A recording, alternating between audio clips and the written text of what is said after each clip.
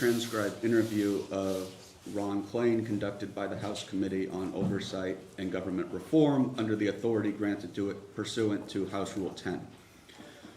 Accordingly, House Rule 10 grants the committee broad jurisdiction for the committee to conduct investigations of any matter at any time.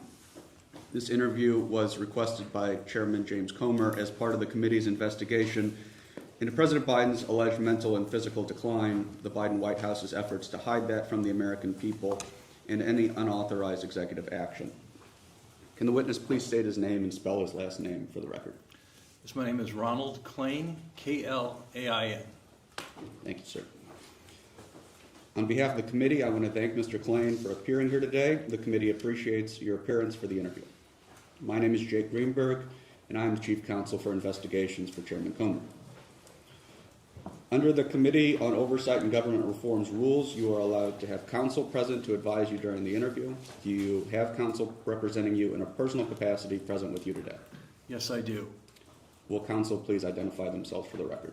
Brian Smith, Covington and Burling. On behalf of Mr. Klain, I'm joined by Zoe Brown. Thank you, sir. For the record, starting with the majority staff, can the additional staff members please introduce themselves with their names, titles, and affiliations? Mitch Benzine, General Counsel with the majority. Margaret Harker, Senior Advisor for the majority. Sharon Hicks, Senior Professional Staff with the majority. Ellison Tolan, Counsel for the majority. Billy Grant, Counsel for the majority. Peter Spector, Professional Staff Member for the majority. Melvin Soto, Digital Director for the majority. Our members here today, can they identify themselves for the record? James Comer, Chairman, Oversight Committee, Kentucky. Andy Biggs, Member of the Committee from Arizona. Ro Khanna from California. Thank you all. Mr. Klain, before we begin, I would like to go over the ground rules for this interview. The questioning will proceed in rounds. The majority will ask questions for up to an hour, and then the minority will have an opportunity to ask questions for an hour if they choose. To the extent members have questions for the witness, they will be propounded during their side's respective rounds. The clock will stop if the witness needs to confer with counsel, when counsel for the witness is speaking, and when members are speaking during the opposing side's round of questions. We will alternate back and forth until there are no more questions. Do you understand? Yes, I do. Thank you.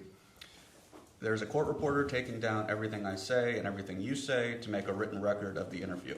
For the record to be clear, please wait until the staffer questioning you finishes each question before you begin your answer, and the staffer will wait until you finish your response before proceeding to the next question. Further, to ensure the court reporter can properly record this interview, please speak clearly, concisely, and slowly. Also, the court reporter cannot record nonverbal answers such as nodding or shaking your head, so it is important that you answer each question with an audible verbal answer. Exhibits may be entered into the record. Majority exhibits will be identified numerically. Minority exhibits will be identified alphabetically. Do you understand? Yes, I do. Thank you. We want you to answer our questions in the most complete and truthful manner possible, so we will take our time. If you have any questions or do not fully understand the questions, please let us know, and we will attempt to clarify, add context to, or rephrase our questions. If we ask about specific conversations or events in the past, and you are unable to recall the exact words or details, you should testify to the substance of those conversations or events to the best of your recollection. If you recall only a part of a conversation or event, you should give us your best recollection of those events or parts of conversations that you do recall. Do you understand? Yes, I do. Thank you. You are required by law to answer questions from Congress truthfully. This also applies to questions posed by congressional staff in this interview. Do you understand? Yes, I do. If at any time you knowingly make false statements, you could be subject to criminal prosecution. Do you understand? Yes, I do. This includes both knowingly providing false testimony, but also stating that you do not recall or remember something when in fact you do. Do you understand? Yes, I do. Furthermore, you cannot tell half-truths or exclude information necessary to make statements accurate. You are required to provide all information that would make your response truthful. A deliberate failure to disclose information can constitute a false statement. Do you understand? Yes, I do. Is there any reason you are unable to provide truthful testimony in today's interview? No, there is not. Please note that if you wish to assert a privilege over any statement today, that assertion must comply with the rules of the Committee on Oversight and Government Reform. Pursuant to that, Committee Rule 16C1 states for the chair to consider assertions of privilege over testimony or statements, witnesses or entities must clearly state the specific privilege being asserted and the reason for the assertion on or before the scheduled date of testimony or appearance. Do you understand? Yes, I do. I'll enter as Exhibit 1 a letter transmitted to your counsel dated June 24th, 2025, from Mr. Gary Lakowski, Deputy Counsel to the President. This letter informs you that President Trump has determined not to assert executive privilege over your assessment of former President Biden's fitness for the office of the President and your knowledge of who exercised executive powers during his administration. The letter also states that President Trump will not assert immunity to preclude you from testifying before the House Oversight Committee. Ordinarily, we take a 5-minute break at the end of each hour of questioning, but if you need to take a longer break or a break before that, please let us know and we'll be happy to accommodate. Thank you. However, to the extent that there's a pending question, we would ask that you finish answering the question before we take the break. Do you understand? Yes, I do. Thank you. Do you have any questions before we begin? No, let's proceed. My clock reads 10:08, and the majority's time will begin now. Mr. Klain, do you think questions about Joe Biden's cognitive health are legitimate questions from the American people? Yes, I do. Do you think that the American people are wrong to have concerns about how Joe Biden appeared the night of his 2024 debate against Donald Trump? Well, it was a very poor performance that night, and I understand why voters found it upsetting.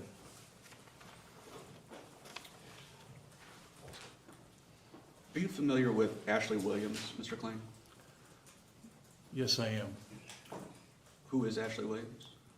Ashley Williams was one of the assistants to the president who worked in the outer Oval Office and performed clerical duties in support of the president. And she would answer to Miss Annie Tomasini, is that correct? For most of her tenure there, yes. And Ms. Tomasini would report to you ultimately as Chief of Staff, correct? Ultimately, yes.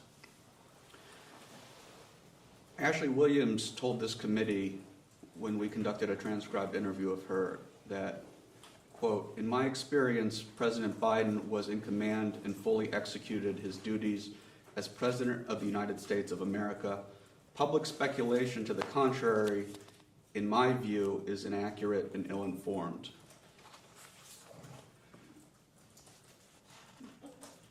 Many Americans believe that President Biden was not, in fact, in command. Do you agree with Ms. Williams that the American people are ill-informed? Well, I'm not sure what Ms. Williams meant by that, but I believe that President Biden was in fully acute to serve as President of the United States for the entirety of his tenure, and had the mental sharpness to serve as president and was serving as president. Do you believe he was in command the night that he debated President Trump?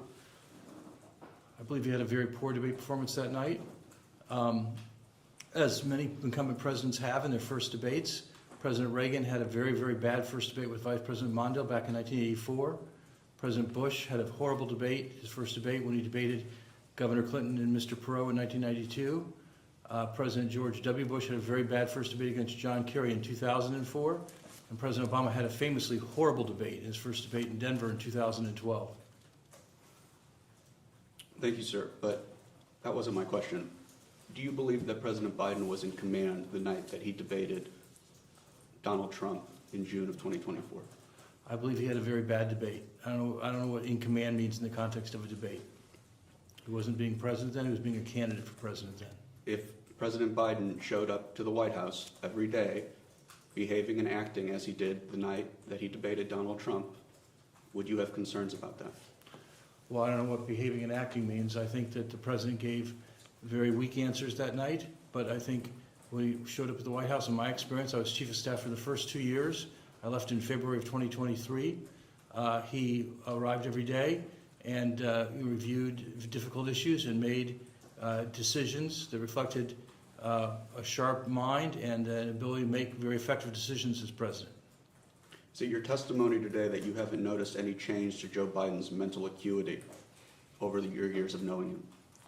I'm sorry, Jake, that's not what I said. There's no question that he at 80 is different than he was when I first went to work for him when he was 44 years old. We all get older, and I think there's no question that he had aged as president. but he still had the acuity to be president and to make presidential decisions. But do you think his mental acuity had declined? I think he was less energetic than he had been when he was younger, and a bit more forgetful, but he still had more than sufficient acuity to govern and to make the decisions that he made as President of the United States. Do you think President Biden should have run for re-election? Well, given that he withdrew from the race, obviously he should not. I don't think any candidate should start a campaign if they don't intend to finish the campaign, and that's true at all levels of politics, in my view. Do you think President Biden should have withdrawn from the race? No, I do not.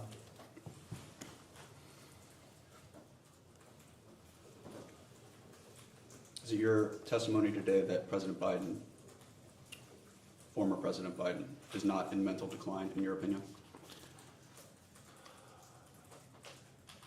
I'm not sure what you mean by the phrase mental decline. Do I think he is older and a bit slower than he was when he was younger? Yes. Do I think he had the mental acuity to be president? Yes. Thank you.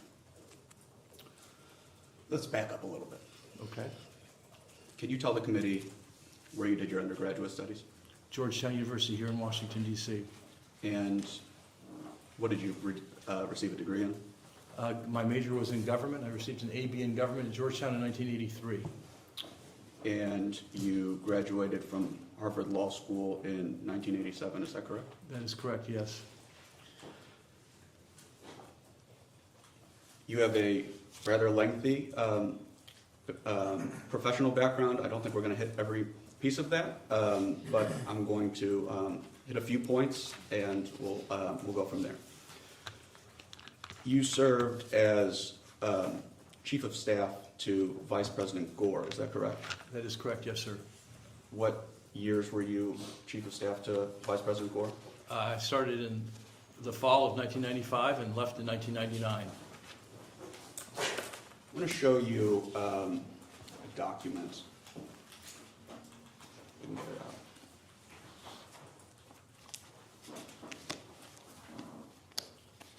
We'll mark it Exhibit 2.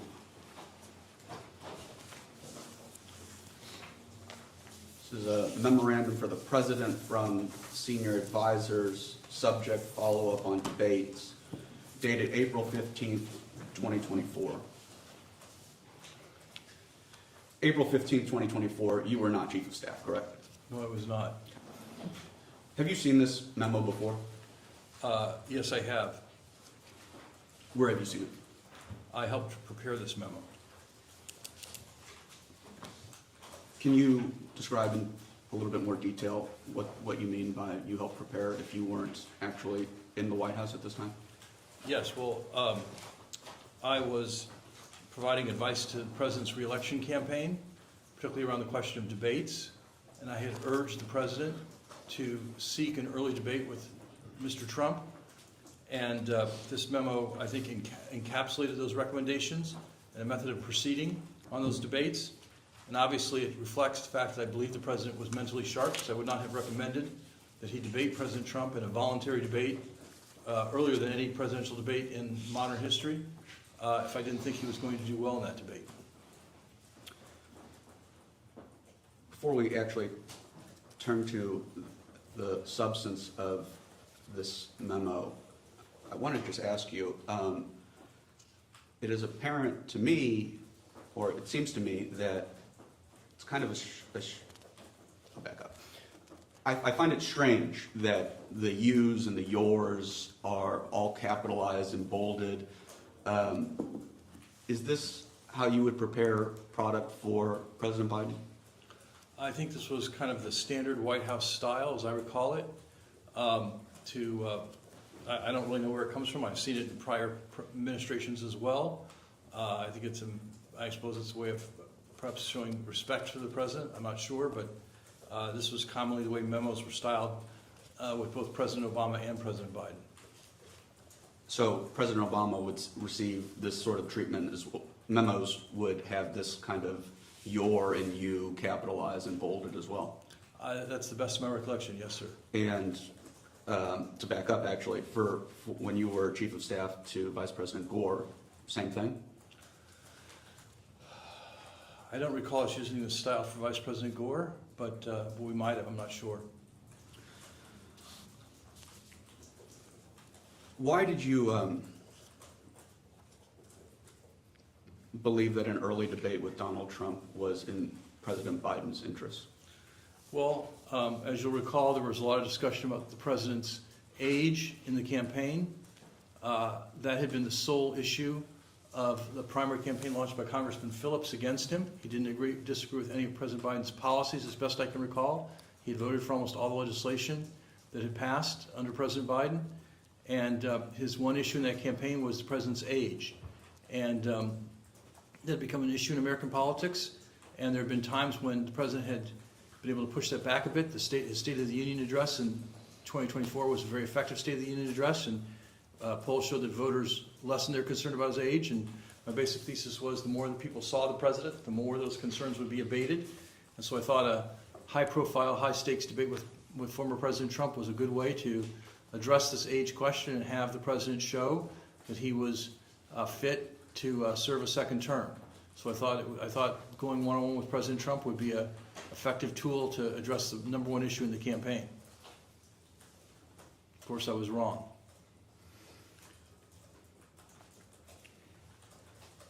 You brought up Representative Phillips, his criticisms of President Biden's age. How often would conversations about Representative Phillips be brought up in conversations about President Biden's own re-election chances? I think when Congressman Phillips first started his campaign, we would often discuss it with the president. The president trounced Congressman Phillips in the primaries, including a win in New Hampshire where the president wasn't even on the ballot, and he won by 58% as a write-in candidate. So I think as the race proceeded, we talked less about Congressman Phillips, as Congressman Phillips continued to be drubbed at the polls by the Democratic electorate. When you would speak with President Biden about Representative Phillips' criticism regarding President Biden's age, how would President Biden respond? He would respond by saying, the proof of my fitness to be president is my being president, and the voters will judge me based on my performance as president. I've heard you say in interviews before that the proof of President Biden's being president is being president. Could President Biden be president and do anything, and you still find that a convincing argument? What I mean by that is I saw the president make some very hard decisions in the face of very difficult scenarios. For example, as Russia moved troops towards the border of Ukraine, many world leaders and many so-called foreign policy experts in the United States said there was no way that Putin was going to invade Ukraine. It was too risky and too and out of character. And President Biden said no, he's going to invade Ukraine. He read the intelligence. He drew on his knowledge and expertise. Was quite firm in his confidence that the invasion would happen, and directed NATO to be prepared, and urged President Zelensky to be prepared. I thought that showed a great deal of insight and acuity, and that others lacked at the time. What were the hardest decisions that you watched President Biden make during your time as Chief of Staff? Well, I think that was one of them, certainly. I watched him interact with Senator Manchin repeatedly on our legislative agenda, which were difficult negotiations, and the President handled them masterfully. And I watched him interact with Senator McConnell repeatedly on questions about the debt ceiling and government financing. And so those were also difficult negotiations. Mr. Klain, turning back to this memo, it says from senior advisors, based on your testimony, I'm assuming you're one of the senior advisors. Who were the other drafters of this memo?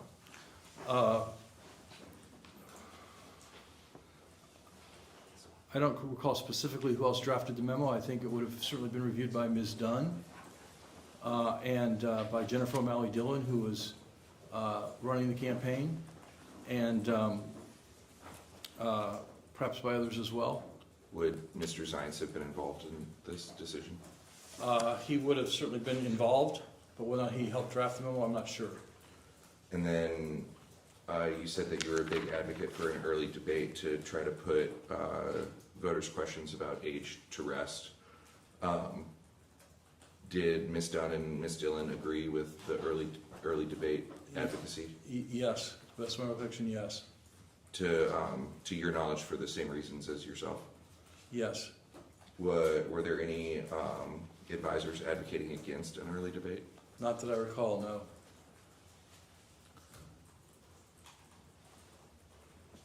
Were there any advisors advocating against a debate, period? Not that I recall, no. Did the special counsel, her report, change any of your calculations? It did not change my calculations. Obviously, I think the political ramifications from her report might have further reinforced my view that, given that it added to the discussion about the president's age, we should take steps to try to abate those concerns, and I thought the debate would be one of those steps. Thank you. Was the number one issue in the campaign the president's fitness or his age? I believe it was his age. How would a early debate change voters' view of his age? He wouldn't be younger because there was a debate earlier, right? I mean, a couple days, a couple weeks, but I'm not following. Could you explain? Yes. I think that his age became a bit of a surrogate for his capabilities to serve another 4 years. And I thought that him performing robustly against Mr. Trump in a debate would show voters that he had the fight and feist to continue to serve as president for 4 more years. And so, you know, it's hard to know when voters say age is a concern, what exactly they have in mind. They're not writing essays, they're just responding to poll questions. And so, you know, I think related to age is vitality. And I thought that when we know that concern ebbed shortly after the State of the Union, when they saw the president giving a vital, energetic address before Congress, and I thought that a good debate performance would serve the same purpose. You've said, a lot of people have said, Joe Biden has said, that his debate performance was not good and he had a bad night.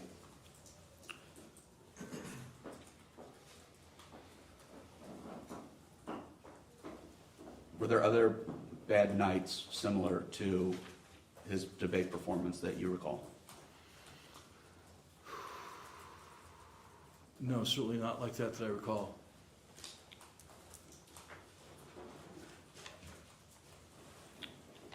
The debate occurred on June 27th, 2024, correct? Yes, You spent the week prior to the debate at Camp David, correct? yes, You were helping prepare President Biden for the debate. yes, correct? I was.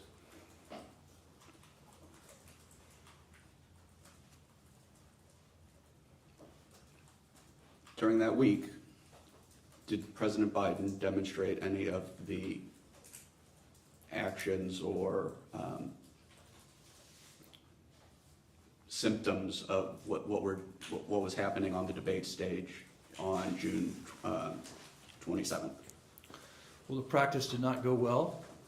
It was not quite as bad as the actual debate, but he was clearly had not reviewed his materials for the debate before we got to that week at Camp David, and he was not fluent in the arguments of the campaign.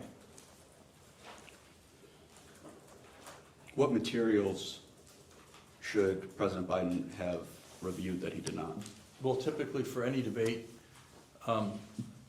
his advisors would prepare sample answers that reflected things he had said previously, but reduced to the style and format of a debate, which had required timed answers. And there were cards that had those answers drafted on them, and it was pretty clear to me he had not reviewed those cards.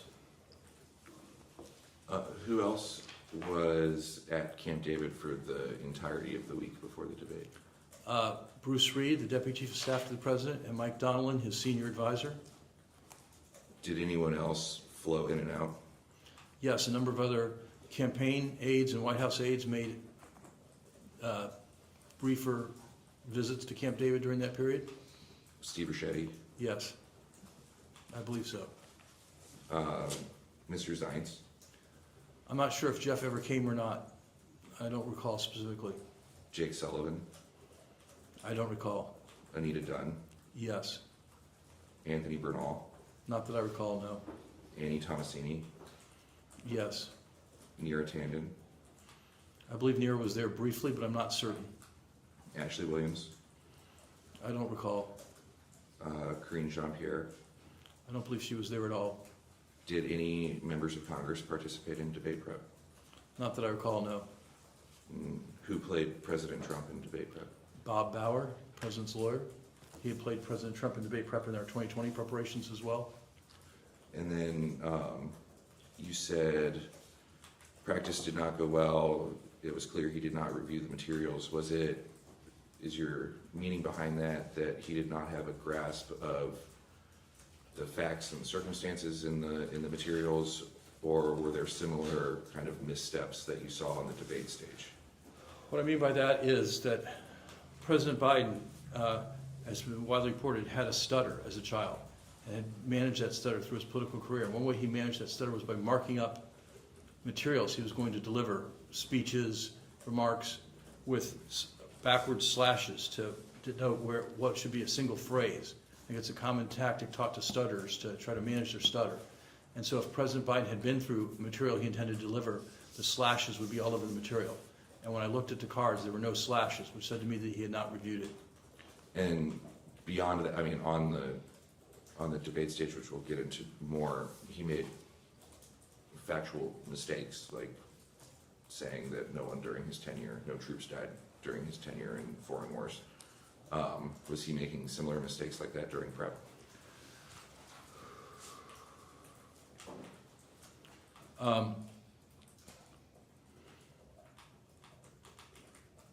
Not that I recall, no. But what I'd say is I think what he meant by that was that he had ended the war in Afghanistan, and while obviously we had lost 13 members of the armed services as part of the withdrawal, there are since then no further troops had, unlike prior presidents, where this war in Afghanistan had been going on for 25 years or 20 years or whatever it was, we've suffered no further casualties. You think that's what he meant, or you think that he forgot? I think that's what he meant. He made another statement during the debate it was along the lines of "we beat Medicare" or Medicaid, I don't remember which one. Did he make mistakes like that during prep? The president sometimes would swap proper nouns for other proper nouns, and I think what he meant by that was we defeated Big Pharma, which was a statement he often made on the campaign trail. And he defeated Big Pharma by allowing Medicare to negotiate prescription drug prices. So I think he just gobbled two sentences in a way that was inaccurate. The president used to switch proper nouns. That seems significant. How often would that occur? I would say the president's main strengths, he often would confuse names. Was not a strength. I understand it's a weird tactic tool for a politician to be bad on names and faces, but he would often say get someone's name wrong, and I just think it was one of his weaknesses as a politician. Do you think it got worse as you knew him? Yes. Two-ish more. During debate prep, did you ever hear anyone say that you were, quote, grading Biden on a curve? I did not know, nor did I grade the president. Mr. Mayor, did I grade the president at all? And then a kind of logistical question. Outside of the president and the chief of staff, you have to be invited to Camp David. Is that correct? That is correct, to the best of my knowledge, yes. And the president or chief of staff has to sign off on the invitation? I believe so, yes. In your tenure, did you ever sign off on an invitation for the vice president? I never signed off on any invitations to Camp David. Did the vice president ever visit Camp David during your tenure? I do not know.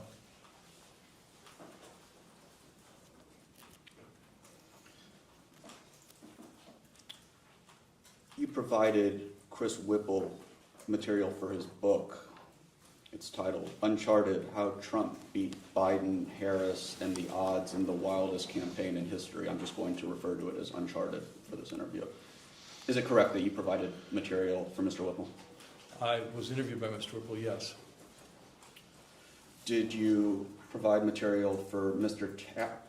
Jake Tapper or Alex Thompson for their book, Original Sin? I met with Mr. Tapper once, yes. Did you speak with Josh Dawsey, Tyler Pager, Isaac Arnsdorf for their book, 2024? I had a brief exchange with Mr. Pager, but not the others, as best I recall. Have you talked to Corinne Jean-Pierre for her book? Not for her book specifically. I know Corinne, of course. I've had conversations with Corinne. Corinne used to work for me at the White House, but I did not sit for an interview for her book, no.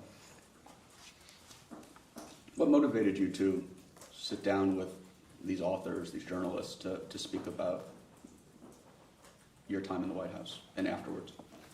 Well, Mr. Whipple had written an earlier book about the first 2 years of the Biden presidency, and the president had directed us to cooperate with Mr. Whipple for that book, and so I did. I was interviewed by him extensively for his first book. Got to know Chris, and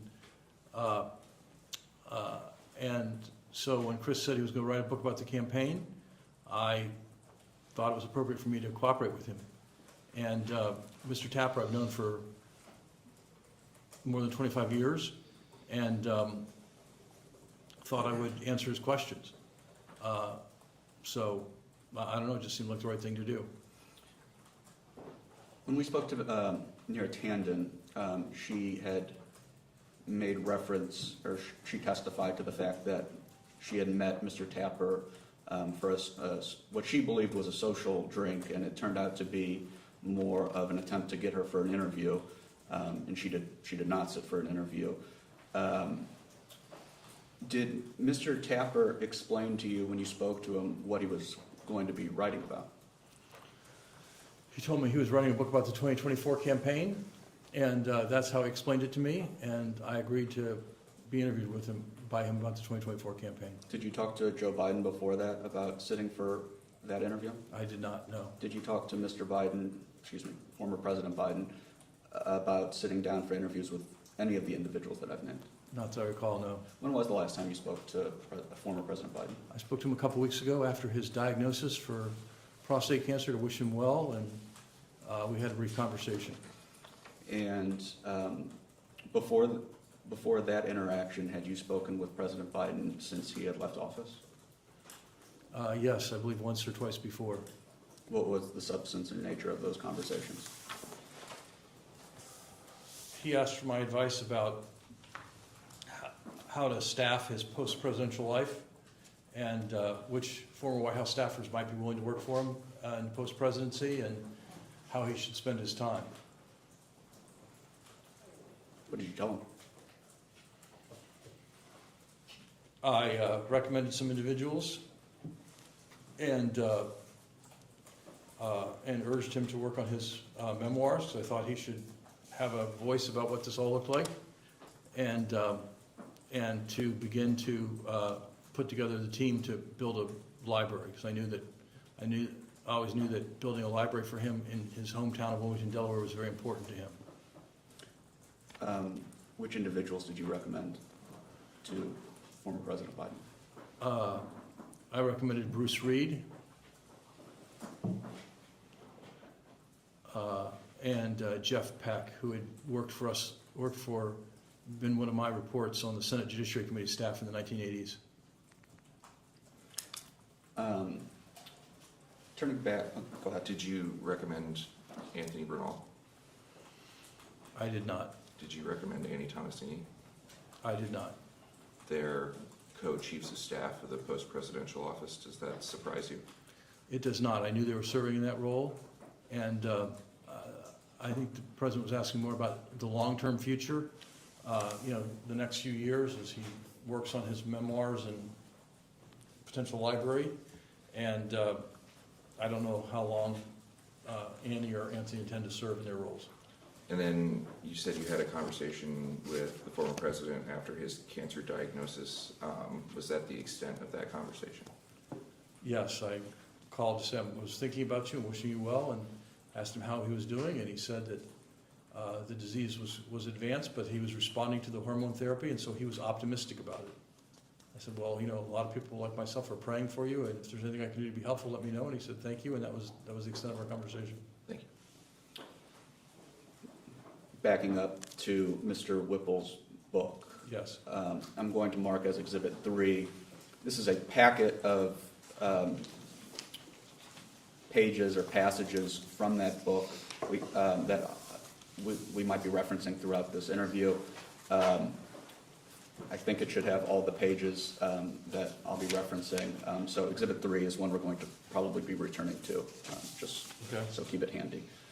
I'm going to start with Jake, just to clarify, this is the Whipple book. I want to make sure it's not marked as such. yes, sir. This is the Whipple book. Thanks. On the first page of this packet, which is page 1, introduction titled "What the fuck happened to this guy?"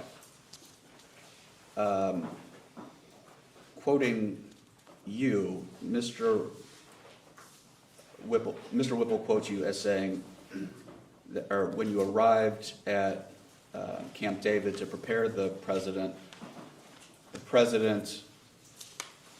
didn't know what Trump had been saying and couldn't grasp what the back and forth was.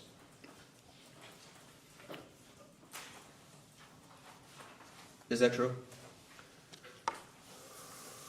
Yes, it is true. The president seemed unfamiliar with the claims President Trump was making on the campaign trail and hadn't really thought through what his response to those claims would be.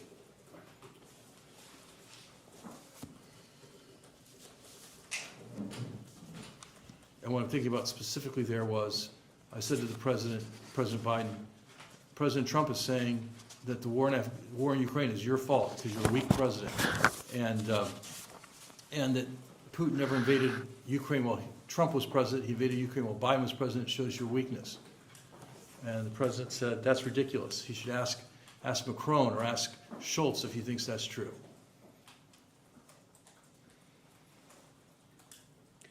If you turn to page 84, that packet.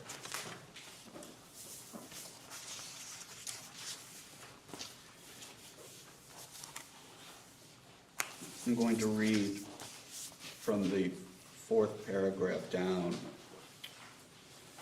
At his first meeting with Biden in Aspen Lodge, the president's cabin, Ron Klain was startled. He'd never seen him so exhausted and out of it. Did I read that correctly? Yes, you did. Did the president appear exhausted? Yes, he did. He seemed quite tired and also ill. He was tired and ill. Did you ever hear anybody, or did anybody ever bring up to you that the president should be given any kind of medication or treatment to take care of either his exhaustion or his illness? Yes, over the course of our time there, the president's voice started to get worse. He had, I'm not a doctor, I'm not sure, but some kind of upper respiratory infection, at least I would say in my experience. You know, he was sneezing and coughing, and his throat was getting scratchy, and as a result, his voice was getting scratchier. And I said to him, have you talked to the doctor about that? And he said, yes, I have, and they're giving me something for that, something for my throat. And I said, okay, it's good, because you're going to need a strong voice for the debate. And so that's why I know about the president receiving medical treatment at Camp David. Hunter Biden has recently said that the people around President Biden gave him Ambien in the run-up before the debate. Are you aware if that's true or not? I have no knowledge of that. Was the president, all presidents maintain a pretty healthy flying schedule across multiple time zones, sometimes within the same day. Was Ambien common to assist the president in travel or getting back into the same time zone? Not that I'm aware of, no.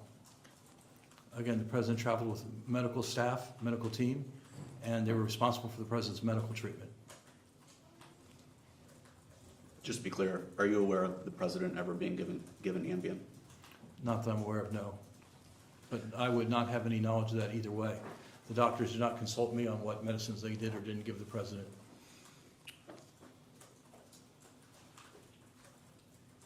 Is it your testimony today that you have no knowledge of any medication or medical treatment that Joe Biden was receiving while he was president of the United States? No, to be precise, I was aware that he was being treated for his cold or whatever it was and for his loss of voice, but that was what the president told me.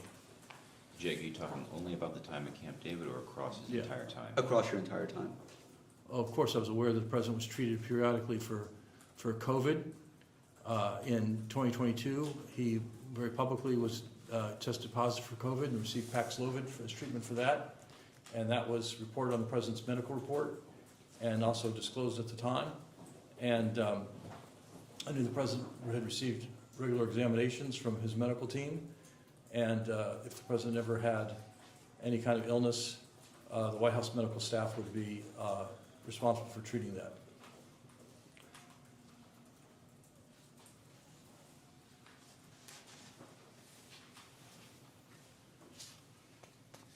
As chief of staff, were you ever made aware of any instruction being given to the White House medical staff about leaving anything out of their reports on President Biden's health?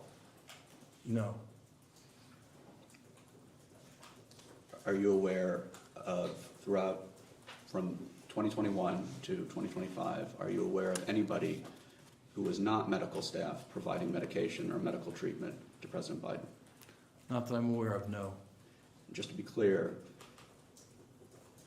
you never heard a rumor, nobody ever told you that Annie Tomasini ever provided medical care or medication to President Biden? Not to the best of my recollection, no. Not to the best of your recollection, or no? As far as I recall, no. I never heard a rumor or report to anyone other than the president's doctor for giving the president medical treatment. Thank you. The president's doctor, meaning the physician to the president. And his team. The other doctors, the physician to the president, Dr. O'Connor, of course, had time off and wasn't always on duty, so other members of his team might give medical treatment to the president. There's a number of doctors within the Biden family. Did any of them give medication to the president? Not that I know of, no. And the only doctor I'm aware of was Ashley's husband, Howard. So I don't know if that's a number of doctors or just a doctor. I thought there were two, but if it's just a doctor, then As far as I'm aware, there may be other relatives I'm not aware of. Howard's brother, Stephen, is a doctor. But I'm not sure that your son-in-law's brother is a member of your family. That's fair enough. I'll say that as someone who has a daughter who's married. Backing up to, returning to the quote that you gave to Mr. Whipple, you said, you used the terms exhausted and out of it. What did out of it mean? Out of it meant, what I told Mr. Whipple was that the president seemed to be unaware of what President Trump was saying on the stump every day and seemed just incredulous that these were arguments in the campaign. And I was like, these are arguments in the campaign, and they're arguments that are having traction with voters, and you need to have answers for these arguments. And whether you agree with them or not, they are arguments that the former President of the United States is making, and you need to be able to answer these arguments. And President Biden was just very dismissive of the arguments. So, is it your testimony that President Biden was being insulated by his staff? No, it is not. What I'm saying is the president had spent a lot of time overseas and seemed very focused on the views of NATO leaders about his leadership, which were quite positive, and dismissive of the criticisms of his leadership by President Trump, which I knew were gaining traction in the campaign. So you don't think, well, do you think President Biden's staff was giving him a full picture of the political landscape at that time?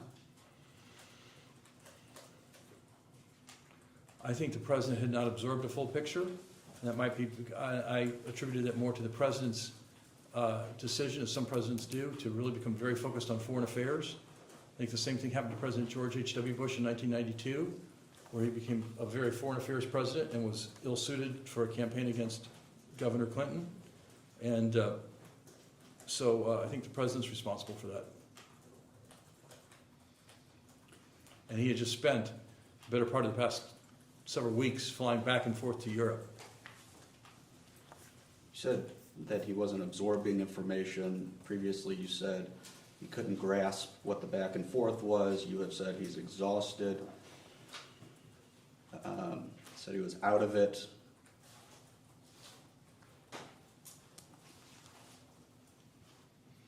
Sitting here today, do you think that he was prepared to serve for another 4 years? I think he could have served for another 4 years. I just think he was not focused on the political challenge he had in 2024. And I think this is a common thing with presidents, where they become very focused on foreign policy. And most American voters don't care about foreign policy. They want to know about price of groceries and about presidential strength and about domestic matters. And the fact that foreign leaders found him to be a very effective leader of NATO, which seemed to be one of his top talking points, was not going to avail him in a debate, I thought. Right, but even if we accept that presidents become focused on that, other presidents have listened to advice or their staff around them to focus on those domestic issues to their benefit, to win an election. Why couldn't President Biden? Well, I don't know about couldn't, he didn't. And I don't know why President George H.W. Bush didn't either, and got beaten very soundly by Governor Clinton, notwithstanding the challenges that Governor Clinton faced as a candidate in 1992. And he was very focused on the war in Ukraine, and very focused on his relationship with NATO leaders, and he just wasn't making a effective case for his own candidacy. Did he think he was making an effective case? I believe he thought so, yes. I had earlier publicly criticized his economic messaging on the stump, and the year before I had given remarks at an economic messaging conference where I said I thought the president was too focused on bridges, and his economic message was a lot about the infrastructure bill. I thought that was highly ineffective with voters who like bridges, but I don't think they love bridges, and so I'd said that publicly before, and continued to be focused on that at Camp David, that his economic message was way too focused on bridges. How many debate prep sessions, and if there were different kinds, let me know, but how many were there during the course of this week?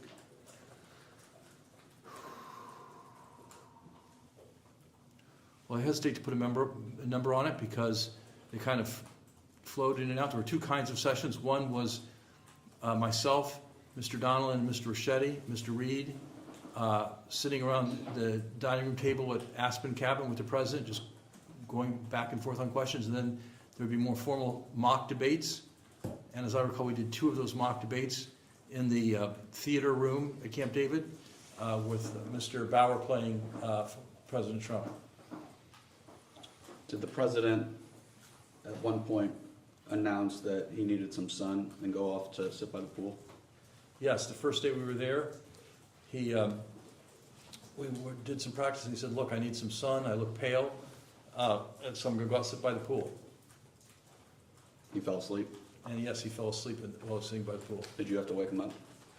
I did not know. How long was he out by the pool? I don't know. Once I saw the president was asleep, I left Aspen Cabin and went back to my cabin. Have you ever had to wake up President Biden? When I was White House Chief of Staff, I woke him up in the middle of the night several times to deal with global crises. Yes. During the day? No, never during the day. While you're taking a break, I just had a couple quick questions. Yes, sir, Congressman. Yes, please. Refresh my recollection, when did you leave as Chief of Staff again? February 7th, 2023. And from February 7th, 2023 till the debate time, how many times did you visit with President Biden personally where you were actually seeing him? Congressman, I hesitate to put a precise number on it because I don't want to be wrong, but I would say probably once a quarter, every 2 or 3 months I'd go over and see him. Did you see any derogation in his performance or his mental acuity from the time you left the chief of staff, let's say to the time you got to the debate prep? Congressman, I'd say not his mental acuity. I think I noticed, not so much in my meetings with him, but when I'd seen him appear on television, that his rhetorical skills were not as strong as they had been, and his speeches were less effective, I thought. I think there was a combination of both delivery and message, in my opinion. But my personal conversation with him, I did not notice any diminution in his mental acuity. Thank you. How did the second big debate prep session go with President Biden? Well, it went better than the session that he ended and went out and took a nap. But still, he was skeptical that President Trump's attacks would get traction with the voters, and I was pushing him hard to talk about priorities for a second term, because my view is elections are always about the future, not rewards for past performance. It's just my political theory, and I don't think that's uniquely mine. I think that's a widespread theory in politics, and encouraged him to talk less about the number of jobs he had created and the bridges, and talk more about what he would do as president in the second term, and he reacted very negatively to that. How did he react? He said, I'm not going to make promises that I don't know if I can keep, depending on who's in Congress, and I'm just not going to do that. Do you think that was a wise political move? Obviously, I did not, because I was recommending the exact opposite. Did you notice that your advice was less heeded by President Biden during this entire week than it had previously while you were chief of staff? I don't know if I noticed it at the time, but I certainly think that's true now in retrospect. And perhaps it's because I was no longer his chief of staff. When I was chief of staff, I had daily interaction with the president. So, I think it's probably easier to be an effective advisor when you interact with someone daily than when you see him once every 3 months and then all of a sudden you're back. It was, I think it's hard to come back. This is roughly about a year and a half after you had left the chief of staff role, is that correct? Yes, roughly, yeah. How often in that interim would you have a conversation or see President Biden? Well, as I said to Congressman Biggs, about once a quarter. How often would you have a conversation with Jeff Zients during that time? Probably talk to Jeff about once a month. Did you maintain contact with Steve Ricchetti? Not that I recall. Did you have any kind of regular conversations with Mike Donlin? Not that I recall, no. How about Anita Dunn? Periodically, yes. What would she tell you during this time while you were away from the White House?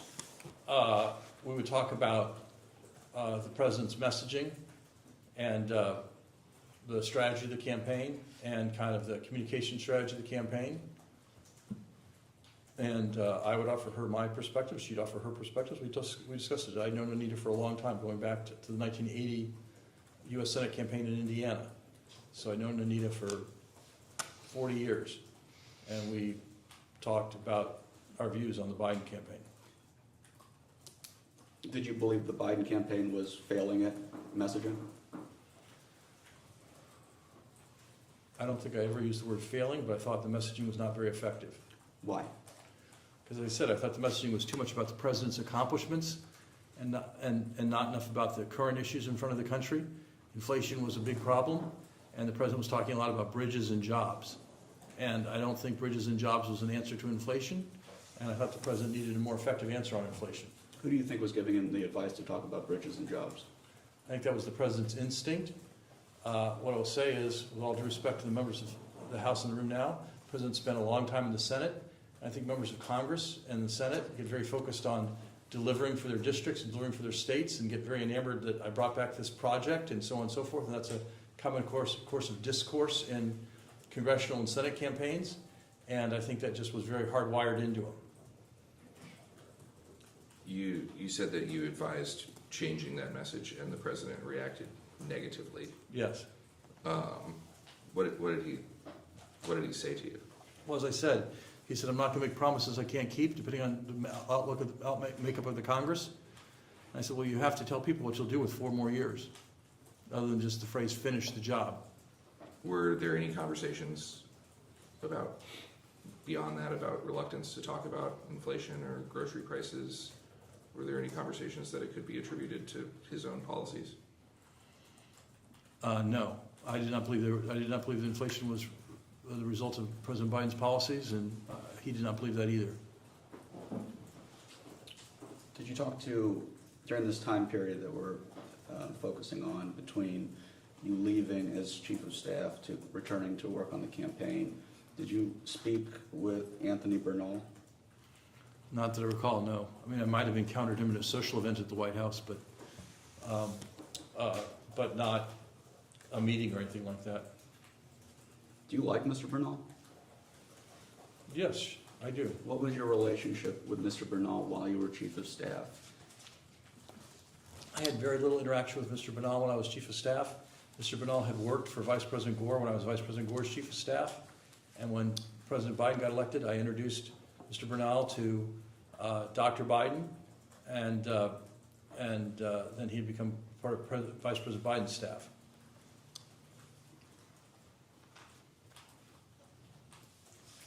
What role did Mr. Bernal hold while you were chief of staff to President Biden?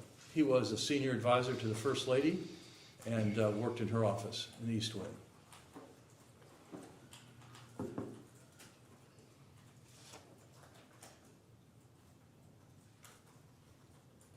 Did Mr. Bernal ever recommend to you to hire or fire somebody in the White House or the administration at large? Not that I recall, no. Did you ever get the impression that other people in the White House were intimidated by Mr. Bernal? No, I did not. Did you ever say that when Mr. Bernal wanted something, that it wasn't worth fighting over and it's not worth fighting City Hall? It sounds like something I might have said, and I would have been referring to the fact that my experience was that generally when the First Ladies, in prior administrations too, when the First Lady wanted something, it was best for the staff to go along with that. That was my experience in the Clinton administration, the Obama administration, and so I carried that forward to the Biden administration. It was less about Mr. Bernal and more about the First Lady. But Mr. Bernal was the means by which the First Lady got what she wanted. Is that fair to say? Mr. Bernal often expressed the First Lady's point of view on things, yes. That was his role. Was it the First Lady's point of view, or was it Mr. Bernal's point of view? I understood it to be the First Lady's point of view. Were you ever aware of Mr. Bernal making anyone cry? Not that I was aware of, no. Did you ever receive complaints about Mr. Bernal's demeanor in the White House? I did not, no.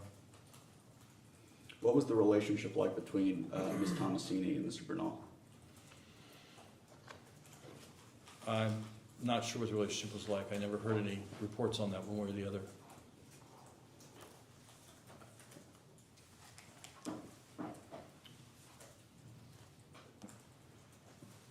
You're aware that we conducted a deposition of Mr. Bernal and Ms. Tomasini last week?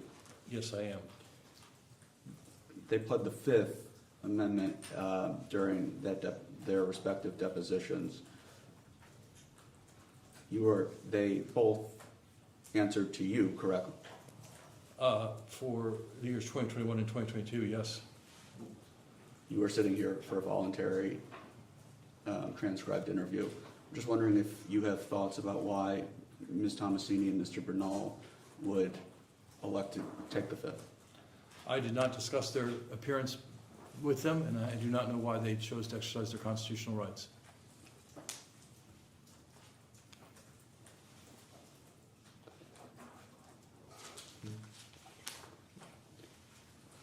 Okay, we're going to end our hour right here, Okay. and we'll go off the record.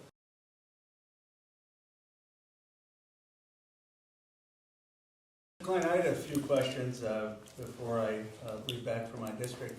You mentioned that you graduated Harvard Law School in 1987. As a ballpark, how many years after that have you spent in public service? Well, Congressman, I could do the math if you really need me to, but I'd say roughly about half my time since then has been in public service. And I'm sure you had other classmates who made different choices. They went to law firms, they went to private equity, investment banks, all fine things to do. My guess is if you had chosen that, you would have made a lot more money. Is that fair? I think that's fair. I think private law practice is a very important thing too in our country, and I don't begrudge anyone that. And I have done private law practice, both as a big firm lawyer and as an in-house lawyer for a venture capital firm, and now for a major tech company. And I think people who do that also are doing something that's in the public interest too. Certainly. And there are Republicans who have made similar choices to you to go into public service, and anyone who makes that choice is making somewhat of a sacrifice. Is that fair? Well, I hesitate to use the word sacrifice. People are making sacrifices to the people who are serving in our armed forces and as first responders. They're truly making sacrifices. I think that the kind of public service I did as a lawyer in the government was a chance to hopefully make a difference for the better. But you know, my family never starved, and you know, I think that you know, it was my choice. My last question is, what do we need to do, though, to make it so that people like you, who are graduating in our top institutions, who have a passion for public service, whether Republican or Democrat, are choosing public service, that we're not making it so difficult for people to want to make that choice? Well, you know, I was very fortunate. My parents, who were both small business people, saved for my education, and I worked on Capitol Hill between college and law school and saved some money for my education. But I know that funding education is very hard, and a lot of people go into the private sector because they feel they have no choice financially. And so I've always supported, you know, more generous grant and loan programs to encourage people from less fortunate backgrounds than mine to be able to leave their college or leave their graduate program and go into public service. Public service, again, I never felt poorly paid, but it does not pay so as well as private work does. And I think people should, I think it's in our national interest to allow people not to be financially constrained to go to big law firms or big corporations and instead have a chance to serve the public in, whether that's as prosecutors or defense attorneys or you know, nonprofit groups or whatever. I think there's a lot of ways, or in this body as staff members, which is what I did when I first finished college. And after I finished my clerkship, I came back and worked in the Congress. And you know, I just think that we should encourage more people to do that. I think it makes a good difference whether you're a Republican or a Democrat. And I think that cost of higher education is a real impediment to that right now. Thank you. Thank you, Congressman. Good morning, Mr. Klain. Good morning. In the previous round, my majority colleagues asked you at length about President Biden's mental and physical condition during his term in office, as well as a number of book excerpts containing quotes attributed to you. I will get to the quotes, but I'd first, in the interest of making sure we have as clear a record as we possibly can, like to ask you generally about your assessment of President Biden's mental condition. You noted, as I understood your testimony, certain manifestations of aging in President Biden over time. Is that correct? Yes. What I said and what I believe is that the president's rhetorical skills ebbed over time. Anyone who remembers or seen videos of his rhetorical appearances in his 1988 presidential campaign, which was the first time I worked for him, he delivered stem-winder addresses, you know, powerful, booming, stentorian speeches that could be heard without a microphone in the back of the room, and you know, that was his political style. And by the time he became president and throughout his presidency, he was much more soft-spoken and quiet. And I think that that's a change. But in terms of his mental acuity, I had no doubt at any time that the president was mentally fit to serve as president and mentally fit to make the decisions of president. So mentally fit to fully and competently execute the duties of the presidency Absolutely, yes. throughout his term in office. Throughout his term in office, yes. Was it ever your view that President Biden was unable at any point during his term in office to make decisions about matters within the scope of his presidential duties? Well, you said at any time, and what I'll say is there was a time, I believe in 2022, when the president had to receive anesthesia for a medical procedure, and for that brief period of time, for those couple of hours which he was incapacitated, he handed over powers on the 25th Amendment to the vice president, who became acting president. That would be the only time I recall, yes. So, apart from that one instance, you never held the view that President Biden was unable to execute the duties of No, his I've always office? believed the president was capable of executing the duties. That's my opinion, and that was based on my interactions with the president. Did you ever have any concerns about President Biden's ability to handle significant policy matters at any point during his term in office? No, I did not. As I explained earlier, I thought he handled one of the most difficult policy matters he faced as president in a way that showed his acuity to exceed those of most experts, which was his response to Russia's threatened invasion of Ukraine and ultimate invasion of Ukraine.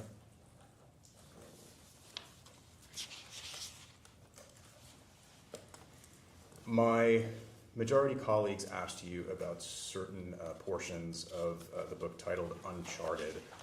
So I'd just like to walk through those again, just to make sure that we're completely clear as to what you did and did not mean when you spoke to the author of that book. The first quote you were asked about was in the context of the debate prep and involved the phrase, couldn't grasp what the back and forth was. And as I understood your testimony, the issue you were addressing there was President Biden's lack of preparedness. Is that accurate? His preparedness and his lack of familiarity with what Donald Trump was saying on the campaign trail and the fact that it was getting traction with the voters. So you were not suggesting by those words any inability on the president's part to understand what the Trump campaign had been saying? I was not speaking to the president's mental acuity, just the state of his then current absorption of what was going on in the campaign. Another point in the Uncharted book, there's a view attributed to you that President Biden was, quote, unaware of what was happening in his own campaign. And I take it again, you were referring to his lack of familiarity with the issues taking place on the ground in the context of the campaign. Is that fair? That is fair. I made that clear to Mr. Whipple. I've made that clear to Mr. Whipple in subsequent conversations after the book came out. So the words out of it are not a reference to any issue of mental acuity on the president's No, part? the words out of it are that he was very, very aware of what was being said by NATO leaders and not really aware of what Donald Trump, his opponent in the 2024 campaign, was saying and how voters were reacting to that. In your view, was President Biden the first presidential candidate to fall short in that respect in the context of preparing for a debate? No. In fact, I've prepared virtually every Democratic nominee for president for their debates going back to 1992. And so I've seen this many times before. We saw this, as I mentioned earlier, with President George H.W. Bush in the first 1992 debate when I was working for then Governor Clinton. We saw this also when President George W. Bush debated Senator John Kerry in 2004. And even though Bush was substantially ahead in that race at that time, and his staff had said he would finish off Kerry that night, Kerry won the debate decisively, and the race became virtually a tie after that. So I think this is a common phenomenon that incumbent presidents face in their first debates. I think you also mentioned during the previous round that, in your view, President Biden was excessively focused on foreign affairs at the expense of domestic policy issues. Is that accurate? That is accurate, yes, in my view. You, as you mentioned, you viewed him as comparable to President George H.W. Bush in that respect. Yes. Did you ever have a view of former President Bush as mentally infirm? I did not, no. You also alluded during the previous round to your view of President Biden's as I understood it, strong command of foreign affairs. Is that fair? Yes. He understood foreign affairs at a high level of expertise, Yes. and that was the case throughout his presidency. Yes. Would it be fair to say that President Biden had a stronger command of foreign affairs than many public servants significantly younger than him? Yes, as I explained with regard to the invasion of Ukraine, there were many global leaders, including President Zelensky and President Macron, who were obviously both younger than President Biden, who were just absolutely confident that Putin was not going to invade. You could have turned on television and seen any number of former military leaders or other pundits saying, this is crazy, it's not going to happen. And it did happen, and President Biden always believed it would happen.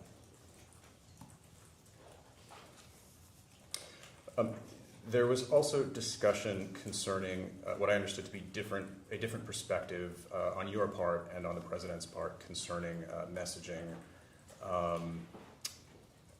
surrounding the concept of bridges and jobs. I think the president, Yes. in your telling, was very focused on that message. You had a different view. So the issue there, as I understood it, was, again, a difference in perspective between yourself and President Biden. Is that accurate? That is accurate, yes. And as I said before, I think that part of his view was hardwired as service in this body, where kind of delivering pork for the district is seen as a major part of someone's job. I don't think that's what people were looking for in a president, and I thought it was an ineffective message for a presidential campaign. So if I'm understanding correctly, you did not attribute the president's view in that instance to any lack of mental capacity? No, I attribute it to habits developed over decades of service in the United States Congress. If I could turn briefly to an exhibit that my colleagues marked in the previous round, that would be the briefing memo Yes. that was marked as Exhibit 2. I just wanted to note for the record that this memo consists of over 5 single-spaced typewritten pages. By my count,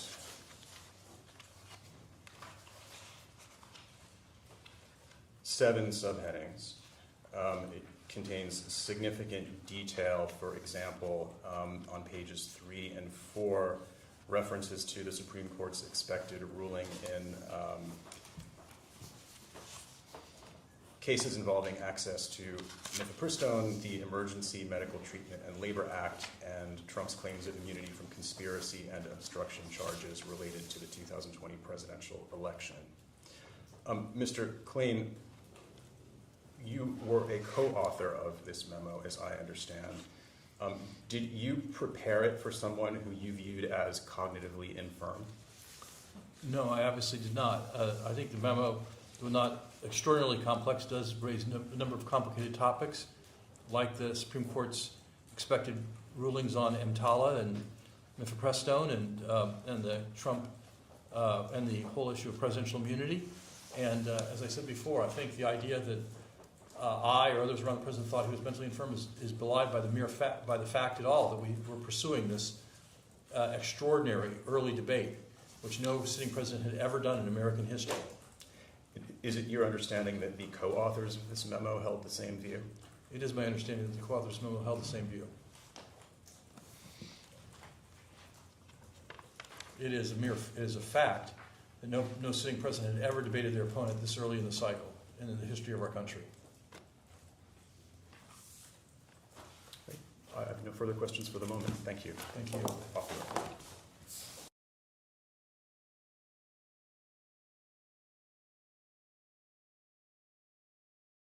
It was President Biden's election chances and discussions around that. Were you involved in his decision to run for re-election in 2024? I believe it was a decision the president made. I did not offer advice either way to the president, and I certainly was involved in the planning of the campaign. I think it was reported in one of the books, and I'm paraphrasing, that everyone said that the president made his decision. It's pretty much your job to just advance the decision. Is that fair? Yes, I think that's a fair characterization of my mindset. Who were the primary staff involved in the campaign? Well, by the end, the campaign was a large entity, but I'd say in the early days, it would be Jennifer O'Malley Dillon, who had been his campaign manager in 2020, was the Deputy White House Chief of Staff, and ultimately became his campaign manager again. Julie Chavez Rodriguez, who became the first campaign manager of the 2024 campaign and was working at the White House in intergovernmental affairs.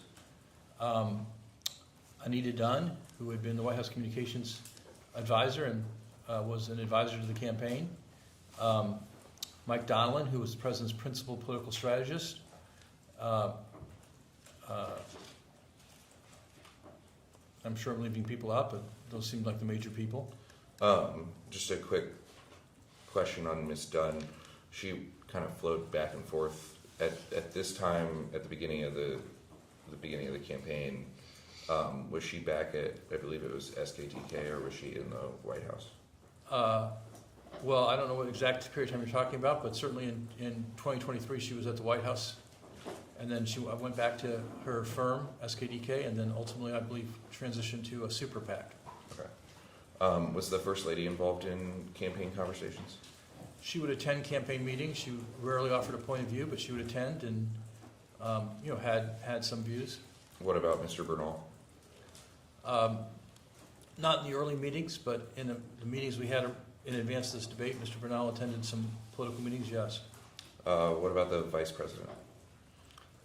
She was not directly involved in these meetings, as I best recall, but certainly sometimes the President would say, let's go get the Vice President's view, see what she thinks. And what about the second gentleman? I don't recall him being involved in these meetings at all. I've only ever worked on the Hill, so my rudimentary understanding of campaigns is there's often surrogates, members of Congress, members of the cabinet. Who are the primary cabinet secretaries involved in the campaign? I don't believe any of the cabinet secretaries were involved in the campaign due to the Hatch Act and other restrictions on their political activities. So I can't think of a cabinet member who was involved in the campaign. There weren't any cabinet secretaries that were sent out to tout accomplishments? Well, there were certainly cabinet secretaries were touting accomplishments. That wasn't about the campaign, that was about the accomplishments. Okay. Secretary Buttigieg certainly traveled a lot about these infrastructure programs. Secretary Granholm was quite outspoken about the clean energy programs that had passed the Inflation Reduction Act, but they weren't part of the campaign. What about members of Congress? I think the president's principal surrogates were actually not members of Congress, but governors. Governor Newsom, Governor Shapiro, Governor Whitmer were kind of the principal surrogates who were sent on media appearances. Certainly members of the House and Senate did make media appearances, sometimes on their own accord, sometimes at the request of the campaign, but just a number of them. My memory may be wrong. Was the now new ranking member of this committee, Mr. Garcia, the co-chair of the campaign? The campaign had a number of co-chairs. I think Congressman Garcia was one of the co-chairs, yes, sir. All right. He had been an early supporter of President Biden in the 2020 campaign. And when he was mayor of Long Beach, he had worked closely with the Biden administration on issues around the port of Long Beach. And in April 2023, when President Biden made his formal announcement, what were his polling numbers looking like? I don't recall his polling numbers at that time.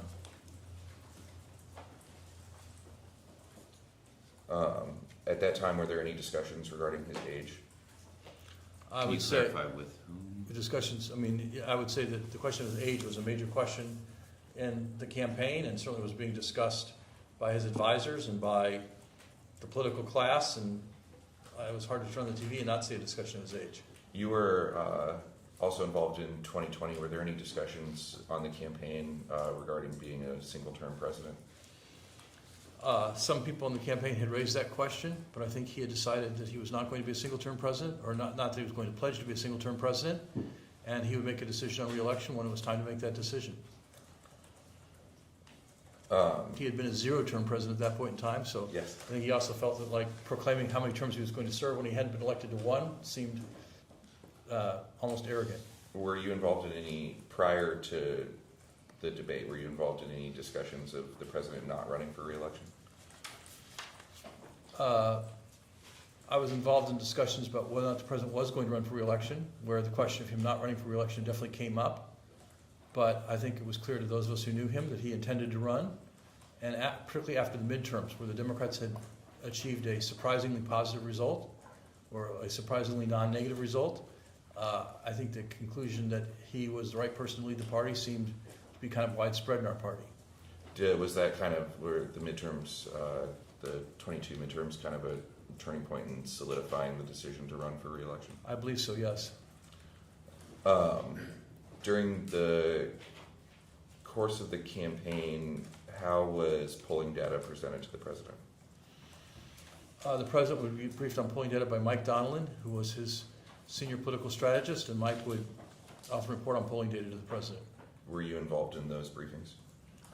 No, because I had left the White House at that time. Even during campaign meetings, were you ever present when Mr. Donelon would present polling numbers? Not in campaign meetings, but in meetings on legislation and issues. Mr. Donelon would often present polling data to the president as we were trying to move the president's agenda through the Congress. In Camp David, prior to the debate, did Mr. Donelon present any polling data? I don't recall him presenting any polling data at Camp David. And then, how involved were you in like kind of day-to-day campaign events? Like the president went to former Governor Terry McAuliffe's house for a fundraiser. He did various other fundraisers with celebrities and other politicians. Were you involved at all in those?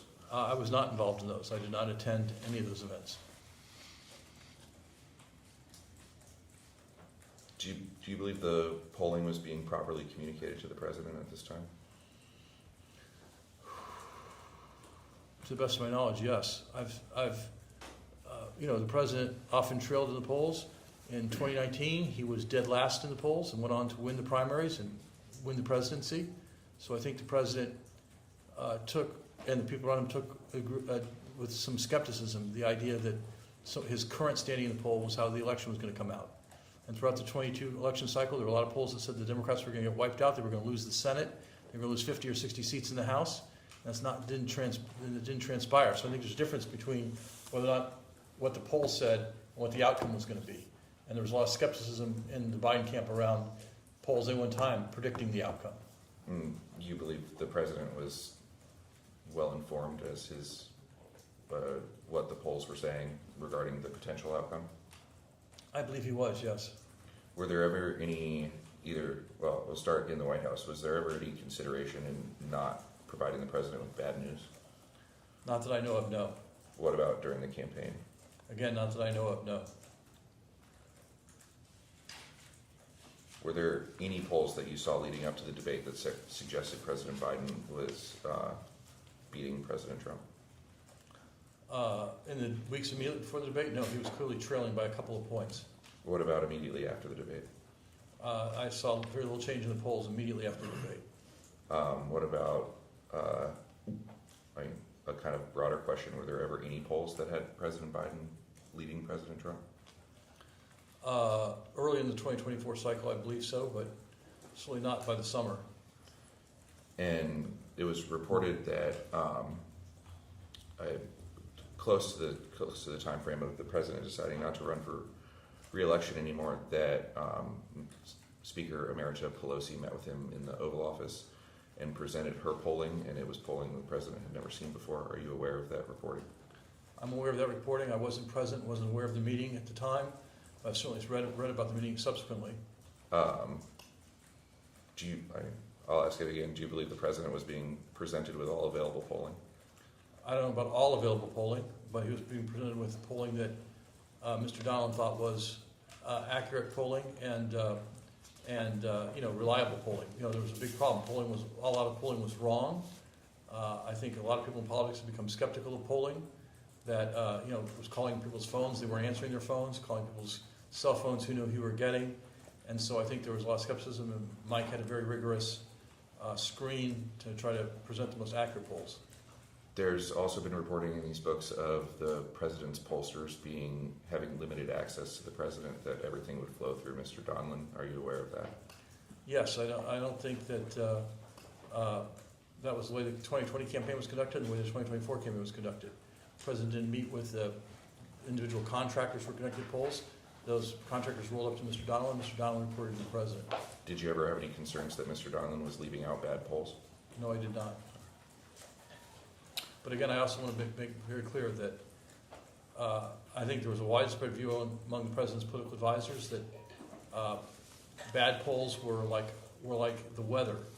Like it was a rainy day. It didn't mean it would be rainy tomorrow or the next day necessarily, and that that didn't change the fact that President Biden was the right candidate to run against President Trump. Turning back to Camp David, not to belabor this point, but I do want to be clear on it. When you told Mr. Whipple that President Biden seemed out of it, it's my understanding that today you were saying that what you are meaning by that is that his intransigence was not allowing him to see the political landscape. Is that fair? I don't know about intransigence. That's your word, not mine. I think his point of view and his focus on foreign policy had distracted him from the political landscape here in the U.S. and led him to be just highly skeptical of what President Trump was saying was going to have any effect. So, do you think that did President Biden give you the impression that he believed he was going to win that debate? We didn't talk about winning or losing the debate. I think President Biden thought he would do well in the debate, yes. Did you think he was going to do well in the debate? Not after practice, no. I obviously thought he was going to do well in the debate on the way into the debate, or else I wouldn't have proposed it. I was wrong. President Biden was using note cards, I believe you said, during the preparation sessions. Is that correct? Yes. Who prepared those note cards? I believe Mr. Reed prepared the note cards.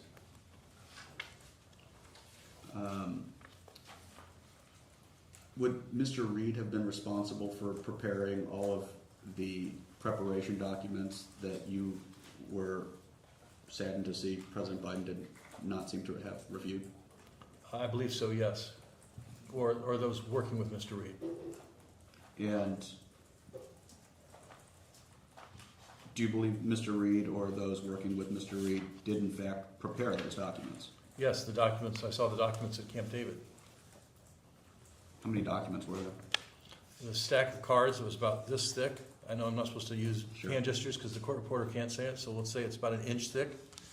And then some briefing memos that went with them. Because the president really was quite insistent on knowing the details behind the claims.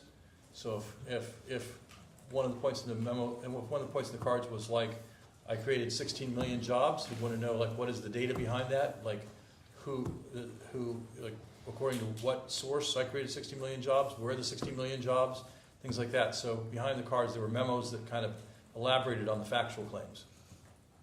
Did you ever speak with Mr. Reed about President Biden's apparent failure to review those documents? Yes, I did. What did Mr. Reed say? He said the president had been traveling, had been quite engaged in working with NATO, had been to Europe twice, and was focused on those meetings and the preparation for those meetings and the execution of those meetings. Did Mr. Reed express any kind of regret that the president was not able to review those documents? Well, I don't think regret is the right word, but I think he was aware that it was a serious lack of preparation.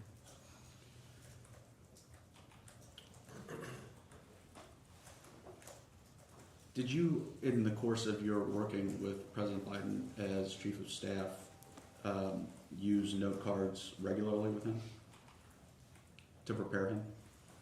Yes, he often used note cards to prepare for an event or to prepare for what he was going to say at an event or questions he would ask others at an event or something like that, yes. What about teleprompters?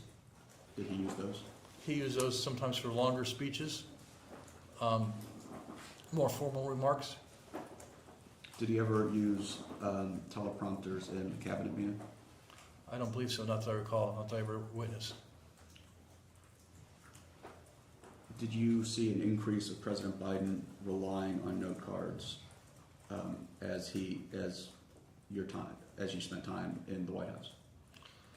No, I don't believe so. In fact, I think he made most extensive use of his cards on the campaign trail in 2020, and I didn't see any real change in his habits in the White House.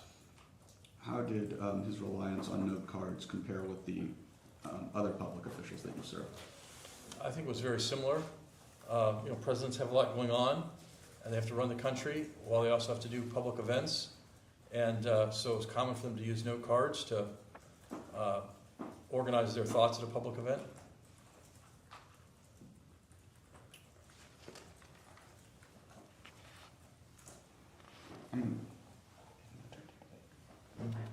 Okay, we're going to turn to the debate itself. Okay. Did you travel with President Biden to Atlanta for the June 2024 debate? Yes, I did. How did you fly on Air Force Flew on One? Air Force One with the president. Who else accompanied you? Well, Air Force One is a large plane. There are many people on the plane, but among the people advising the president on the debate, it was Mr. Donnellan, Mr. Reed, myself, and I believe that was it among the debate prep people.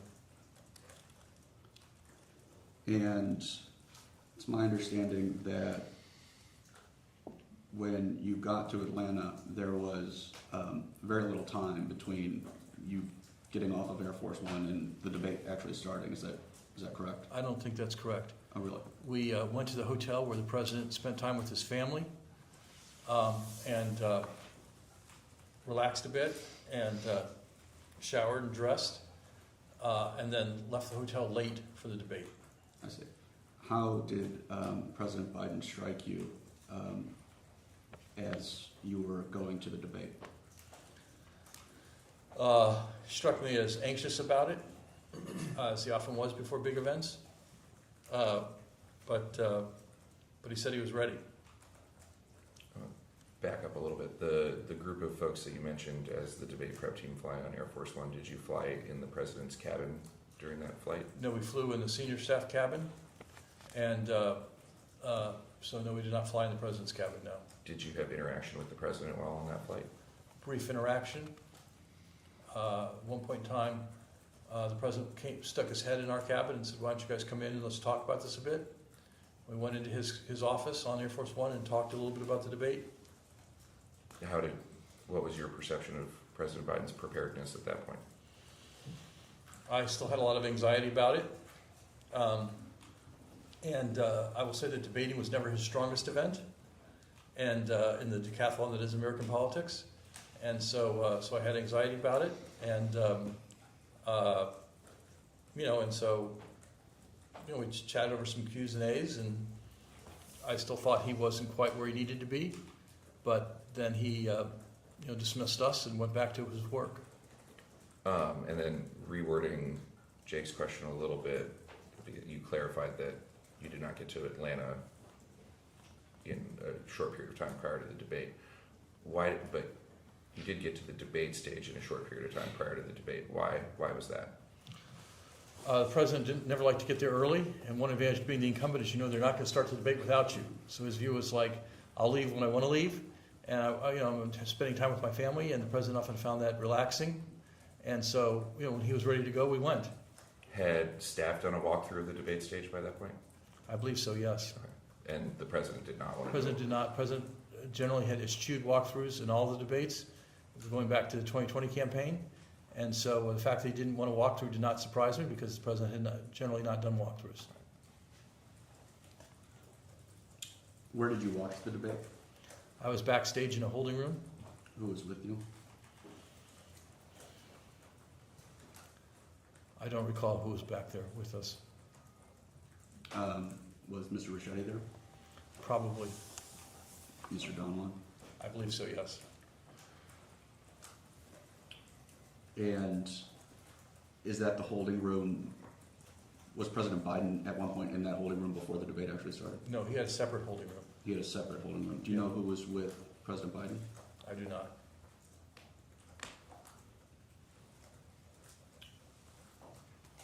Which members of the president's family were at the debate? The First Lady, I don't really remember specifically which other members of the family were there. Maybe some of his grandchildren, but I'm not sure. Was Hunter Biden at the debate? I don't recall either way.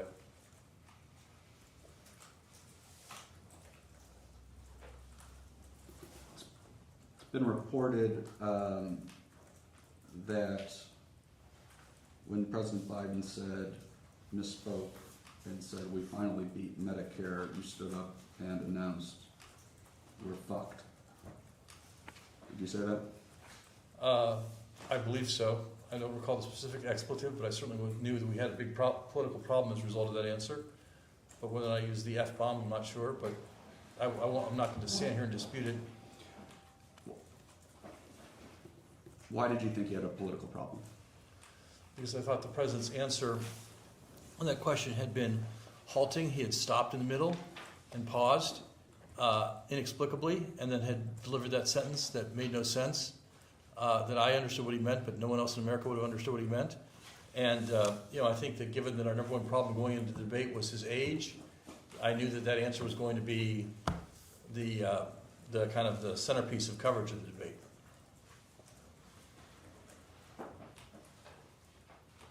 And far from what I wanted to get out of the debate was coverage that said President Biden puts the age question to rest, and so we were going to get coverage that said the age question is even bigger than ever. Do you think President Biden was too old to run for president again? No, I do not. Did anyone respond to your remarks? I don't need to just keep saying the expletive over and over again, but did anybody respond to what you said? Not that I recall, no. Whatever I said, I probably said it loudly and with force, and it wasn't an invitation to debate. What was everybody else around you saying? People knew it was a very bad answer, and they were discussing that it was a bad answer, but perhaps other expletives were used by other people, I'm not sure, but it was a very bad answer, there's no question about it. Do you agree with me that President Biden struggled to make coherent points during the debate against President Trump? I certainly agree that there were times in the debate where his answers were very bad. I thought there were times in the debate where the answers were fine, particularly later in the debate. But overall, the debate performance was very weak.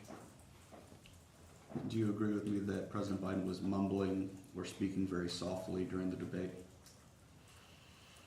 I disagree with mumbling, but he spoke very softly.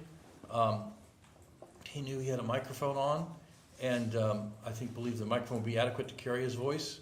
And as I said, he had developed a softer and softer voice over the course of the presidency, and I think this was a good example where the soft voice did not serve him well. Do you agree that President Biden would appear to freeze up or seem to lose his train of thought during that debate?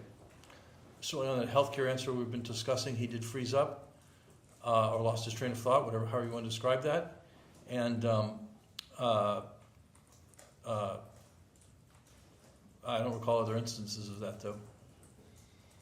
Does that kind of freeze up something that you had seen before from President Biden? No, it is not. You never saw President Biden lose his train of thought to that degree before? No. Did you see it since, after the debate, did you see President Biden freeze up like that? Not that I recall, no.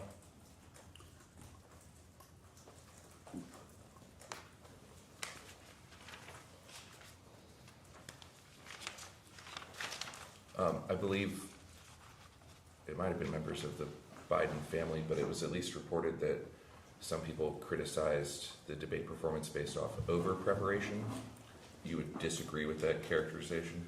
I did disagree quite forcefully with that characterization, yes. Did they make that characterization to you personally? No, but I heard it from reporters, and part of the reason I did introduce these books was to respond to that criticism because I thought it was unfair. And the president himself told me he thought that criticism was unfair. And so I felt at liberty to respond to that. Who levied that criticism? I don't know. I didn't hear. I heard from reporters that members of the family are saying this. That's all I heard. So, just so I'm clear, the version of Joe Biden that you witnessed on the debate stage Was uniquely bad. was uniquely bad. Yes. Okay, thank you. I want to introduce Exhibit 4.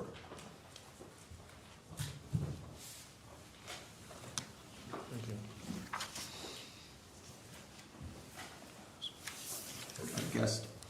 A guest essay by George Clooney entitled, "I Love Joe Biden, but We Need a New Nominee." This is dated July 10th, 2024 in the New York Times.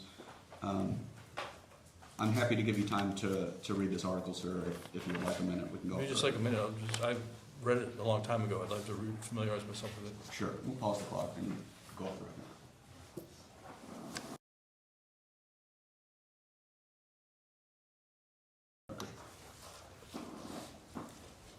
I'm going to read from page 1 of this printout, the last paragraph. "But the one battle he, President Biden, cannot win is the fight against time. None of us can. It's devastating to say it, but the Joe Biden I was with 3 weeks ago at the fundraiser was not the Joe big effing deal Biden of 2010. He wasn't even the Joe Biden of 2020. He was the same man we all witnessed at the debate." Did I read that correctly? Yes, you did.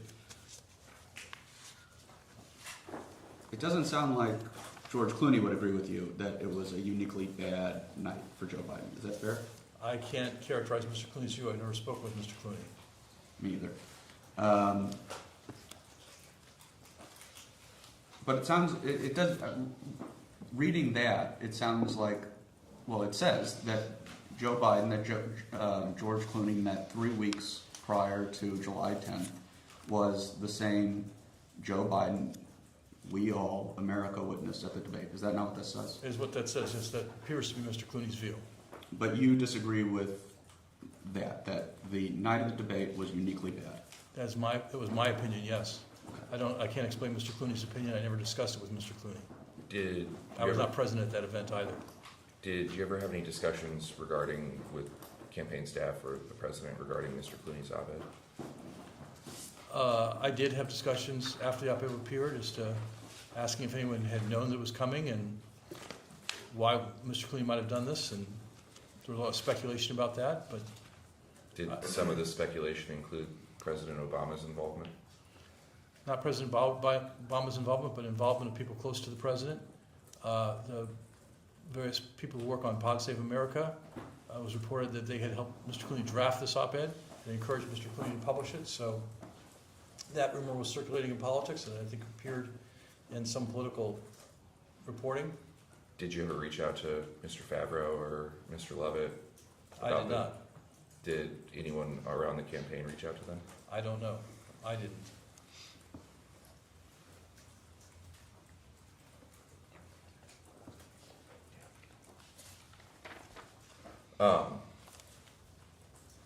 Immediately after the debate, were you part of any conversations about the president's performance?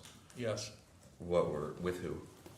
With the president, with Mr. Donnellan, who was helping to prepare the president's remarks for a rally, a series of rallies the president was going to do very late that night, and then the next day in North Carolina. And I said, we need to address this. How did the president think he did? The president knew he had done poorly. Was that the consensus among the staff as well? Yes. And then he went to a post-debate event prior to flying to Raleigh, is that correct? He went to 2 post-debate events. One of which, maybe both of which, but one of which the First Lady joined him on stage and said, "You did a great job, you answered every question." How was that comment perceived amongst staff? I think it was just perceived as her trying to cheer up the crowd. The first event they went to after the debate was a rally-style event in a hotel holding room where people have been watching the debate, where supporters have been watching the debate. And they were, of course, a little demoralized, and so I think the First Lady was trying to lift spirits in the room. Were you a part of any of the spin teams in the spin room after? I was not. We'll stick to kind of the immediate, prior to flying to Raleigh. Were there any conversations regarding no longer running for re-election at that point? No, there were not. Not that I recall, certainly. In the kind of a broader question, and then I'll get more specific. In the days or immediate weeks afterwards, did you receive any phone calls regarding the president's performance during the debate from donors? I did, yes. Were they concerned? Yes. What were their concerns? I received a phone call from a prominent donor in New York who told me that there would be no more donations for the president and he should drop out of the race. Was that the only phone call that sounded like that? That was the only phone call I received from a major donor, yes. I wasn't that involved with the donors. What about any conversations or any more one-on-one conversations with less senior staff regarding the president's performance? Was there, I'll rephrase, was there a general concern amongst the staff that the debate cost him the election? I thought there was not adequate concern in that regard, and I was pressing the White House staff to get the president out there more and to engage more with members of the House and Senate to rally supporters for his candidacy. Immediately, the same kind of time frame, days, immediate weeks after the debate, did you receive any calls from members of the House regarding the debate? I didn't receive calls, I placed calls. So I don't want to be like overly persnickety here, but just trying to be as accurate as possible. I called members of the House and urged them to issue statements of support for the president. Were those calls primarily to the Progressive Caucus, or were they broader? Primarily to the Progressive Caucus, yes. Ms. Jayapal at that time? Certainly Congresswoman Jayapal, for sure. What about, did you place any calls to senators? I believe I called Senator Markey, who had been a very old friend of mine. And your first boss? My first boss on Capitol Hill in the House. He was a congressman. And I don't believe I spoke to any other senators, though. I'm not going to ask about specific conversations with congressmen, but was the general consensus the same that the debate performance was poor? The consensus was the debate performance was poor, but there seemed to be uncertainty about whether or not the president should continue in the race or step out. So kind of mixed messages isn't the right term, but you heard both support for the president continuing to run and support for the president dropping out. I heard support for what I heard was openness to the president continuing and unhappiness about his level of engagement with members of the House. Openness and, I'm going to be a little persnickety since you were too. Openness and support are different words. Yes, because I did not secure any of those members to issue a statement saying the president should stay in the race, but they didn't rule it out. Okay. So that's why I consider openness. Thank you. How many members are we talking about? And I'm not holding you to a firm number. I'd say probably about 3 or 4. And none would Put out a statement, no.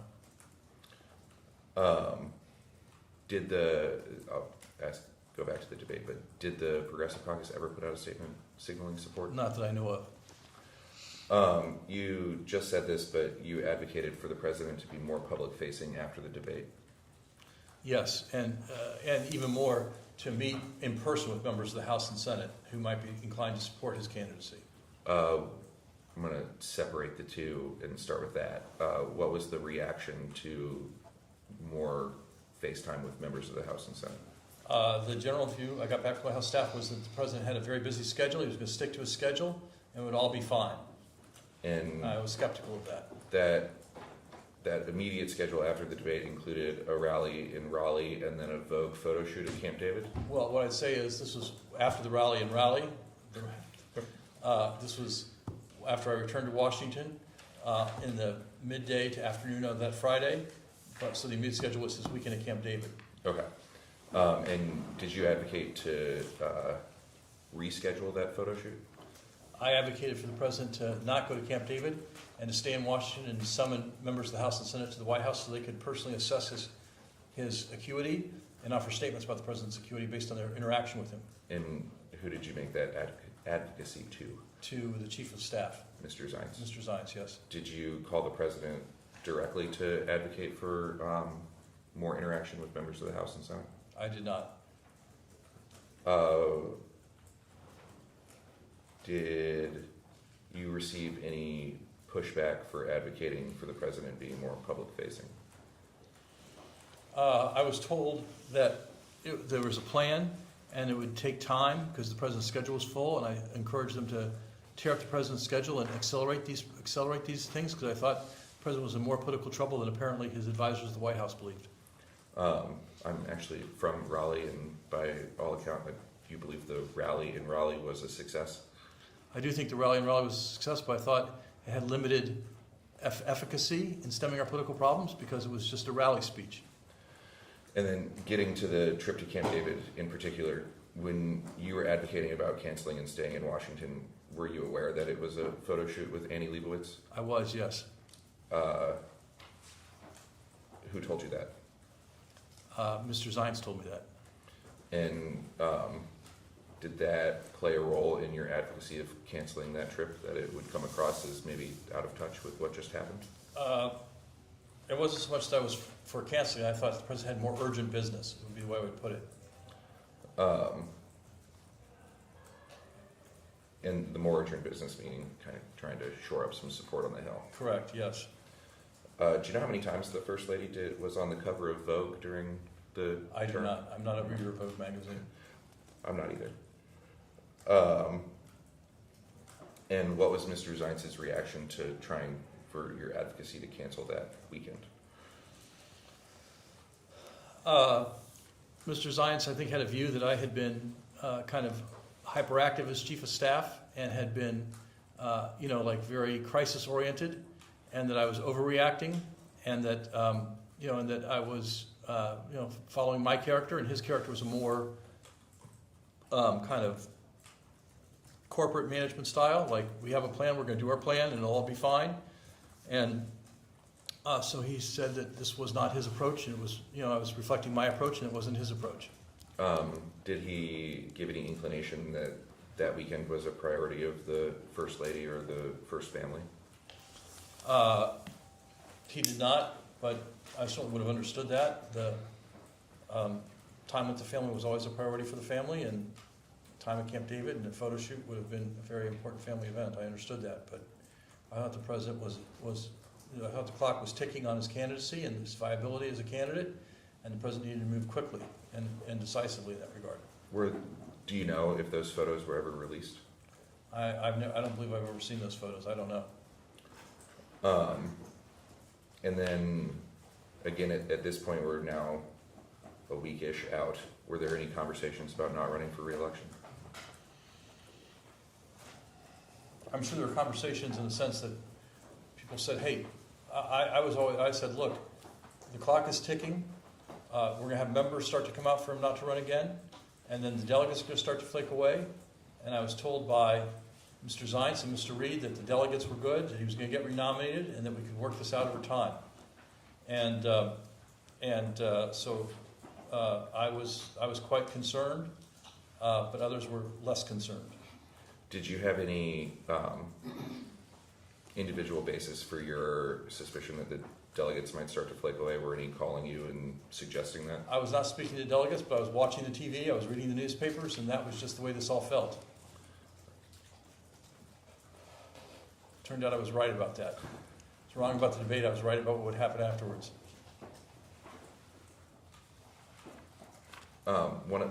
Sorry, Jake.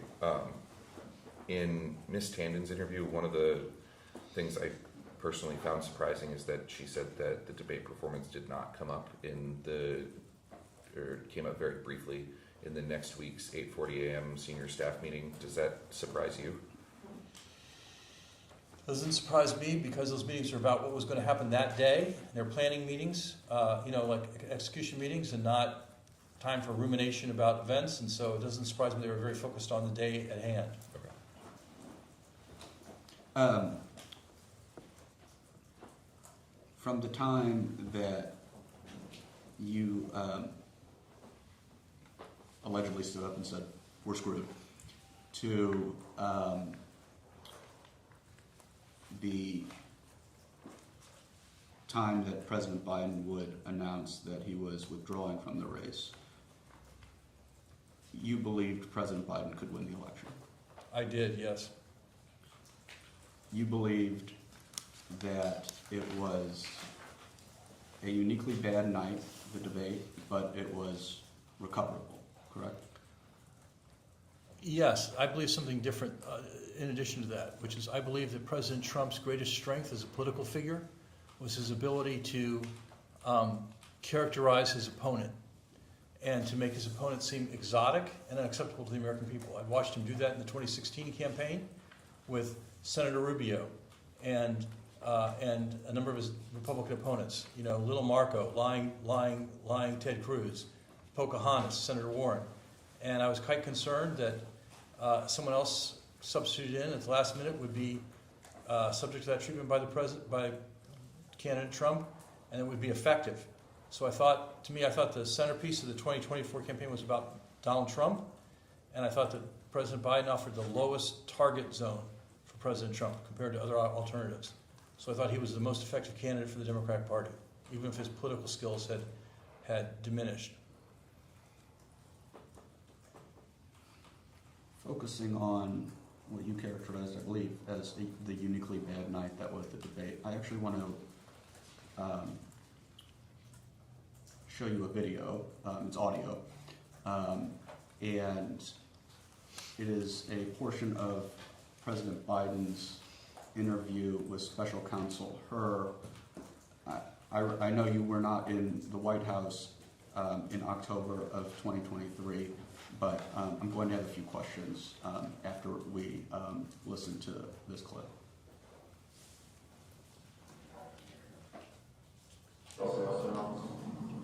Okay, so now let's talk about the Naval Observatory. So you've been living there for 8 years. So at the end of your vice presidency, what kinds of papers or documents or files were in the Naval Observatory as you were preparing to land? I'm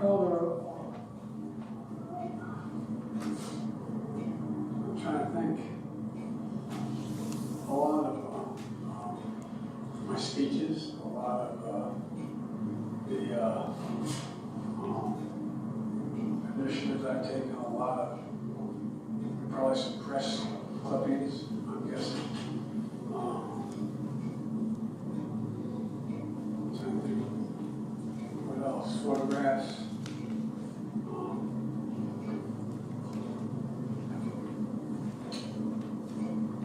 I don't know. And where was this in the Naval Observatory? You mentioned a couple of workspaces earlier. Well, if you're talking about it, with a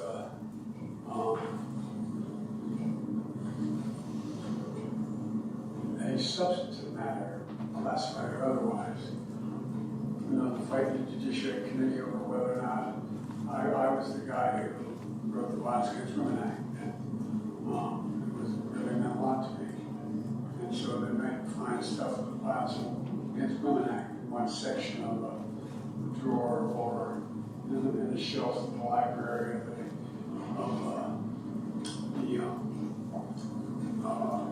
the Naval Observatory, or issues, relating to, I know it doesn't sound strange to you guys, but agriculture is a $4 billion industry. Agriculture is a $4 billion industry in Delaware, Medicine. And so, or, I have a lot of political things that I don't know where they were, but I know I had material where like there's a whole so much of stuff around about what made me run for president in the first place, and about how things worked out. For example,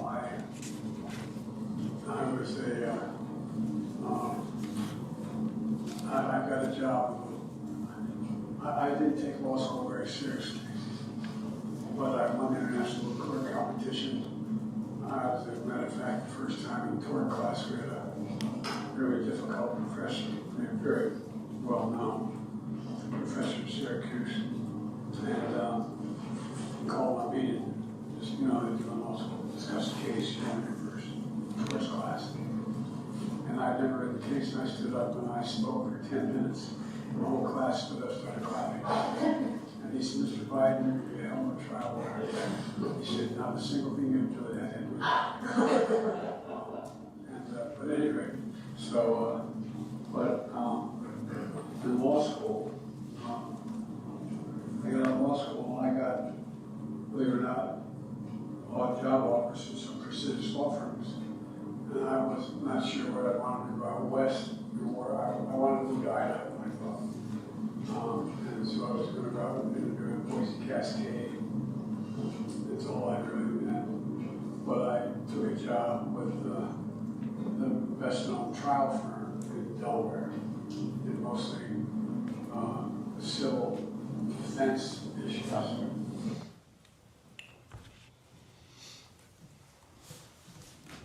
Mr. Klain,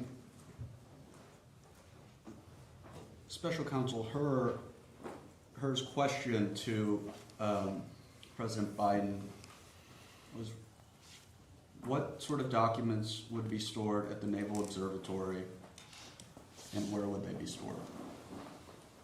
I played you 4 minutes of his answer.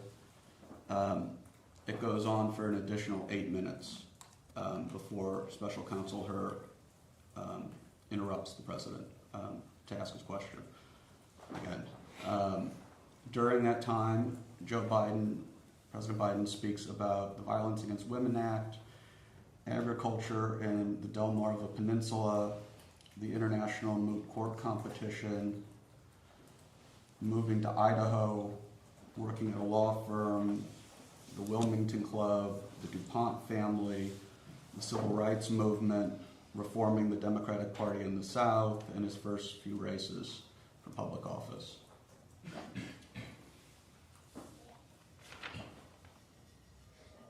Again, was the debate against Donald Trump a uniquely bad night for President Biden? Well, again, I think so, yes. I think that Mr. Hurt was asking about where documents had been stored 7 years earlier. And you could ask me where I have things in my house today, and I'm not really sure what the answer to that is.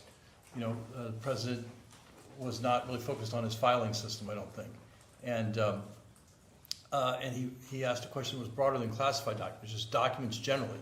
So the president talked about the sorts of documents he might have. Documents about the history of the Violence Against Women Act. Documents about his practice as a lawyer.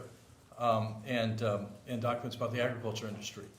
And what you heard him recite from memory was the value of the agriculture industry in the Delmarva Peninsula and his involvement in the Violence Against Women Act and whatnot. And if Mr. Hurt thought this was going off track, he had the power to interrupt the president at any time. So I guess Mr. Hurt must have found this interesting in some respect, and that's up to Mr. Hurt.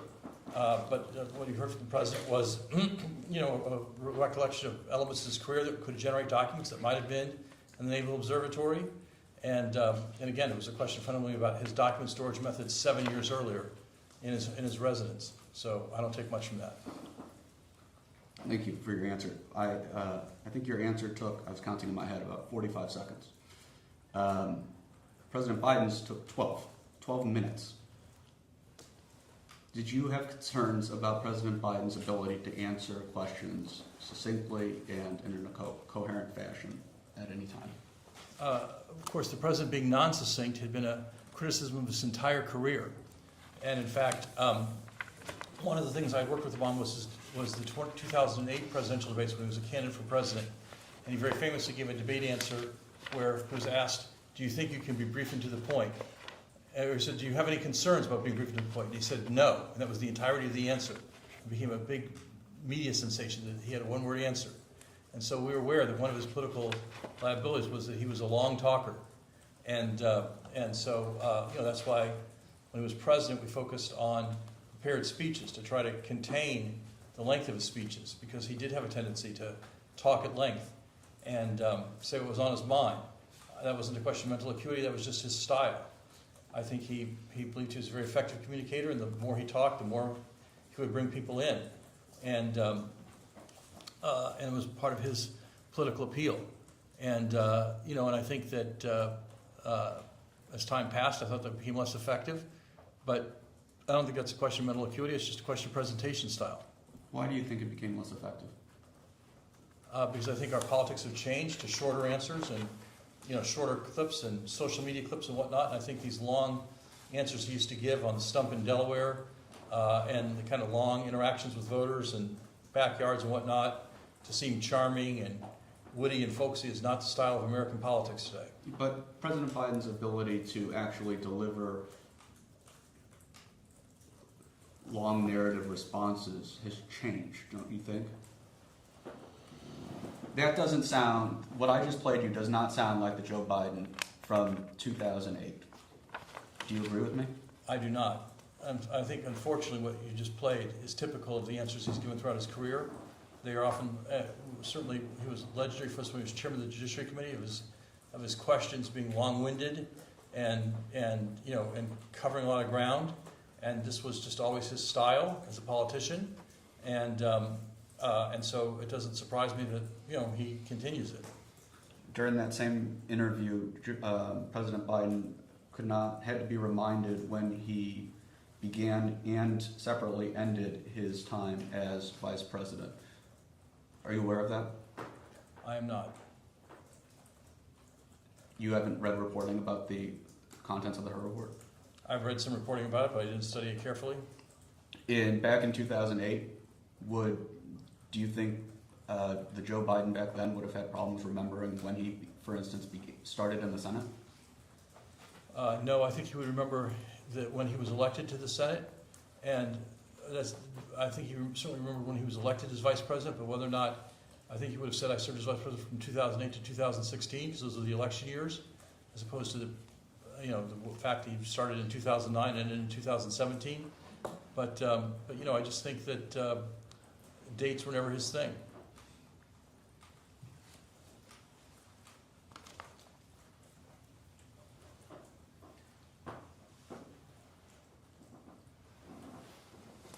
Do you think President Biden, it was unusual that President Biden couldn't remember when his son Beau died?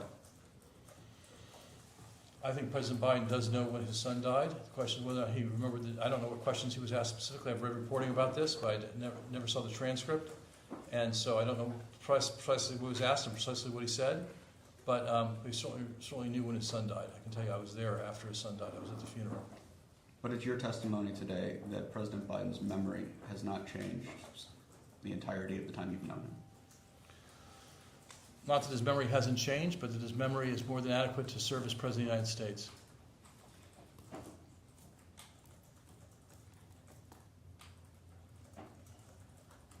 And the fact that he gives long-winded answers doesn't undermine his mental acuity.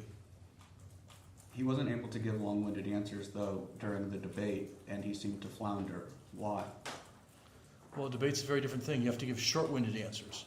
There's Mark Twain's famous saying, or whoever it was, that, I wrote you a long letter because I didn't have time to write a short one. And, I think the president always struggled with shorter answers. And the debate format really, I think they were 90-second answers. And so I think that it's always harder for him to give a 90-second answer than to give a completely discursive answer. But President Biden had been in debates before, and he was able to adapt his behavior to those debates to deliver the requisite short answer. Why wasn't he able to do it this time? He was out of practice. One thing about being an incumbent president is you stop debating. In the 2020 campaign, he engaged in, I think, at least a dozen primary debates, perhaps more, in the run-up to his 2 debates with President Trump. And so he just had a lot more practice debating. Debating is a practiced skill. And I think candidates of all sorts have to practice a lot. He was out of practice. And he was out of practice because he didn't engage with you during Camp David, correct? He was out of practice because he had not been a candidate for 4 years. So do you disagree with me that one of the reasons President Biden had a poor debate performance is because he didn't take practice very seriously for the week that he had to prepare for it? I disagree with your characterization that he didn't take it seriously. We did not practice enough. I agree with that. And I think if he practiced more, he would have done better. How could you say that he takes it seriously when he's going out to sit by the pool and falling asleep? Well, I assume he was tired. And we all have human needs. And being tired is one of them. The president had traveled more, I think, than any president in history had traveled in a short period of time to keep our allies together in Europe. He'd gone back and forth to Europe twice in a very short period of time. And so he was tired. So he wasn't up for it? He was tired. That's different than not up for it. Well, he didn't do it, though, Mr. Klain. Why did he do it? This was a big moment, and he failed to practice for it. Because he thought it was more important to be president than to run for president. And that, I respect that. I disagreed with it, but I respect it. And he was very focused on doing his job as president and less focused on preparing for a presidential debate. In your experience working as chief of staff to the president, do world events unfold based on the president's need for sleep? No, they don't. And the president performed ably on the world events. He had gone to Europe twice. He had rallied our NATO allies. And the NATO allies had agreed to move forward with the plans for Ukraine to provide more funding for Ukraine in the event that the U.S. government provided less, and to help the Ukrainian people defend themselves against Russian aggression. So the president had executed his job as president and was underprepared for a debate as a candidate. You were asked if you ever had to wake up the president before, and you said, I don't want to characterize how often, but sometimes wake up in the middle of the night to deal with global crises. Is Yes. that fair? Was one of those the Russian invasion of Ukraine? No, the Russian invasion of Ukraine happened in the afternoon, U.S. time. Was there a sit-room meeting after that? Yes, there was. Did President Biden attend it? Yes, he did. Did he attend it in person? Yes, he did. Okay. I think we're out of time. We'll go.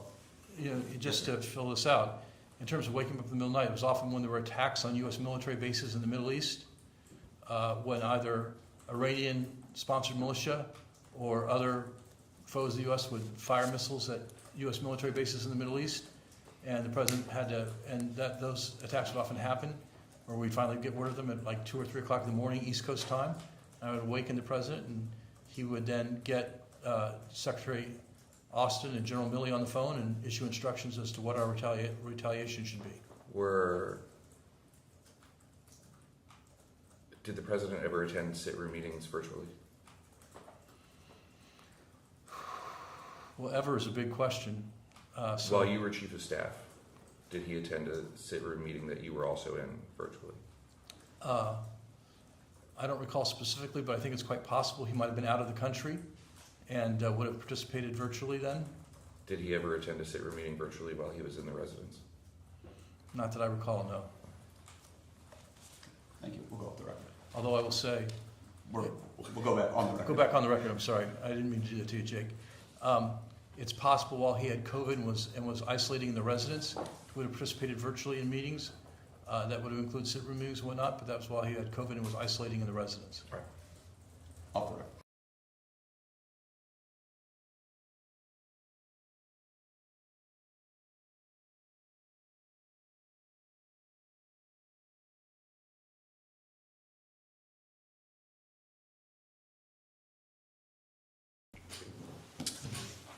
Mr. Klain, just a few questions for you. In the previous round, you were asked at length about the President's 2024 debate and your reaction to his performance. I just want to make sure that the record is clear. As I understand, the President's performance did not change your view that he should remain in the presidential race. Is that correct? That's correct. I thought it was a bad performance, but I thought it was a debate. Presidents have bad debates, and they continue. Ronald Reagan had one of the worst debates in history in 1984, and he won 49 states afterwards. So I thought the president should continue in his campaign. And nor, as I understand, did it change your view that President Biden was fully competent to serve as president. Correct. I understood you to explain earlier that following the debate, you were advocating a strategy that involved President Biden being more public-facing and engaging with members of Congress. Is that accurate? Yes. I take it was your view that President Biden was fully capable of executing that strategy. Absolutely, yes. Do you think that a cognitively impaired candidate would have been capable of doing so? No.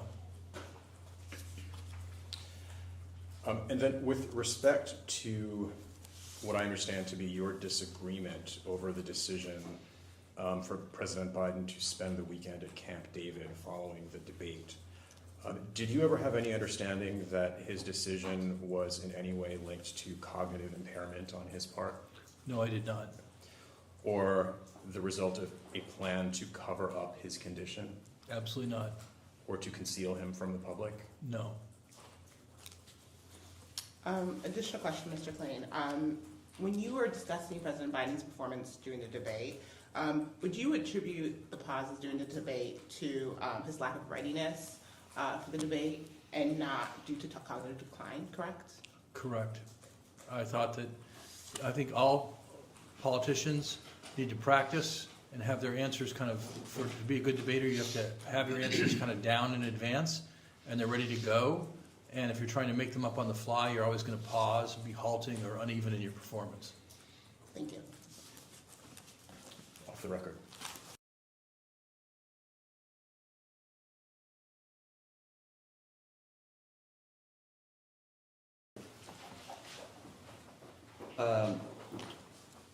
Mr. Klain, let's talk for a couple minutes about Hunter Biden. What is your relationship with Hunter Biden? I know Hunter. I've known him for a long time. I don't really have any kind of personal relationship with Hunter, and don't know. He's an acquaintance, I would say. When was the last time you spoke with him?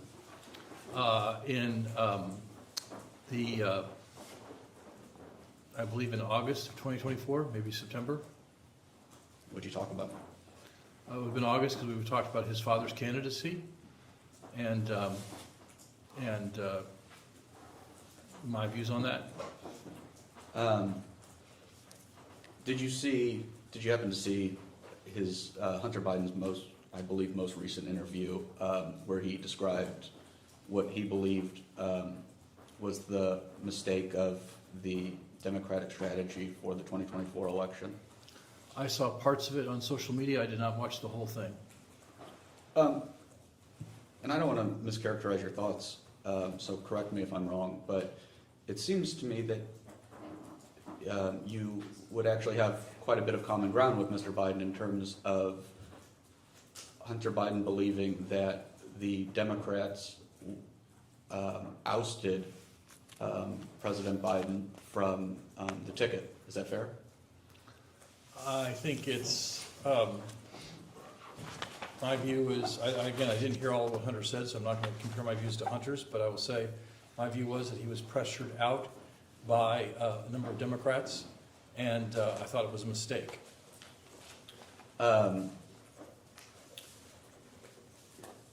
You previously, while you were serving as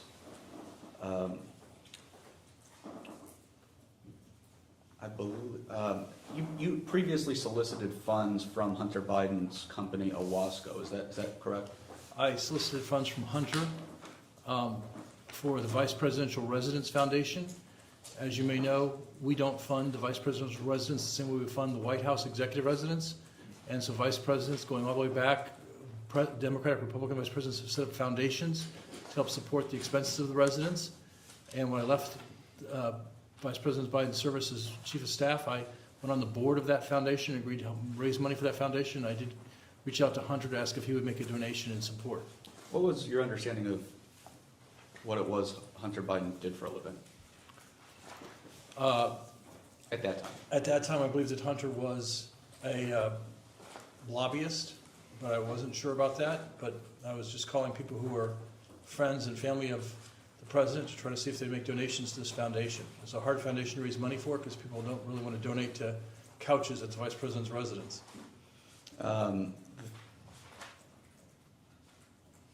The larger thesis of at least Mr. Capper and Mr. Thompson's book, Original Sin, is that President Biden's decision to run again was a mistake.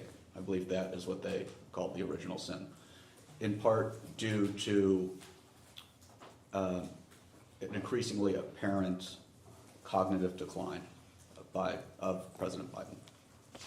You disagree that President Biden was in cognitive decline, correct? I do. I'm also surprised this committee's made so much reliance on Mr. Tapper's book, because I hear the President of the United States every day say that CNN is the most fake news in the world, and that CNN is the worst of the fake news, and this is CNN reporting. So I don't understand why this committee gives so much weight to CNN reporting. Well, Mr. Thompson's also on that book, and put a lot of stock in what Mr. Thompson has to say. My question is that one of the reasons that Mr. Tapper and Mr. Thompson point to for the acceleration of President Biden's decline is the increasingly fraught legal peril that Hunter Biden was finding himself in. Did you ever have discussions with President Biden about Hunter Biden? Well, again, ever is a broad word, but certainly over the course of my knowing the president, I've certainly discussed with Hunter Biden at some point in time. Did you have discussions with President Biden about congressional investigations or potential congressional investigations into Hunter Biden? Not that I recall, no. You don't recall any conversations regarding Hunter Biden's business practices with President Biden from 2021 to 2023? Not that I recall, no. Did the president seem distressed by discussions whenever Hunter Biden came up in discussions? No, I don't think he was distressed whenever Hunter Biden came up in discussions. He obviously was worried about his son, worried about his health, and worried about his grandchildren. Do you recall other people having conversations in the White House about Hunter Biden and potential congressional investigations into Hunter Biden's business practices? Yes, I do. What was the nature of those conversations? We had a discussion, I had a discussion with Ms. Dunn about whether or not the White House would try to persuade Democratic members to advocate for Hunter in these potential hearings, and what role the White House would play, if any, in defending Hunter or offering a point of view on these investigations. And Ms. Dunn is married to Mr. Bauer, is that correct? Yes, she is. Did there come a time when there was disagreement in the Biden camp, well, between Mr. Bauer and President Biden regarding Hunter Biden and a strategy regarding Hunter Biden? Not that I personally observed. But are you aware of one? I've read reports of that. What have you read about? That Mr. Bauer took the view that the White House shouldn't put itself in the middle of this dispute about Hunter's business practices, that Hunter was an adult and had done what he had done. And is it your understanding that President Biden disagreed with that? I don't know what the president's point of view on that was. Is it your understanding that that people in the White House disagreed with Mr. Bauer?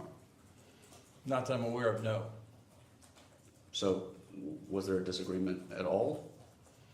I don't think that was Hunter's point of view.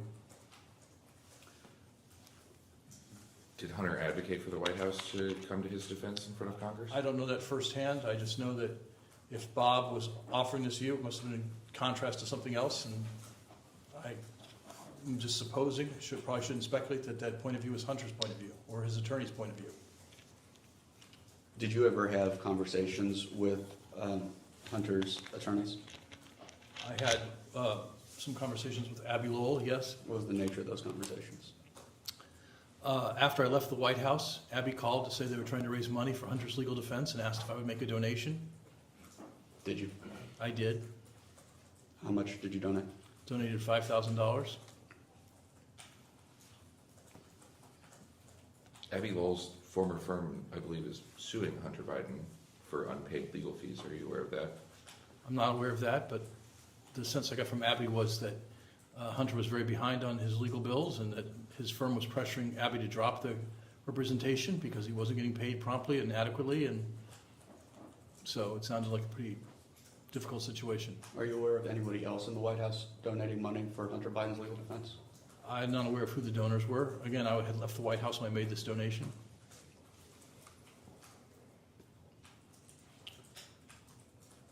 Would you have ever advised the president to allow Hunter Biden in substantive meetings with, for instance, cabinet officials in the White House?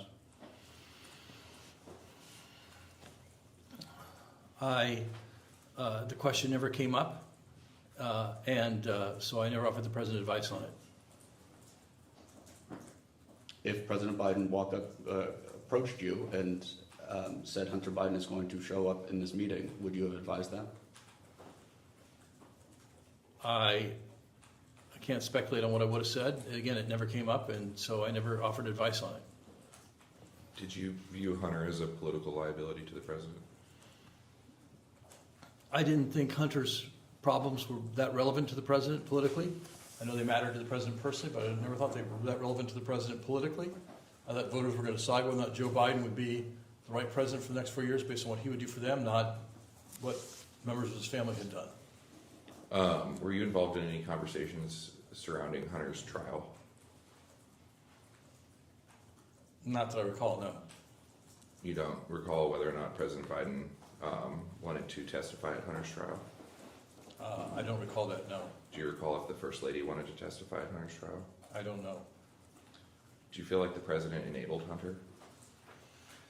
I'm not sure what the word enabled means. I think that the president, loved his son, but this son was an adult male and, fully grown adult and did what he wanted to do. I don't think the president was concerned about his health and concerned about his grandchildren, but I don't think the president was involved in Hunter's businesses or anything like that. And so, his children don't always listen to their parents. Did you ever feel like Hunter Biden was was manipulating the president in any way? Not that I'm aware of, no.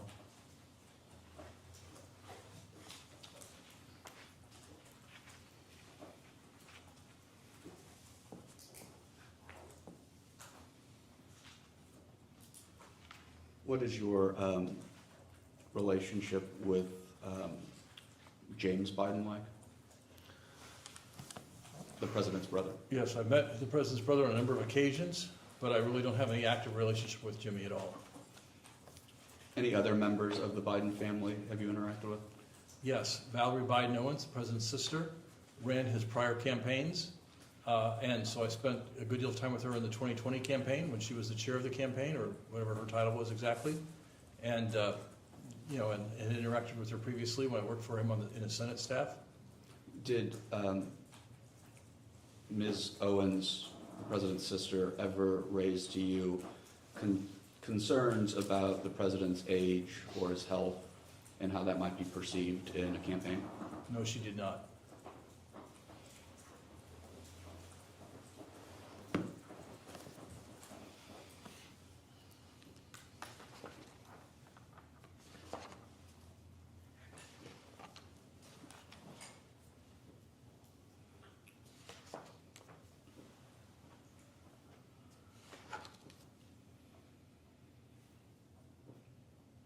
I want to talk about, I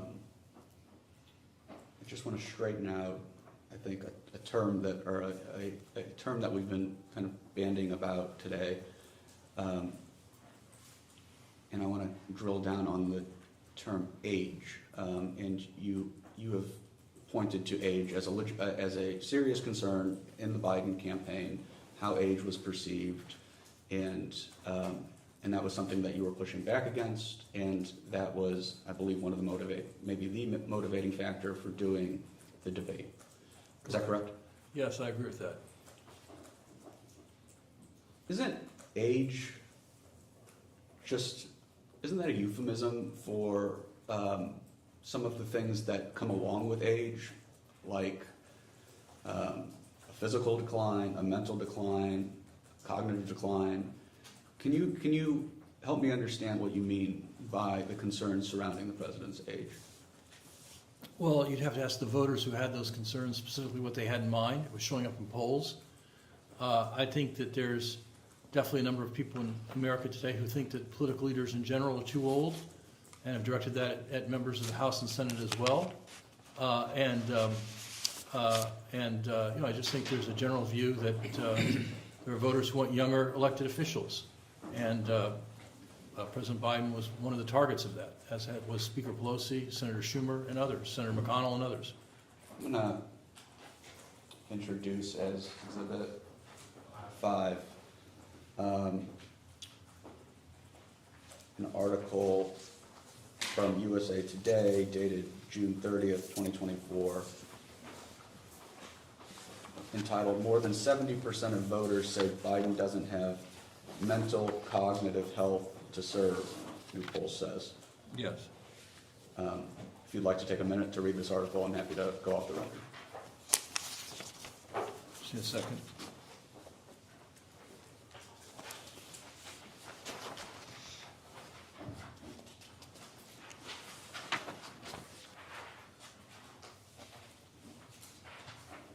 Okay. So,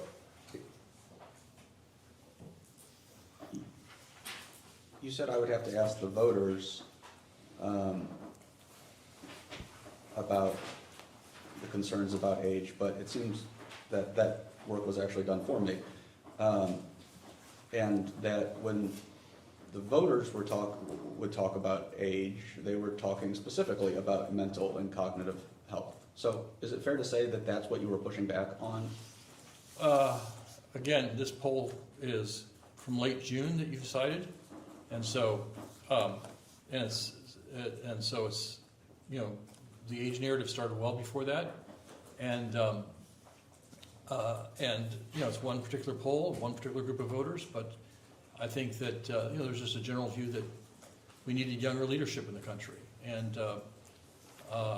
again, that was directed at Speaker Pelosi as well, and Senator Schumer too. I mean, Donald Trump is not significantly younger than President Biden, but only one of them was facing a large pushback from their own party about being too old or too cognitively declined to compete in the race. Why is that? First of all, this reports that almost half the voters thought that President Trump did not have the mental or cognitive ability to take on the role of commander-in-chief, so when half the country feels that way, that is a large pushback. Sure, but half the country can hardly agree when the sky is blue, but you being a political professional in this field knows that 70% is a significant difference from 50%. Is it not, Mr. Klain? It is. And obviously, President Biden had worse political problems on this point than President Trump had. But I heard Governor Christie, I was at an event with Governor Christie, who said that the first party that nominates someone other than Donald Trump or Joe Biden to be president will win the 2024 elections. And of course, that was wrong. The party that nominated Donald Trump won the 2024 elections. So this age criticism, the idea that both of them were too old, was out there, was being discussed by elected officials and prominent officials. And in the end, I thought that Biden would win.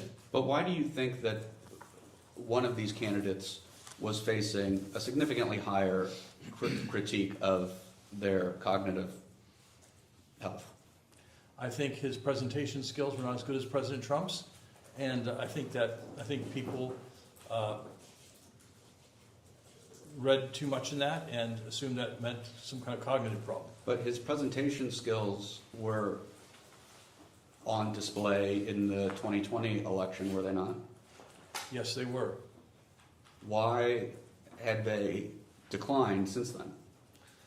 Well, I'm not sure why they had declined. I certainly have said earlier that I thought his... But I'm sorry to interrupt you. Please finish the answer. I said earlier in this interview that I thought his political and presentation skills had declined since the 2020 election, but I found his cognitive skills still quite acute. Okay,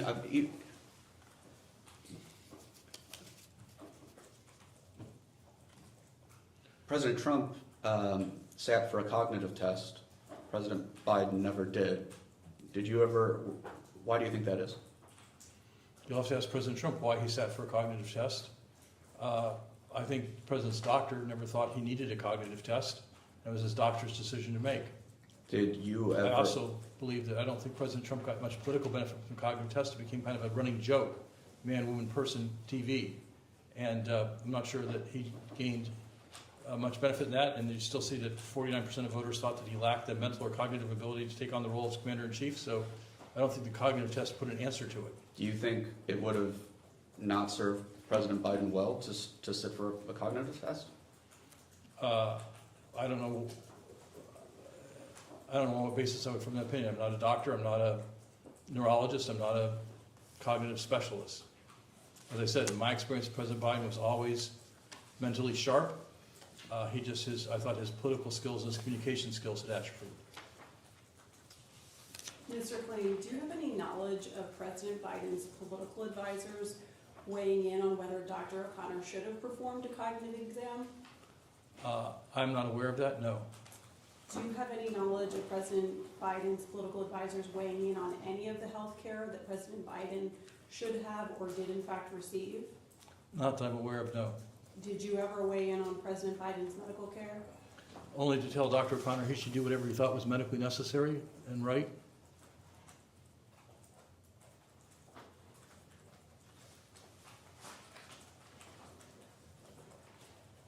How often did you interact with President Biden's physician, Dr. O'Connor? Rarely. When the president was, I interacted with him around the time the president was sick with COVID, and then on each of the annual physical exams. So you were present for some of the physical exams? that the No. president received? You asked interacted with. I interacted with Kevin on the phone, but I was not present for any of these examinations.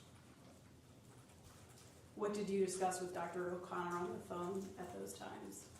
How much more time he needed for the exams and when they would be completed. Did you discuss the president's health or treatment on those phone calls? I told Kevin always that how to treat the president was his call, and I just needed to know if the president was going to be away from the White House and for how long, and if they were going to use anesthesia on the president. Do you have any knowledge about amphetamines such as Adderall or Vyvanse that President Biden was given during his term in office? I'm not aware of that. Do you have any knowledge about the medical care that President Biden received in the weeks and days before the 2024 State of the Union? I was not at the White House at the time, so I have no knowledge of that. Do you know if in the weeks or days before the 2024 State of the Union, White House staff or campaign staff discussed the need to medically treat the president so that he would be able to deliver his address to the nation? I'm not aware of that, if true. Do you know if in the weeks or days before the 2024 State of the Union, President Biden took amphetamines or any stimulants, I'm not aware of that, if true. steroids? Not that I'm aware of. Thank you.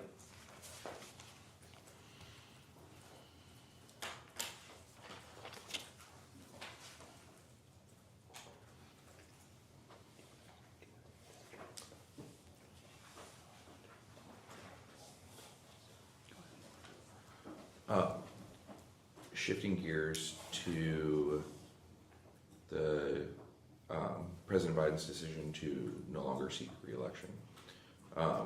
Were you with him in Rehoboth that weekend? I was not, no. When did you learn of his decision to not seek re-election? I learned of his decision when Jeff Zients called me at home briefly before the official announcement was made and told me the president had decided to withdraw. Did he tell you why? He did not tell me why. Leading up to that decision, there were a lot of efforts to, I guess, inform that decision. Meetings with governors, like you said, there was a meeting with the Progressive Caucus at some point. It might have even been that weekend, and various other things. Were you involved in setting any of those up? I was not. And then you said, when I asked about certain surrogates, that governors Newsom, Shapiro, and Whitmer were large surrogates on the campaign. Is that fair? Yes, it is fair. Did It's my recollection, yes. Did any of them call you regarding President Biden's decision to drop out? No. Did any of them call you regarding the President Biden's debate? I spoke to Governor Shapiro before the debate, but not after. Okay. And then did any of them call you in between the president dropping out and 25 minutes later endorsing Ms. Harris? No. Did you have any discussions with those three about possibly running for president? Governor Newsom had come and seen me at the White House while I was still chief of staff in 2022 to inform me that he was not going to run for president, and they wanted to be a supporter of President Biden's reelection. And we discussed that in 2022, but that was the only discussion I had with any of them about their potential presidential candidacies. And then Mr. Zients called you. Did he say whether or not he agreed with the president's decision to drop out? He did not say. I offered my view, but Jeff did not offer a view. What was your view? I told Jeff I thought this was a mistake. Why? Because I still believe that Joe Biden was our best chance to win in the fall, and that's why I thought it was a mistake. Did it's been widely reported at some point that weekend, Mr. Ricchetti and Mr. Donlan were summoned to help write the dropout letter. Is that your understanding as well? I've read those reports. I have no firsthand knowledge, though. Okay. Do you have any firsthand knowledge on who else was at the Rehoboth House that weekend? I've now read a report in one of the newspapers that Senator Schumer was there, but I had no firsthand knowledge of that and didn't know that until I recently read an account of that, and it was one of the excerpts of one of these books. In one of the books as well, there was, I don't remember the exact day that weekend, but Mr. Biden did a Zoom call with the Progressive Caucus. Yes. Where it was reported at least that the president got a little... Feisty. Feisty was the word I was thinking of too, on that call. Did you get any readout from any of the individuals on that call regarding it? I did. From whom? From Congresswoman Jayapal. What did she tell you? She told me the call had gone poorly. And at that point, they still had not issued any letter of support for the president's reelection. Yes. Did she explain why the call went poorly?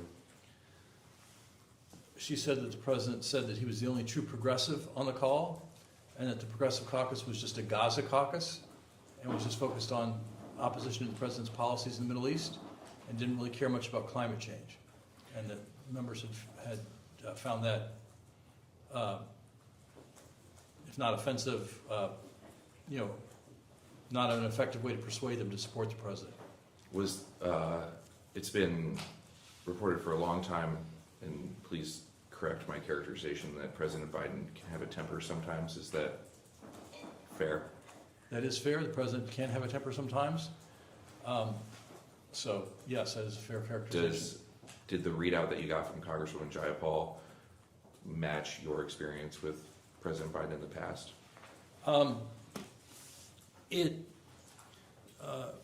Yes and no. Yes, it matched the fact that he had a temper, but I was surprised he had been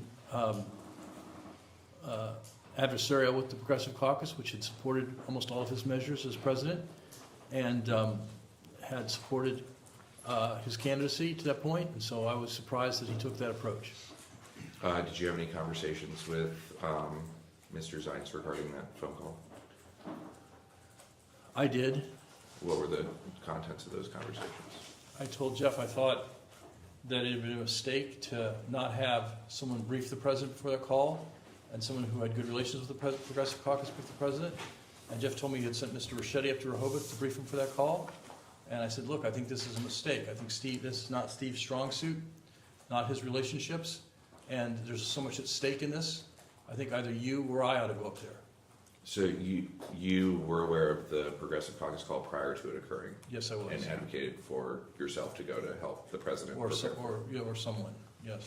Did you talk to Mr. Ricchetti after that phone call? Not immediately after, but in the days afterwards, yes. What were the contents of those conversations? I said, Steve, was this as bad as it's been reported? He said it was pretty bad. I said, well, did you brief him? He said, yes, I briefed him. I said, well, did you tell him that his goal was to win over the Progressive Caucus? He said, well, yes, I did. He was just fired up about this Gaza thing. I said, okay. Was Mr. Ricchetti, did you get the sense that Mr. Ricchetti was surprised at the outcome of that call? Well, at this point in time, the president had withdrawn, and so we were all kind of dealing with the aftermath of that, and less focused on the specific call and more on, like, the president was no longer running for re-election. In the call that you got from the Congresswoman, the readout from the caucus's call with the president. At that point, did she give any inclination of whether or not they were supporting the president's bid for re-election? She said they were not inclined to put out a statement supporting his bid, and I said, well, we need to have more interaction here. I think that one bad call shouldn't change a long relationship, and I urged her to keep an open mind. She said she would keep an open mind, but made no commitment. But at that point, did not say that she was not supporting the president, is that Didn't say correct? she was not supporting, didn't say she was supporting, just said she was willing to consider other inputs. Were you, I can presume the answer to this question, were you involved at all in the letter the president sent announcing his withdrawal? I was not. I first saw the letter after it was publicly released. And then, in this time period, I know I asked about the time period kind of like immediately after the debate. In this time period, in mid-July, were you starting to hear any concerns from anyone outside of the Progressive Caucus regarding the president's re-election chances? Well, I think the news was filled with those concerns of anonymous members of Congress saying he should go, and reports that the Speaker Emeritus favored him leaving the race. So, yeah, I was quite aware of those concerns. Did the former Speaker call you? No, she did not. Did, at that point, Majority Leader Schumer call you? He did not. Did you receive any other calls from any members of Congress? I did not. What about in the Senate? Not that I recall, no. Any cabinet members at that point in time? No.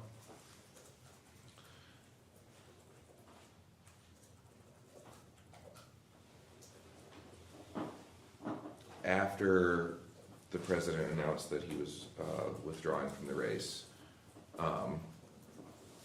did you have any conversations regarding whether or not he was going to endorse the vice president? No, I did not. After he withdrew, I had personally tweeted that I thought that Vice President Harris ought to be our nominee, and shortly thereafter, the president announced his endorsement of the vice president, so it was all fait accompli. Take some credit for that? I'm not sure if I deserve any credit for that or not, but it did not surprise me that the president did that. He was very loyal to the vice president. Were there any concerns about Vice President Harris running for president? I'm not sure what you mean by that question. There were a lot of reports of throughout the term of the vice president feeling not included in the West Wing, not necessarily given good issues. I think she was given immigration and a couple other things. I think eventually you actually set up a task force on abortion rights and for her. But then also reports that the president himself did not think the vice president could win against President Trump. Did you hear anything like that? I did not hear anything from the president on that. It was the case that Vice President Harris had run for president and had not, obviously won, had not made it to the first primary. And so I think you have to have some concerns about a candidate who hasn't done it doing it, and that's one reason why I supported President Biden staying in the race. He was the only person who never beaten President Trump in an election. And so I kind of think, past performance is a good indication. And then there was a lot of talk from former President Obama, from, various people that you have mentioned today, the Pod Save America guys, all sorts of people, about a more open process, a rushed primary process. My not being an expert in DNC internal workings, my understanding is that would have been rather difficult. Is that yours as well?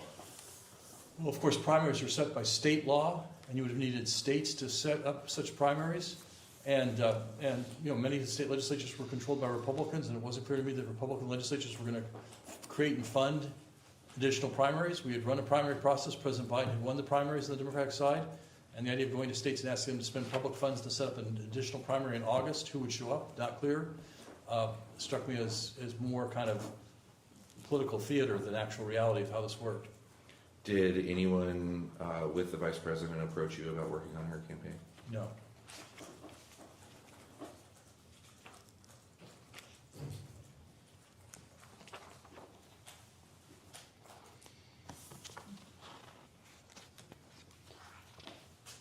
I want to introduce 6.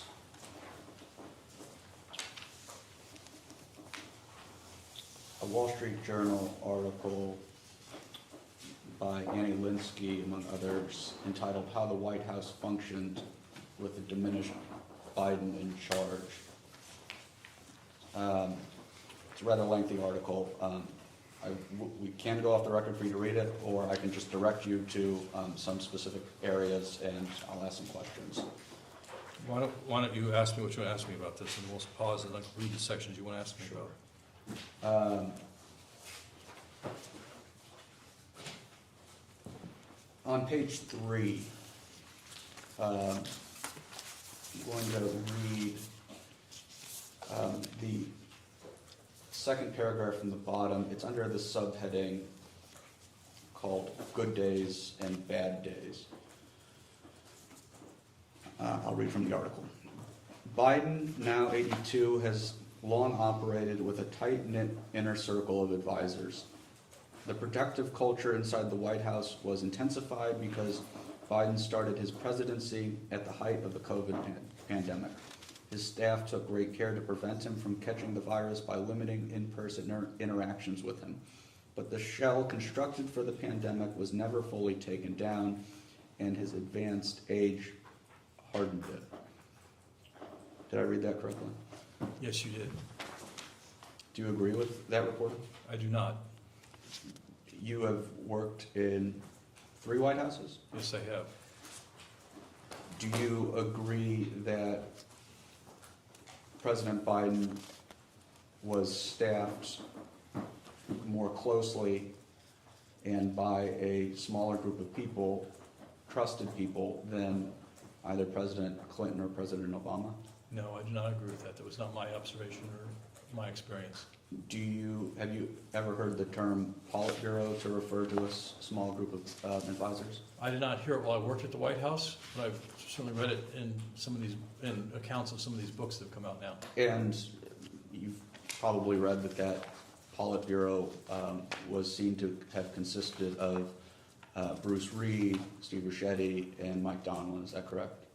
I've read press accounts to that effect, yes. Have you heard other shorthand to refer to, recognizing that you have not heard Politburo, have you heard other shorthands to refer to that group of people? No. Or maybe 1 or 2 others?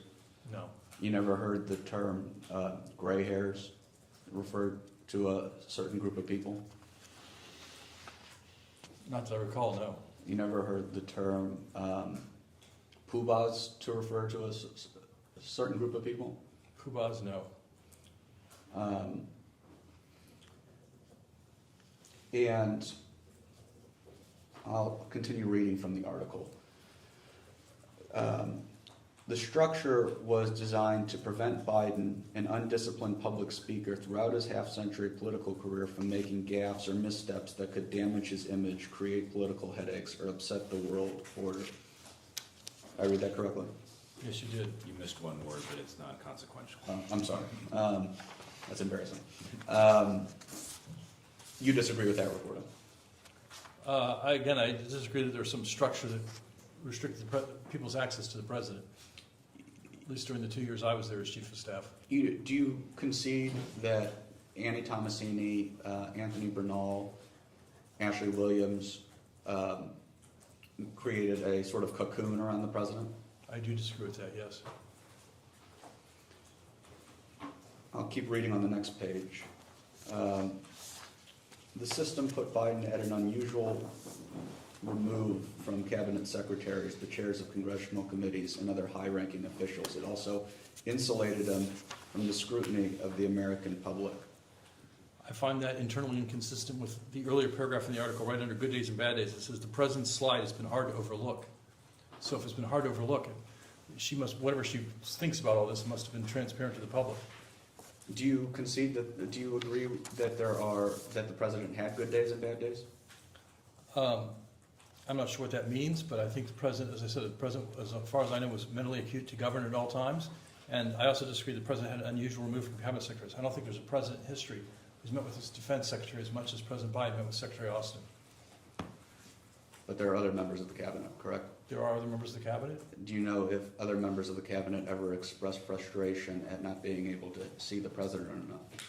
I'm sure they did. I don't recall specifically, but cabinet members always complain they don't have enough access to the president. Every White House I've ever worked in, that's been a complaint of the Secretary of the Interior or the Secretary of whatever, that don't get to see the president enough. Do you know if other cabinet members have spoken to the media about their lack of ability to contact the president?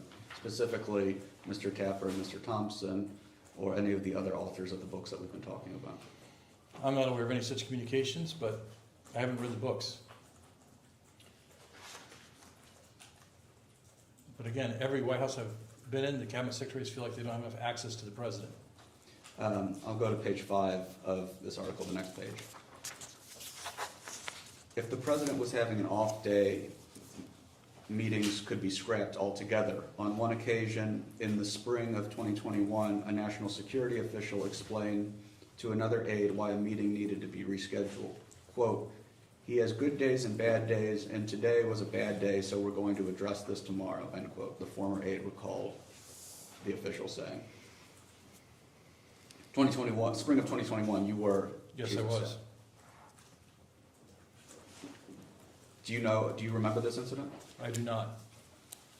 Is it your testimony today that meetings were not scrapped because the president was having a bad day? A meeting might have been scrapped because the president had a highly negative reaction to the proposed recommendation coming in on the meeting. So I can imagine, a meeting where the proposal from the relevant cabinet agency was let's do X, and the president read the memo in advance and said this is ridiculous and this is wrong, and so I said, well, we don't want the cabinet official to get yelled at, so let's do this meeting another day when he's not in a yelling mood. But I think temperament's different than acuity, of course. Did you notice a change in the president's temperament over the time that you've known him? He became more subdued as he got older and less inclined to snap at people.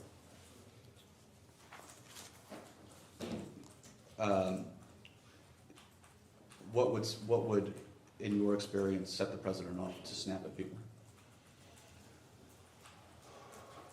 Well, like all people, we have a certain number of pet peeves. One of them was an excessive use of jargon in draft remarks from delivered publicly, or an excessive use of acronyms. He wanted his remarks to be very publicly accessible. And so if he got a draft that had a lot of acronyms in it or a lot of jargon in it, he would say, like I've told people 1,000 times, I don't want to give speeches like this. He also had, strong views about certain policy matters, and if he thought people were trying to undo his direction or undo his approach, he would react negatively to that. Stepping back, I asked you a few hours ago if, when you arrived at Camp David, you thought that President Biden was out of it because he was being insulated by his staff, and you said no.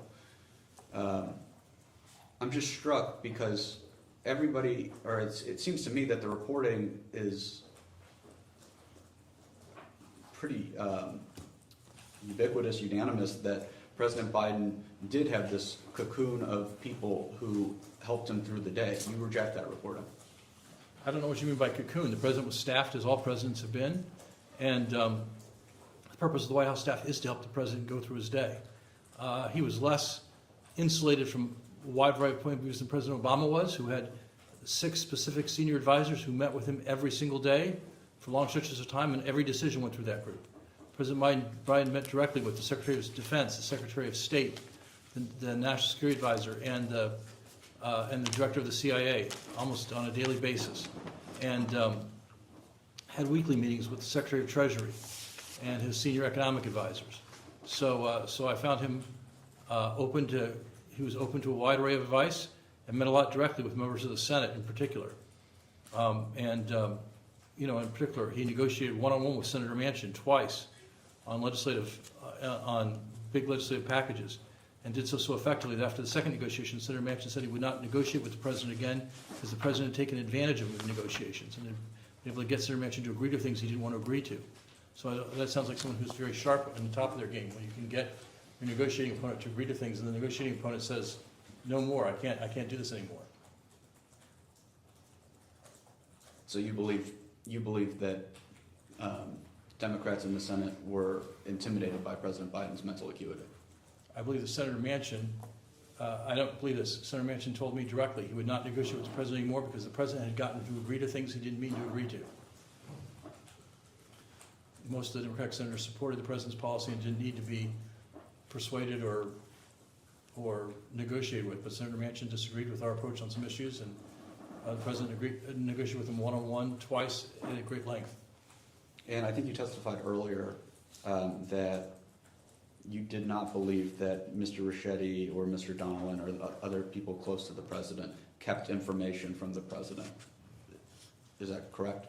That is my understanding based on what I knew. I was not working at the White House in 2023 and 2024, so I had limited access to information about that, but that was my understanding or belief. Do you believe that it would have been negligent for Mr. Ricchetti or Mr. Donilon to withhold substantive information from President Biden? Well, I think it's the job of the White House staff to decide what information gets to the president, and they can't send him everything because otherwise the president would just spend all day reading, and that's part of their job. It's part of the job of any White House staff, part of the job of congressional staff to decide what gets sent to the boss or not. But, well, are you aware that after the debate there was a closed-door meeting where there was a conversation among Senate Democrats about support for President Biden dropping out of the race? I've read accounts of that. I wasn't aware of that until I saw a published account about that. According to one of those accounts, Senate Democratic leadership in the Senate said that at best 5 out of 51 Democratic senators supported President Biden staying in the race, but that was withheld from the president by either Mr. Ricchetti or Mr. Donilon or both. I'm not aware that was ever communicated to Mr. Donilon or Mr. Ricchetti. I'm not aware that they did or didn't share with the president. But if they did know that, would that have been a breach of their duties to the president, do you think? I'm not going to speculate on that. I don't know.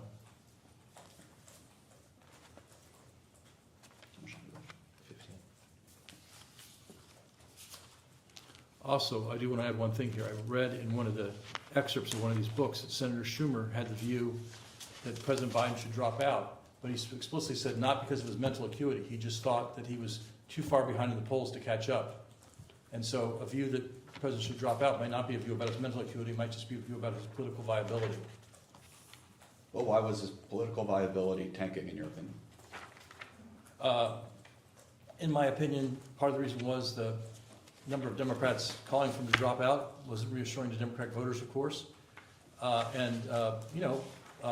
Inflation remained a challenge, and I've always thought President Trump's a very effective candidate.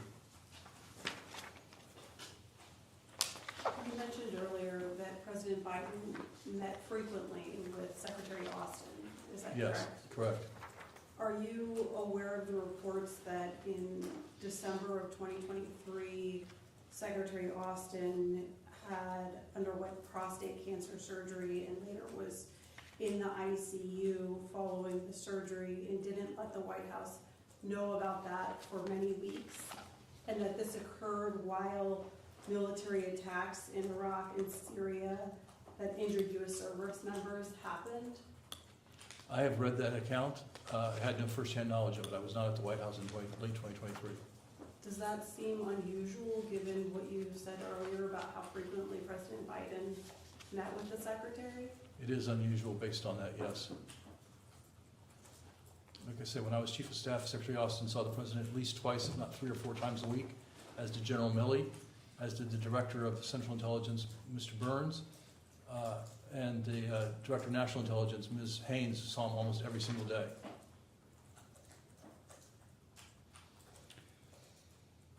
Did both CIA Director and DNI were elevated to cabinet positions at the beginning of Biden's term? I believe that DNI was elevated to cabinet status at the beginning of the term. I don't believe Mr. Burns joined the cabinet until 2023. Okay. DNI Haynes, you said, met with President Biden almost every day. Almost every day. She almost always attended the presidential daily brief, which the president took every morning, every weekday. That was going to be my question, if she was the daily briefer. She was not the briefer. A briefer would accompany her, but she would attend the briefing. At that time, did ODNI have office space in the executive office building, or was she commuting in from McLean every day? I don't know how she got there or where she had been before she got there, but, you know, she was in the Oval Office. What's our time? 10. Yeah, we'll stop there for now. Go Okay, thank further. you.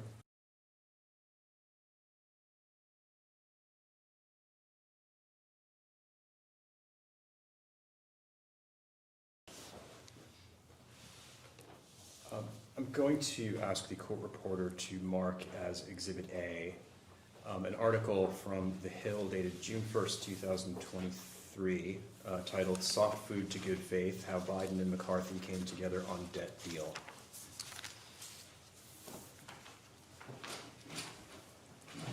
Mr. Klain, this is an article that describes a meeting between President Biden and then Speaker McCarthy concerning a deal to raise the debt ceiling.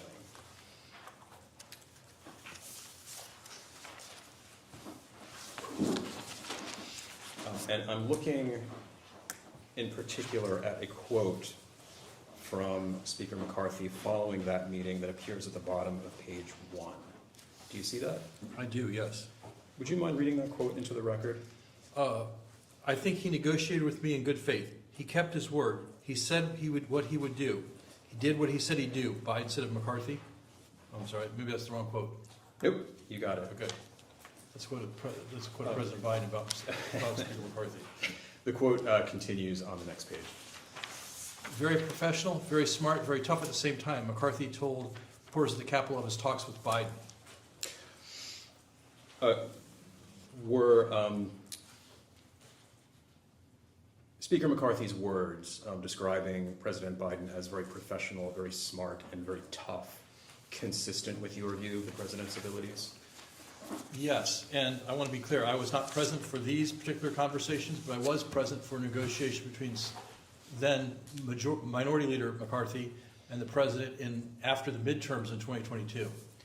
And what I will say is that after the Republicans had won control of the House, the Senate Republicans refused to move forward on a government funding bill unless the House Republicans, even though they did not have control of the chamber, informally signed off. So we invited Leader McCarthy and Senator Schumer to the White House to try to work this out with the president. The president sat for an hour and a half, as I recall, in the Roosevelt Room and he went back and forth with Leader McCarthy. And they had a spirited exchange on a number of issues, including the question of what would happen to people who had left the military because they refused to take the COVID vaccine, and the impact that the January 6th events had on U.S. standing around the world. And it was a pointed conversation on those 2 points, but Speaker McCarthy, or not yet Speaker to be McCarthy, did not walk out and say, "Oh, I found the president to be mentally deficient." So there's some kind of cover-up. Apparently Kevin McCarthy was in on the cover-up. I'm not sure what the political motivation for Kevin McCarthy to be in on the cover-up would have been. And did you view that meeting as a further testament to President Biden's mental acuity? Well, I didn't think of it that way at the time, but I do think of it as a proof point of his mental acuity now. At the time, I took it as a sign that we would have ultimately productive negotiations with Mr. McCarthy, but they would be at times pointed and difficult. Mr. McCarthy was on top of his game and had his point of view, and the president had his point of view, and they found some areas to agree, they found some areas to disagree.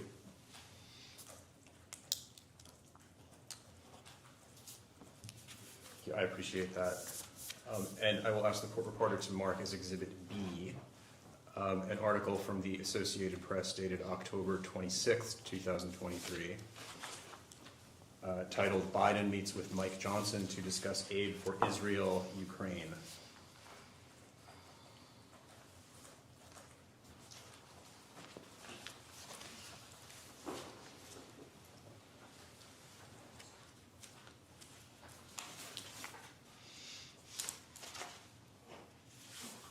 And again, Mr. Klain, I understand that this meeting took place after you left the White House, but I did want to focus on a quote from Speaker Johnson, which appears in the middle of page 2.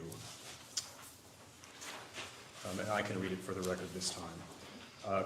Quote, "It was a productive meeting," unquote, Johnson told reporters back at the Capitol. Do you see that? I do, yes. And then, quote, "I enjoyed my visit with the president," unquote. Were you aware of that meeting when it took place? I was not aware of that meeting except by press accounts afterwards. But again, it appears that Speaker Johnson was in on the cover-up as well. And once again, immediately following this meeting, did Speaker Johnson, to your knowledge, either publicly or privately, ever raise any concerns about President Biden's mental acuity? Not that I became aware of, no. Did he ever call you? He certainly didn't call me. I've never met or spoken with the Speaker.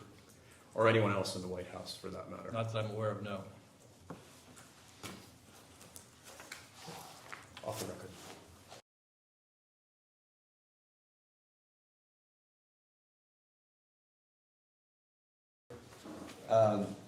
Mr. Klain, just to return to Minority Exhibit A,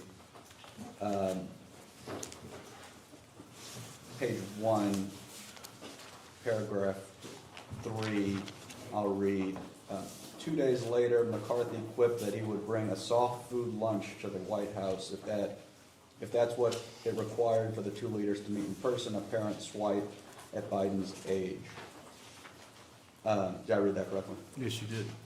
I'm not going to ask you if President Biden ever actually required soft food, but I think it is a good segue into a few questions I have on any physical accommodations or any accommodations that were made for President Biden's physical aging that you're aware of. Are you aware of any measures that were taken to account for President Biden's physical aging? Not that I can recall, no. You're not aware of, for instance, orthopedic shoes being ordered for the president? Not that I recall, no. You're not aware of any kind of changes to the way in which the president entered Air Force One to accommodate his gait? I obviously observed that in 2023, at some point in time, they tended to use the inside stairs more often than the outside stairs, but I'm not sure why. I wasn't involved in any discussions of that. Did you notice that President Biden required additional rests or longer rests throughout his time in the presidency? Not that I observed, no. Did you ever notice that President Biden needed shorter days for his schedule? No, the president worked a very robust work schedule, as far as I know, and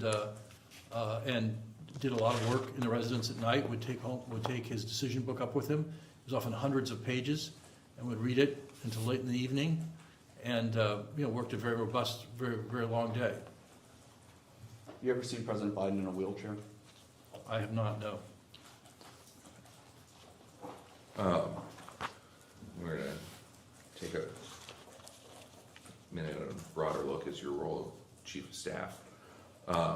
When did President Biden name you Chief of Staff? It was in mid-November of 2020, after the election results had been publicly validated and discussed, and I was his first appointment as a White House staff member. Were you anticipating that appointment? I had had a discussion with him in the days after the election, and he offered me the position. And then you've touched on it, how you and Mr. Zients might have had different philosophies on Chief of Staff. What was your philosophy on the role of White House Chief of Staff? My philosophy was it was the job of the Chief of Staff to make sure the President heard from a wide variety of voices, and it was my job to oversee the staff in the West Wing in executing the President's agenda and to kind of develop the political and legislative strategies to achieve enactment of the President's agenda on Capitol Hill. And we've gone through this with other witnesses, but the somewhat, maybe funnily, the Chief of Staff's office is not the closest one to the Oval Office. Is that true? That is true. There's 3 or 4 in between, and maybe like the President's study and dining room as well? I don't know about 3 or 4, but a couple offices in between, yes. Okay. Who had the offices in between you and the Oval? Well, the closest office to the president was Mike Donnellan. And then adjacent to Mike Donnellan would have been Steve Ricchetti. But Steve had no way to get to the Oval Office except to walk through the auditor office he and I shared and walk down the same hallway I'd walk down. So that he was physically close to the president unless he dug a tunnel. He couldn't get there any differently than the path of the chief of staff office. And the chief of staff office is historically the chief of staff office, the corner in the west As wing. far as I know, it's been the chief of staff office for a long time. What, just understanding, I mean, our day-to-days here are wildly different every day, but what's kind of the normal business day of the White House chief of staff? Well, as you suggest, the days can change a lot, but in general, I would be at the White House around 7:30 in the morning to read the presidential daily briefing, so I could read it before sitting in the briefing with the president. So I wasn't encountering it the first time, so I could listen to questions being asked and really focus on that. And then I would hold a very senior staff meeting at 8 a.m. and a broader meeting at either 8:20 or 8:30 or 8:40, depending on how long the first meeting went. And then I would be in the Oval Office at 9 to meet the president and to discuss with him pending issues of the day. And then I would usually stay for the presidential daily brief with the national security advisors at around 9:30 a.m. And then I'd go back to my office after that, most days, and work on whatever pending matters we had, meet with other staff members, help develop recommendations for the president on policy or legislative matters. And then would often go down to the Oval Office around while the president was having lunch to have an informal chat with him about matters. And then would return to my office and meet with other administration staffers in the afternoon. And then would usually go down to the Oval Office again around 5:30 or 6 o'clock to see what the president's observations about the day had been. And would you then leave the White House for the day? No, then I'd usually go back to my office and hold other meetings to prepare for the next day and follow up. And most nights I left around 8:30 or 9 o'clock. And when did the president head to the residence most nights? I would say it varied, because often there would be social events at the White House the president had to attend, or social events outside the White House the president had to attend. But usually if there weren't, he would go up to the residence around 6:30 or so. Who was at the senior, the 8 o'clock meeting? The very senior staff meeting.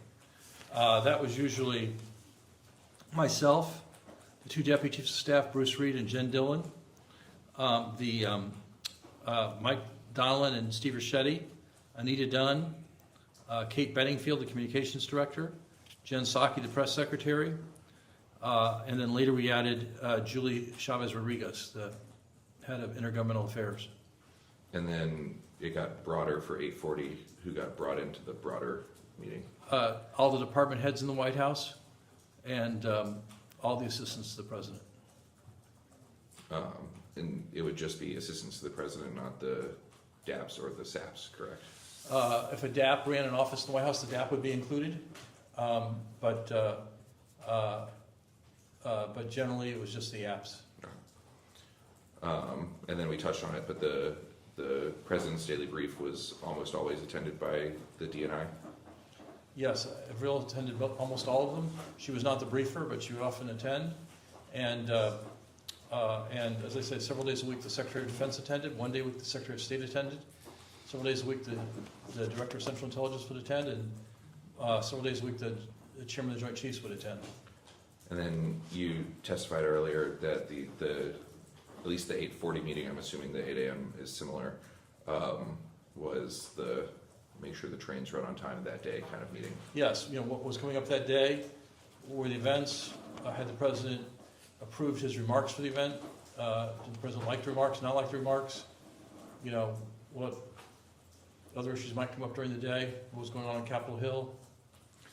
And then, as chief of staff, were you privy to the president's private schedule?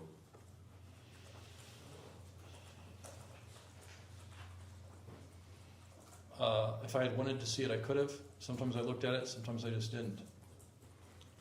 Why would you not want to know what the president is doing that day? Like the president's private schedule would be like who he was having dinner with that night, and I really. Or just the difference between the schedule that the White House posts and the actual schedule. If there were any private meetings during the day, I would know about those. Yes. It was reported that the president's schedule would often include desk time or POTUS time. Are you aware of those? Yes. And generally, what did they mean? What was meant by desk time or post time was the president would be in the Oval Office, and he had no meetings scheduled during that time, so if he wanted to read papers, he could. If he wanted to invite in members of the staff to discuss issues on his mind, he could. It was unscheduled time, so the president could do the work of the presidency without just attending meeting after meeting after meeting after meeting after meeting. And then as chief of staff, did you have any involvement in the production or editing of White House transcripts? No, not White House transcripts, no. Did you have approval of White House transcripts? No, not Can you clarify which transcript you're talking about? Like the president gives a press conference, the White House produces Yeah. a transcript of Thank it? you. No. That's what I recall, no. Were you involved in setting up cabinet meetings? Setting them up, no. The Office of Cabinet Affairs would set up those meetings, but I would participate in the preparation for those meetings and in the president's review of the topics of the cabinet meetings and the conduct of the meetings. As has been mentioned, you served in 3 different White Houses. How did the pace of cabinet meetings in the Biden White House compare to the others? I think the president found the cabinet meetings less useful. And because the thing about a cabinet meeting is you have 25, 26 people there, whatever the number is, and most of them are irrelevant to the topic you're discussing. So the question is, why should you drag the Secretary of Interior out of her office to sit there and listen to a discussion about the war in Ukraine? Or why should you drag the Secretary of Defense out of his office to sit there and listen to a discussion about the National Park Service? And so the problem is that the cabinet covers everything, and most cabinet meetings cover specific subtopics. And so I think the president found them, a waste of time for many cabinet members. And, he preferred to meet with cabinet members individually as opposed to having all of them sit in the room and have to listen to other people talk. You preferred one-on-one or one-on-two kind of Yeah, meetings? smaller meetings, yes. On the staff level, who would usually attend cabinet meetings? Well, the head of cabinet affairs and her deputy, and then the head of legislative affairs, the head of most of the major White House offices would attend. And then you said that you were involved in not necessarily the setting up, but the topics of discussion Yeah. at the cabinet meeting. What did that look like? Usually, the secretary for the cabinet would, head of cabinet affairs of the White House would propose topics to the president. The president would listen and say, that's a good topic, or the topic's going to bore most of the people there. Let's talk about this instead. And then ultimately, the president would agree on. The president would set the topics for the meeting, and then we would go over with him what questions he wanted to ask the cabinet members about those topics, and whatever briefing materials he wanted in advance of the cabinet meeting. Were the questions decided upon beforehand? Were there ever any unscripted questions? There were sometimes unscripted questions, but the president generally wanted the cabinet members to know what questions he was going to ask them so they could be prepared to answer. He didn't view it as like a stump session. He viewed it as a chance for them to report on important things they were working on. And so he wanted them to know, I'm going to ask the Secretary of Transportation about our progress on airline passengers' rights, so that the Secretary of Transportation came prepared to answer about that. Was the White House involved in coordinating the Secretary's answer? No, the Secretary would provide, whatever answer he or she deemed to be the best answer to the question. Were there ever teleprompters in cabinet meetings? Not that I know of, no. How did President Biden use note cards during these meetings to stay on He track? used either note cards or a briefing book, yes. Would it be more akin to a script, or would it be more akin to remember to call on the Attorney General? It would be more akin to a series of notes, like the next topic will be combating crime in America, call on the Attorney General, and this is the question you prepared for the Attorney General. And then there would often be close to the public parts of cabinet meetings. Is that true? Most of what I'm describing was close to the public. Okay. The public facing that we see now too, of the pool spray in the cabinet room, would be less involved than the private. Is that fair? Yes, usually there was a chance for the president to deliver remarks on whatever the issue of the day was, So if the issue in the news that morning was something that happened, the president would give brief remarks on that, and the cabinet meeting would proceed to be whatever the cabinet meeting was about. Did you ever get any concerns from cabinet secretaries regarding the scripted nature of the meetings? Not that I recall, no. Most appreciated knowing in advance what the president was going to ask them so they could be well prepared. Moving on, you mentioned the briefing books. Our understanding is that there's a briefing book and a decision book. Is that fair? Sometimes they were separate, sometimes they were the same. Okay. Would describe the briefing book first. Well, if they were separated, the briefing book would be a series of memos that brief the president about events and would not ask for a presidential decision. The decision book, when it was separated, were memos that had at the end an option for the president to make a decision. And it would be yes, no, or needs more consideration? Usually those were the options. Okay. Sometimes there would be multiple options like yes, or yes plus add $100 billion to this proposal, or cut it in half or whatever. But the options that were submitted to the president. Were those options were submitted to the president? It wasn't his doodling in, is that correct? He could doodle in, and sometimes he did. He would say, I don't want to do this, I want to do that instead, or whatever. But there were memos that were carefully prepared, usually after a meeting with the president, and after discussion with the president, and after the discussion with the staff to lay out the options before the president. If there were options presented that weren't yes, no, or needs more discussion, like you just said, yes, plus up $100 million, or no, but do this, Yeah. who decided on the qualifier? Those would come out of usually an interagency process at the White House, or had been presented to the president previously. So we might have had a meeting with the president on his child care plan and had a discussion where he might have said, hey, I think this is just too expensive, or it's not big enough, or whatever. Come back with an option that's more robust, or an option that sends more money to the states, or an option whatever. And so someone then would prepare that option that he requested. And if the briefing book and decision book were separate, the president would receive the briefing book the night before the meetings it was being briefed upon? Yes. And then was there a formal timeline of decision books, or was it on an as-needed basis, or, this is a terrible compound question and I apologize, or would it be, we need this decision today, this decision tomorrow, this decision a week from now, kind of separated? Well, it varied. Obviously, some decisions were on a timeline, some decisions were just as needed.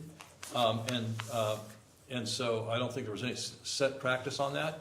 When memos were ready to go to the president, they went to the president, and the president decided. The president would take it upstairs every night and read the memos and make his decision, or say, I need more information, or I want to have another meeting on this, or I want to see these people who I haven't seen yet, or whatever his reaction was.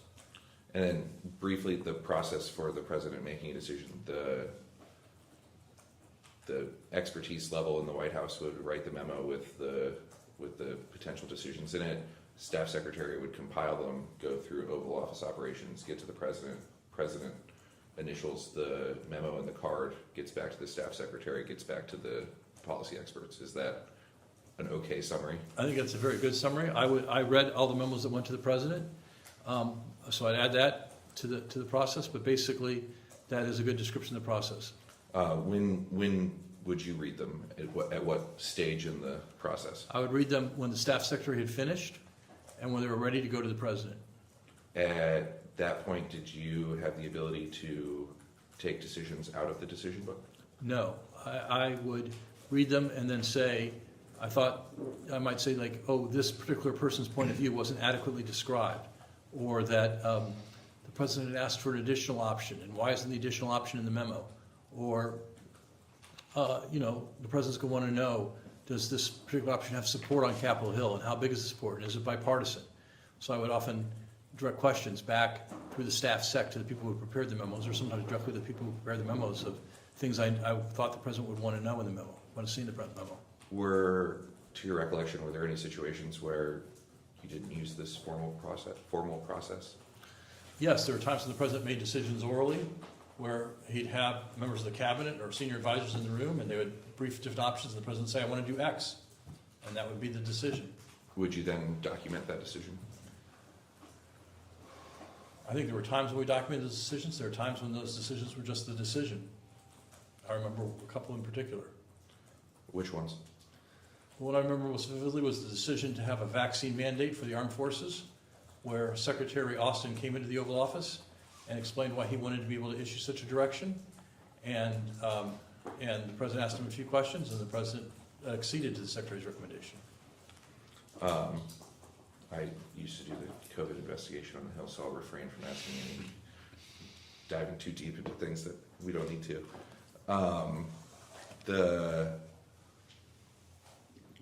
Was there, like, for lack of a better phrase, was there a way to ensure, like, the chain of evidence on the decision book? For lack of a better phrase, we used the same process that I thought prior presidents had used. The president would take the decision book with him, and he would bring the decision book back, he himself, and would hand it to either, it depended how he entered the work that day. If you think about the West Colonnade of the White House, there are a number of doors that can get him into the Oval Office. One door takes him into the outer Oval Office where his assistants work, and if he walked in that door, he would hand the book to one of them to take the memos out and distribute them to the staff secretary. Sometimes he would walk further down the colonnade and just walk straight into the Oval Office where I would be, and then he would hand me the book, and I would meet with the president and take the book and hand it to the assistants.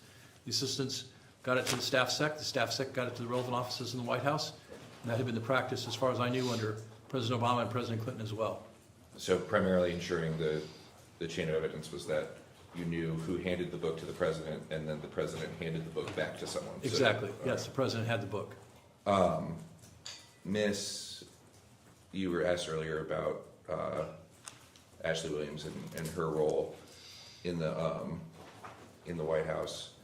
She testified that most of the time the book would go through Oval Office operations to the president. Either her, Ms. Tomasini at the time, or someone else in that office would hand the book to the president. Yes. Would there be any time where you would hand the book to the president? I don't recall any such time. So primarily through Oval Office ops would be fair.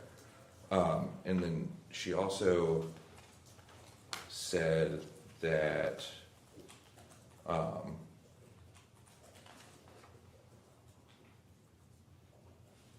that there was not, I'm quoting, I would state that there was not a formal process, and that was an answer to, was there a formal process for handing the book physically to the president? And that sometimes that they would have to hand it to resident staff in order to get to the president. Do you recall the book ever going through resident staff? Not that I recall, no.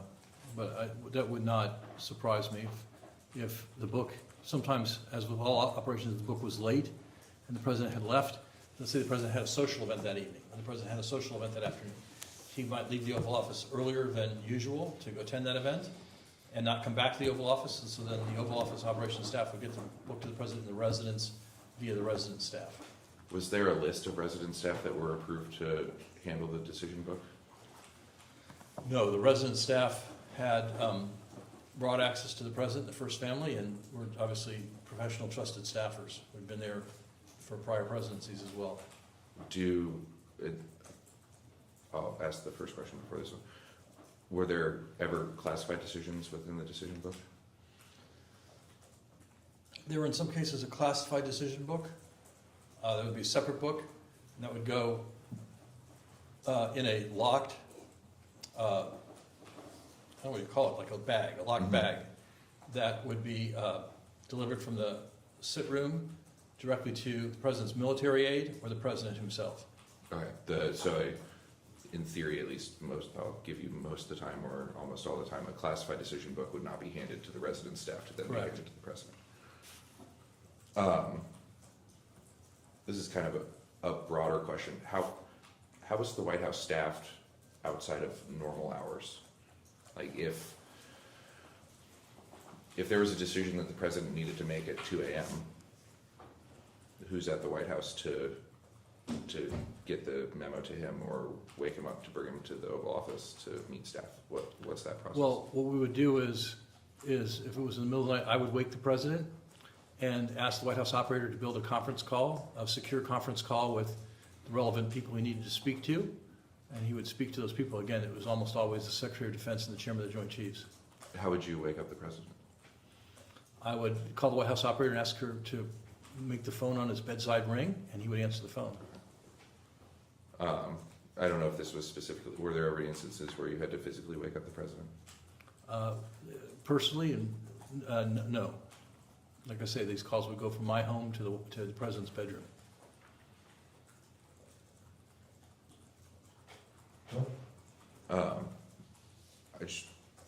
You mentioned the one decision, and I promised I wouldn't ask about it, but I'm going to ask about it. That the vaccine mandate decision for members of the military was one that did not have a documented authorization. Is that correct? As far as I know, yes. I was there when the president told Secretary Austin he accepted his recommendation. Do you recall when the secretary made that recommendation? It was shortly before final FDA approval of the vaccine, and the recommendation was once the EUA comes off and there's final approval, I want to make this a mandate. And he talked about George Washington and smallpox and how many vaccines our troops were mandated to have already, and how he thought this was important for military readiness. And the president listened and acceded to the recommendation of the secretary. Did the secretary have knowledge of when it was going to get full approval? He did not, as far as I know, but it was been reported it was coming soon. Did you know when it was going to get full approval? I did not. Again, I read media reports that it was coming soon. The timeline on that had always kind of been a subject of interest because the full approval came August 23rd, 2021, something like that. Yeah. Right. And then the DoD mandate was August 24th, and the running joke around here is you've never seen the Pentagon move that fast in your life. That's because the secretary had the decision from the president in advance of the approval. Okay. There would be a pathway for the Pentagon to mandate the vaccine without a full biologics approval. Was that ever discussed? Again, the proposal the secretary put before the president was, once the FDA approval is given, I want to mandate this. And we never discussed whether it would be possible to mandate it earlier than that. That was just his proposal. Were you a part of any discussions with the FDA regarding the biologics approval? I was not.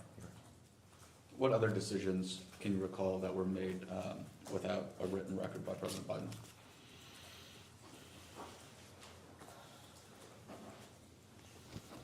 As I sit here today, I don't recall any other specific ones, but I'm sure there were others. I'm going to introduce Exhibit 7. As that's being passed around, was Mr. Zients with you when the secretary made that Yes, he recommendation?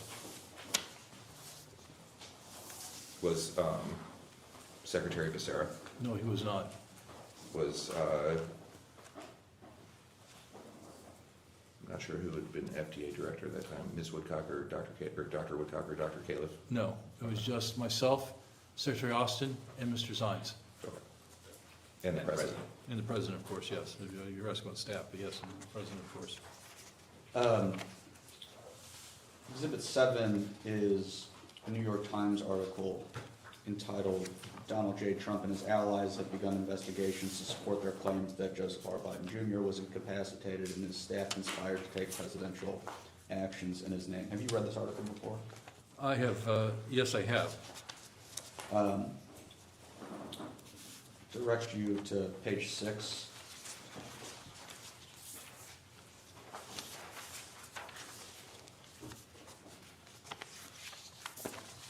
I'll read. Hey, Jake? Yes, sir. The title on the page 1 doesn't seem to match the title at the top of the header pages. Am I missing something?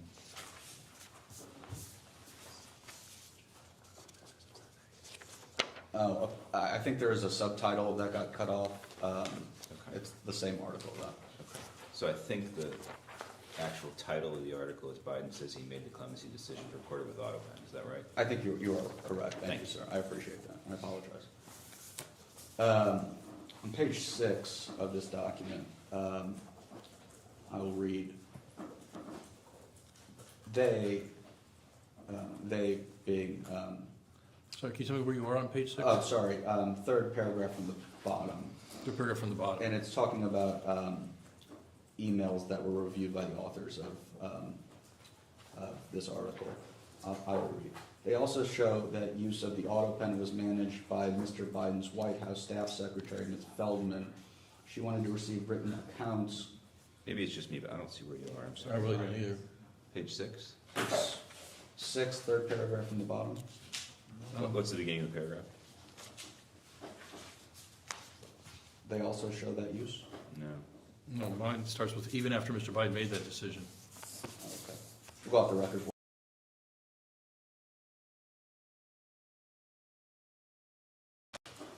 My apologies, I was looking at a different copy of the same article. On page 5, at the last paragraph at the bottom, I will read, they also show that use of the auto pen was managed by Mr. Biden's White House staff, Secretary Ms. Feldman. She wanted to receive written accounts confirming Mr. Biden's oral instructions in the meetings before having it used to produce the warrants recording the clemency actions the emails show. The aides referred to those written accounts of meetings at which Mr. Biden delivered oral decisions as blurbs. The accounts were drafted by aides to the senior advisors who had participated in the key meetings, like Mr. Biden's chief of staff, Jeffrey D. Zients, and Mr. Siskel. Stop there for now.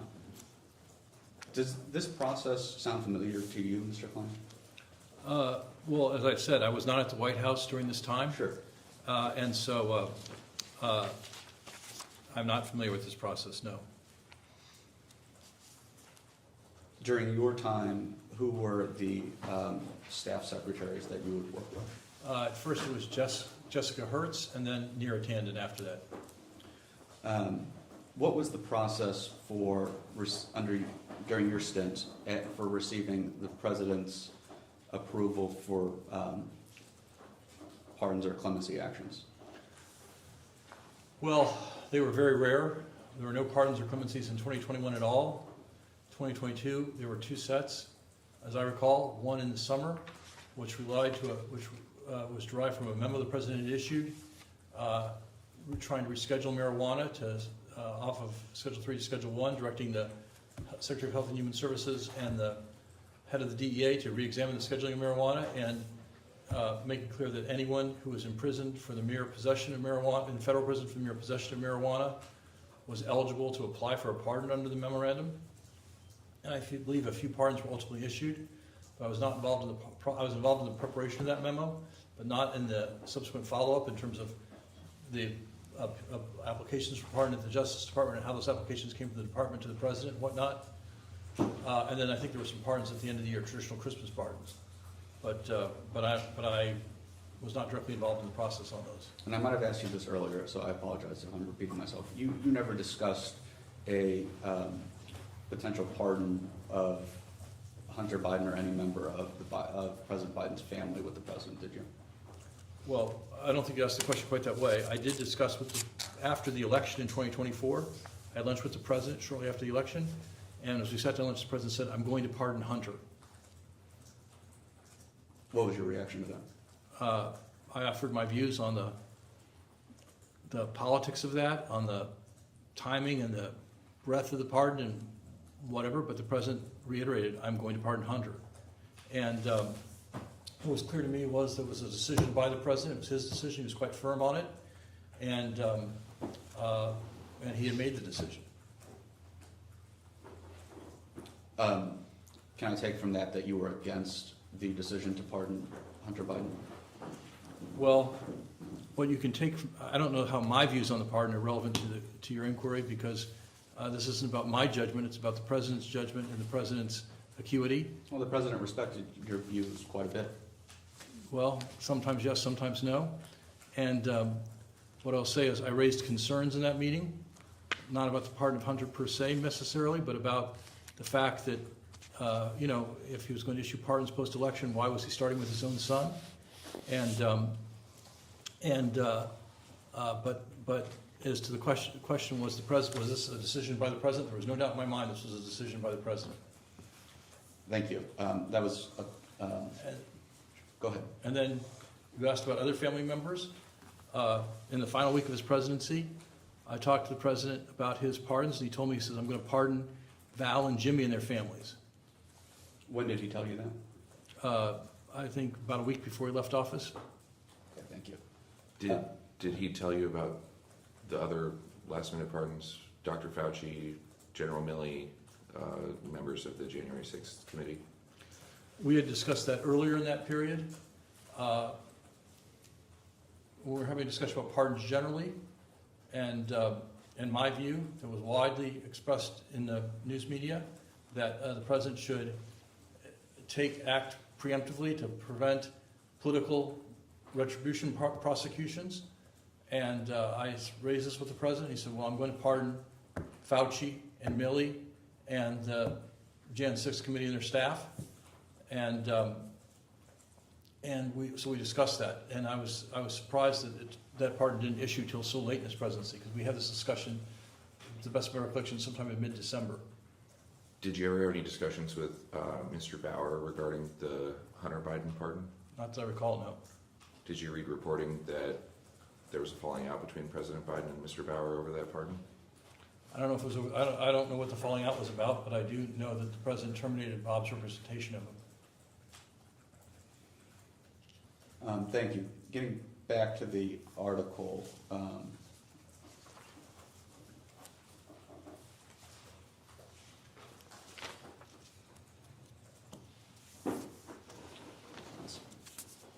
me a minute.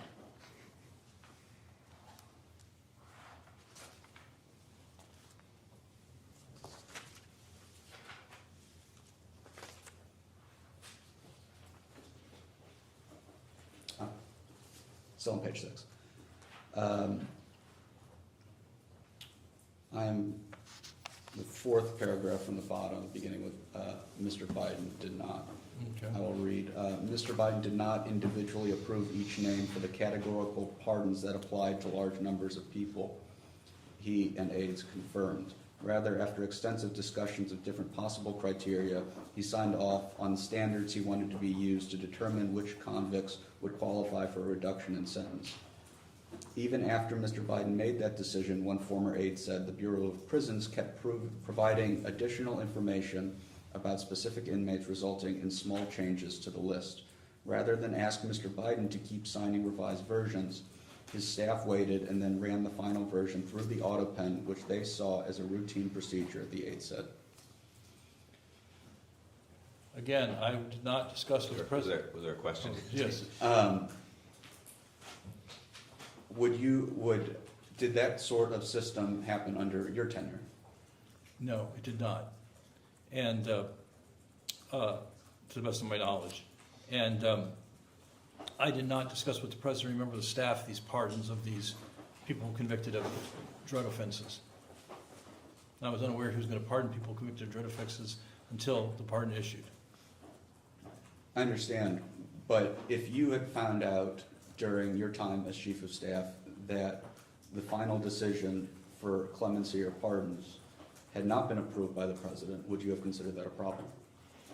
If the president had, as this seems to suggest, established a set of criteria, like I want to pardon anyone who's imprisoned for mere possession, and someone met that criteria, that's a presidential decision as far as I'm concerned. He doesn't need to know that person's name. The name was Joe Jones or Fred Smith or whatever. What difference does it make? He said, I want to pardon any person in federal prison who's convicted of mere possession of a substance. That's a presidential decision. So just to be clear, if the president only gave criteria and did not approve the actual names of people who would receive pardons, you consider that appropriate? Yes, I do. Did you have concerns with some of these pardons? Well, again, my personal views on the pardons doesn't go to the question of the president's competency and whatnot, but I will say that in 2022, when the president had pardoned people for possession of marijuana, or authorized people to apply for a pardon for that, we looked at a number of these records and we found that there were actually very few people in federal prison for mere possession, and most of the people in prison had also used a gun in conjunction with a crime. Many of them were violent offenders, and so we knew that pardon wasn't going to cover that many people. And so I was surprised that the president pardoned many of these people who were violent offenders. That was going to be my next question. Some of these people in the categorical pardons, like killed FBI agents or did various violent crimes, and that surprised you that they were included? It did surprise me, yes. President Biden won his party's nomination for the 2020 election by highlighting his career as a centrist Democrat, capable of beating President Trump. But as president, he aggressively moved to the left. Do you agree with that characterization? I do not. I think the president won by uniting our party, all elements of our party, and by ultimately getting backed by a wide array of people, and including an enthusiastic endorsement from Senator Sanders. And I think he intended to run a big, I think in his policy proposals in the campaign were quite progressive. He proposed a massive investment in climate change as part of his campaign in 2020, and he proposed significant investments in social programs. So what I will say is I think virtually everything we pursued at the White House while I was there was something he had called for on the campaign trail in 2020 and had been part of his campaign.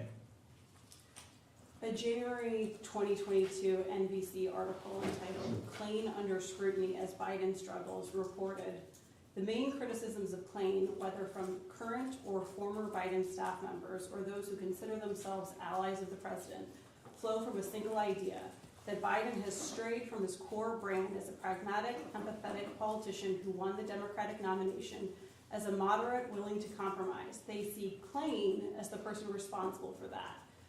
Is NBC wrong there? I believe they are. I mean, they may well have had people said that to them. I think that observation is incorrect. Were you not a critical conduit for the Biden White House with progressives? I did communicate with progressives. The Progressive Caucus at that time was the largest caucus in the Congress. It was the largest caucus in the Congress, and so I thought if you wanted to pass the president's agenda, you needed the support of the largest congressional caucus. That was, I thought, a very pragmatic approach. Were you behind the push to hire Ms. Tandon to the White House?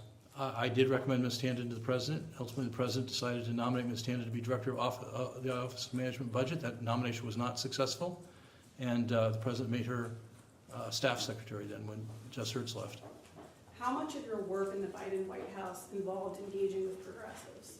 It was a part of my work. It was also part of my work to engage with Senator McConnell and Republicans in the Senate and moderate Democrats.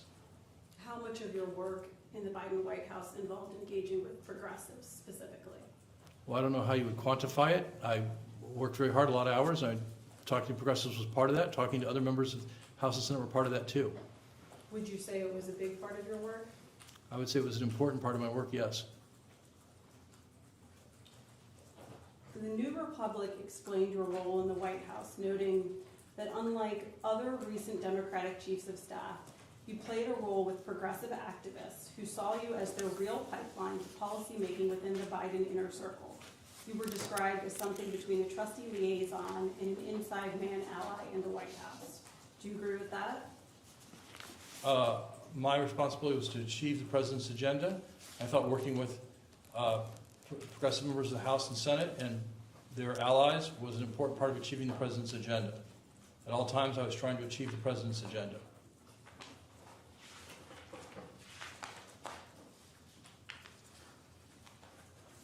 Throughout his tenure in the White House, President Biden enacted many policies that the American people would consider far to the left. Those policies and executive actions touch on the border, the COVID vaccine mandate, gender identity ideology, climate change, and social justice. Did President Biden knowingly implement these policies that were departures from the longstanding Democratic Party's policies? I'm not aware of longstanding Democratic Party policies on COVID vaccines or some of the other things you mentioned, but the president did make all those decisions and did implement all those policies, yes. Did you speak with President Biden about these policy changes? I assume so. Some of them yes, some of them no. Do you really believe he understood that after many years of telling the American people that he was a centrist, that President Biden understood he was making decisions that would move his presidency the furthest to the left of any in U.S. history? I think the president understood, and he campaigned in 2020 on the idea that the country needed bold solutions. He used that phrase himself repeatedly. He had an agenda that he called Build Back Better. It was something he designed. I was not involved in that. And the idea was obviously not just to simply restore our policy to where we were before the pandemic, but to take it in new directions. And that was what he ran on. And when he won, we tried to get that passed by the Congress. questions because many Americans, given their own observations of President Biden's cognitive decline, wonder who really made these decisions. Thank you. The president made the decisions.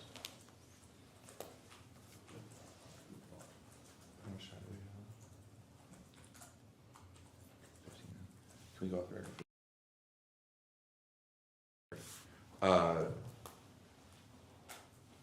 Mr. Klain, I'm going to ask a broad question that's yes or no right now, and then we can dive into details if there are any yeses. And it's between 2019 and present, have you had any communications, meaning in-person calls, texts, anything, with the following list of people regarding President Biden's ability to be president of the United States? I'm cutting out health and age because I'm sure we've run into, we talked about a cough drop or something. So ability to be president of the United States. First Lady Biden, No. Hunter Biden, No. Ashley Biden, No. Naomi Biden, Not that I recall, no. Valerie Biden Owens, Not that I recall, no. Vice President Harris, No. Second Gentleman Emhoff, Not that I recall, no. President Obama, No. President Clinton, No. Secretary Clinton, Yes. Mr. Zients,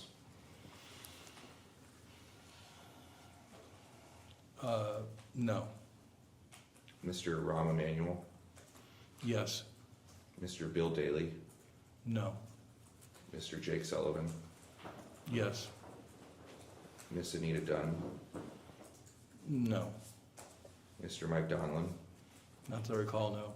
Mr. Bruce Reed, Not that I recall, no. Mr. Steve Ricchetti, I would have discussed with Steve the political fallout of the debate, but Steve did not express to me the view that he thought the president was incapable of being president. Miss O'Malley Dillon, Same answer for Ms. O'Malley Dillon. Mr. Bernal, No, not that I recall. Miss Tomasini, No, not that I recall. Miss Tandon, Same answer I gave for Mr. Ricchetti and Ms. O'Malley Dillon. Miss Ashley Williams, No. Dr. O'Connor, No. Miss Bedingfield, Not that I recall, no. Miss Saki, Same answer I would give for, that I gave previously, that I would have discussed with Jen the political ramifications of the debate, but not a view by herself or myself that the president was incapable of governing. Mr. David Axelrod, Similar answer. I had a spicy conversation with Mr. Axelrod after he was quoted in the New York Times saying the president should step aside. Miss Jean-Pierre, Not that I recall, no. Speaker Emerita Pelosi, No. Senator Schumer, No. Leader Jeffries. No. I think I've asked this 1,000 different ways, but any other sitting senator, No. any other sitting member of Congress other than the ones that we've already discussed? None beyond the ones we've already discussed. And then what about any member of the cabinet? No. You said yes to Secretary Clinton. What were the nature of those conversations? Secretary Clinton was present at this event I did in Aspen, where I was, where a number of people were saying that President Biden should step aside. And afterwards, she took me aside for a conversation and said, look, he's got a big political problem. You need to find a better way to address this than you did. I said, I understand. She did not say to me she thought the president was incapable of governing. It was all about politics. But she said that, you know, the sentiment in the room was a common sentiment among donors, at least, and among politically influential people, and Biden campaign was doing an inadequate job of addressing it. And again, if I mischaracterize your testimony today, that sounds similar to how you felt at the time. That it was a political problem, not a governing problem. Yes. You said yes to Mr. Emanuel. What were the nature of those conversations? Well, one of the people who was most outspoken in that Aspen meeting about the president's age was his brother, Ari, who had been President Trump's agent. And Ari had heckled me essentially from the stage. And so I called Ron to say, what the fuck's going on with your brother? And he said, well, you know, Ari just thinks Biden should step aside. Do you think Mr. Emanuel's running for president in 2028? I don't think so in the end. I think he will head fake a lot, but I do not think in the end Rahm will run. Okay. You said yes to Jake Sullivan. What were the nature of those conversations? In the summer of 2024, after the debate, the NATO summit was here in Washington, and there was public reporting that the president's performance at the NATO summit had been uneven. So I called Jake to ask him if that was true or not. And Jake said the meeting had been a difficult one, that the allies weren't all aligned, and that the president had sometimes been effective, sometimes ineffective in getting them in line. But in the end, the president had gotten the job done. The allies had agreed on a plan for going forward on Ukraine. The allies had agreed to make more of a contribution if the U.S. pulled back, and it ended well. And the meeting was a tough one because people disagreed, not necessarily, or was there further discussion regarding President Biden's ability to conduct that meeting? We discussed Jake's view that the president had not been as effective in getting the allies to agree as he had been in the past. And part of that, I think, was just the allies were tired of the war and tired of the expense and concerned that President Trump was going to get reelected and would have a more contentious relationship with NATO, and they were pressing the president quite hard on that. Did Mr. Sullivan express to you that the lack of effectiveness from the president in that meeting had anything to do with the president's ability to conduct his job? No, he did not raise any concern about the president's ability to govern. He did raise the concern that he thought that it would be hard for the president to get reelected. Can you explain that a little bit more? That if the president wasn't more able to fluidly handle these allies, did he have the political skills to succeed in a campaign that was already in trouble at that point in time? When in 2022, when the invasion first happened, was the president able to handle the allies? He did very successfully. Got them aligned on a sanctions package very quickly, which people thought would take months to do, and it only took days.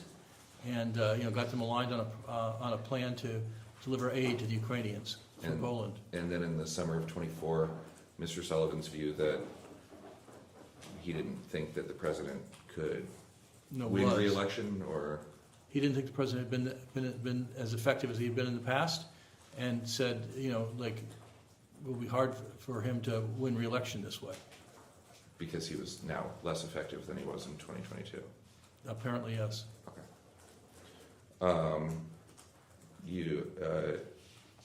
I think I know what you're referring to, but you said that you had a spicy conversation with David Axelrod after he tweeted something. I forget what he called the president, but he called him a bit of a name or something. Well, so in the 2019 campaign, David Axelrod said that Biden looked like Mr. Magoo on the debate stage. That was it. And so that started an ongoing dialogue between David and I about whether or not the president was a good candidate for president. And of course, ultimately, the president prevailed in the primaries, prevailed in the general election in 2020. And so I told David he was wrong.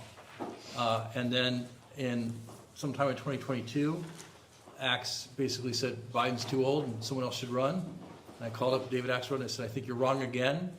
And we had a debate about it. We'll debate about it. Can I ask a version of that question? Has anyone ever communicated to you that they believe President Biden was unfit to serve as president? Has anyone ever communicated that to me? Not directly. I've certainly read, some of these things we've been talking about today, but no one has called me and said that to me personally. Has anybody ever communicated to you that they believe President Biden was in mental decline or cognitively impaired? No, not that I recall. You would draw a distinction between what Mr. Sullivan said, that if he's not very effective, it would be hard for him to win re-election, to Mr. Sullivan was not saying that he was cognitively declined. Correct. It was just a decrease in effectiveness in the intervening 2 years. Yeah. My last question is, have you, outside of your family and your counsel, have you discussed this interview with anyone else? I've discussed this interview with my employer to tell them why I would not be at work today, and why there are press accounts that I was coming to see this committee staff, but I have not discussed the answers I was going to give with anyone other than my counsel. Thank you. Go for it.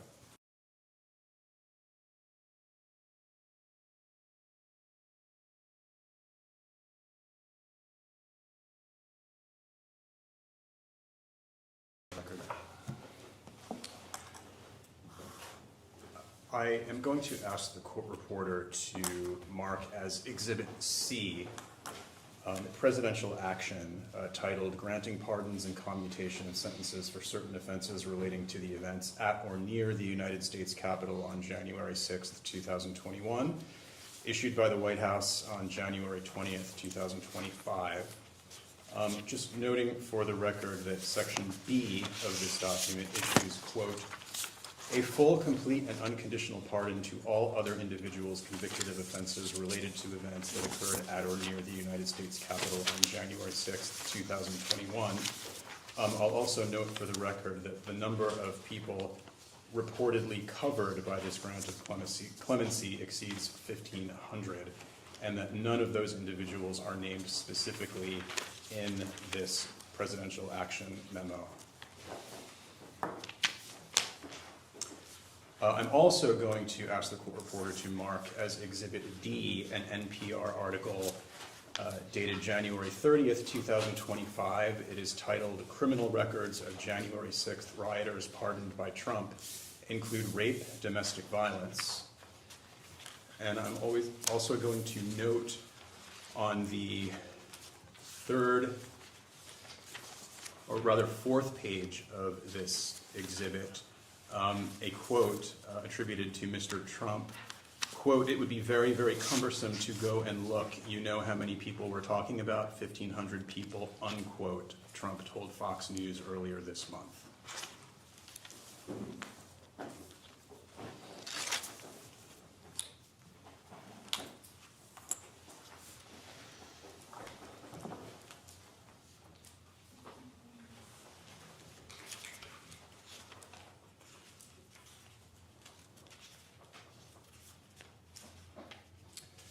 Mr. Klain, you were asked a number of questions in the previous round about the decision-making process or processes within the White House during your tenure there.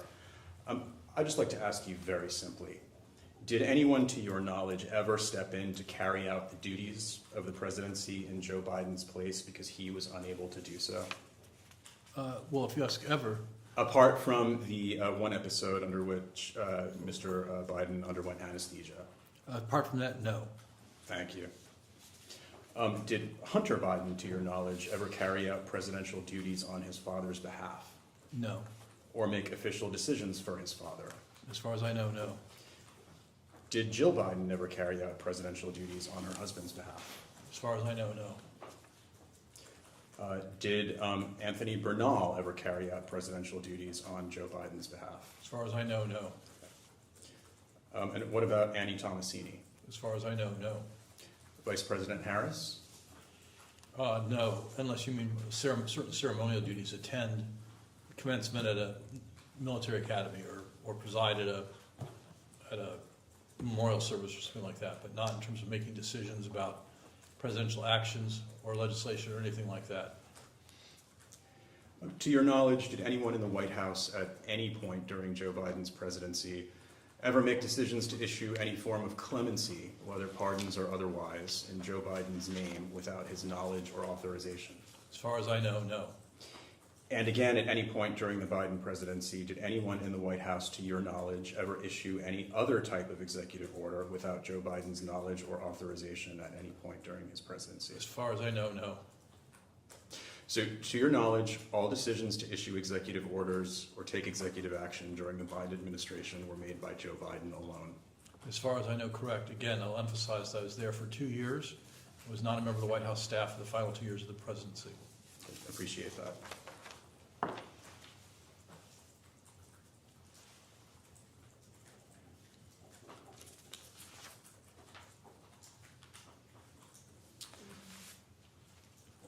I will ask the court reporter to mark as Exhibit E a June 4th, 2025 letter to you, Mr. Klain, from Chairman Comer asking for your attendance at today's transcribed interview.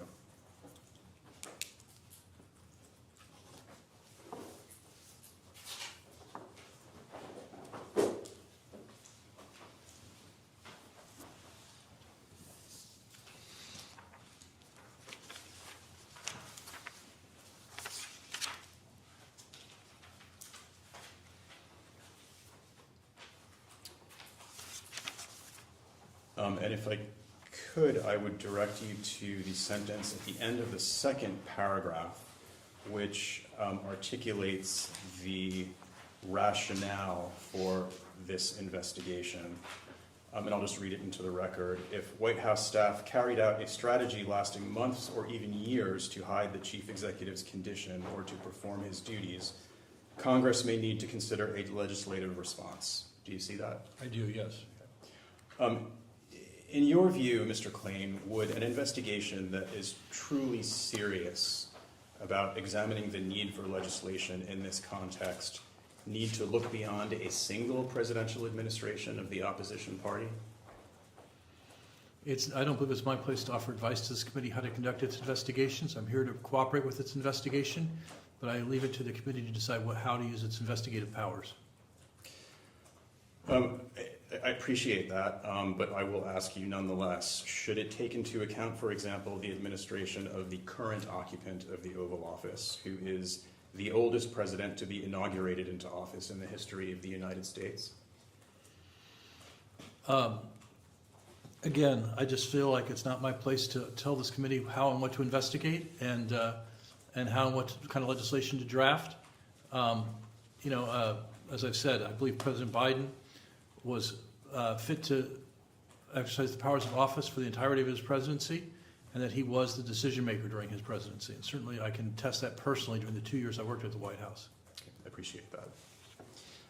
I'll ask the court reporter to mark as Exhibit F a July 16th, 2025 article from MSNBC titled, "Trump Says He Was Surprised That Jerome Powell, the Fed chair he appointed, was appointed."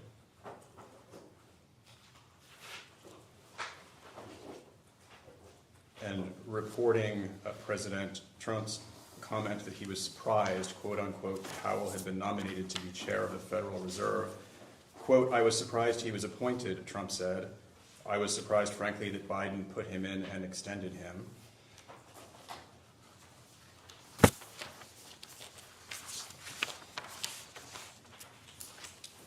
Despite the fact that Chairman Powell was President Trump's own appointee.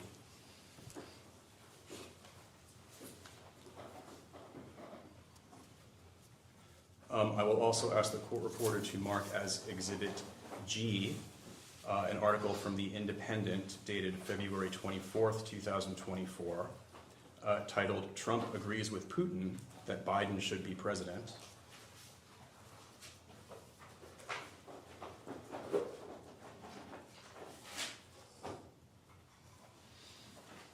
Containing a quote from President Trump, then Mr. Trump.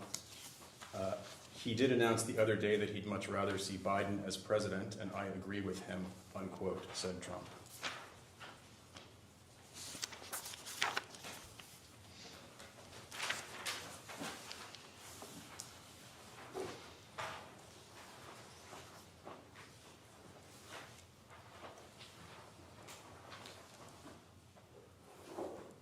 I will ask the court reporter to mark as Exhibit H an article from Forbes dated February 25th, 2024, titled, "Trump's Weekend Gaffes. Mercedes, quote unquote, for Melania, accidentally endorses Biden," and more. The top line reads, "Former President Trump appeared to refer to his wife Melania Trump as, quote unquote, Mercedes to some watching his speech at the Conservative Political Action Conference on Saturday." It also notes on the second page, "It would not be the first time Trump has confused two people, including his wife, during a deposition for the sexual abuse lawsuit brought by E. Jean Carroll. Trump misidentified the columnist as his ex-wife, Marla Maples." And I will also ask the court reporter to mark as Exhibit I a January 20th, 2024 article from the New York Times titled, "Trump Confuses Haley and Pelosi, Accusing Rival of January 6th Lapse." And reporting in the first paragraph, "Former President Donald J. Trump on Friday appeared to confuse Nikki Haley for Nancy Pelosi during a speech in New Hampshire, accusing Ms. Haley of failing to provide adequate security during the January 6th, 2021 attack at the Capitol, and connecting her to the House committee that investigated it.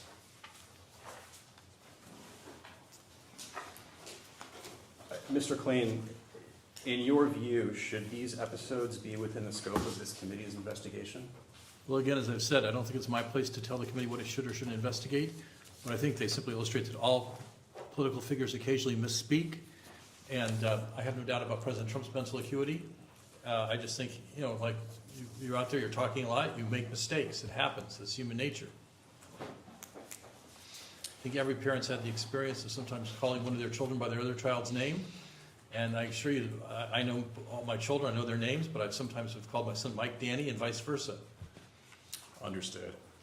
And I will ask the court reporter to mark as Exhibit J.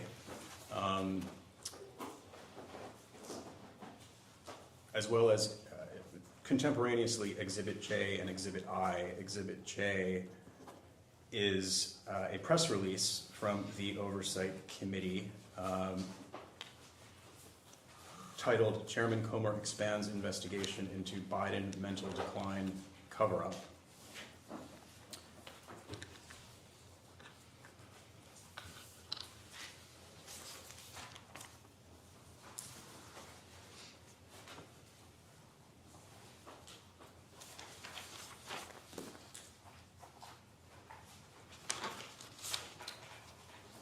As well as Exhibit I.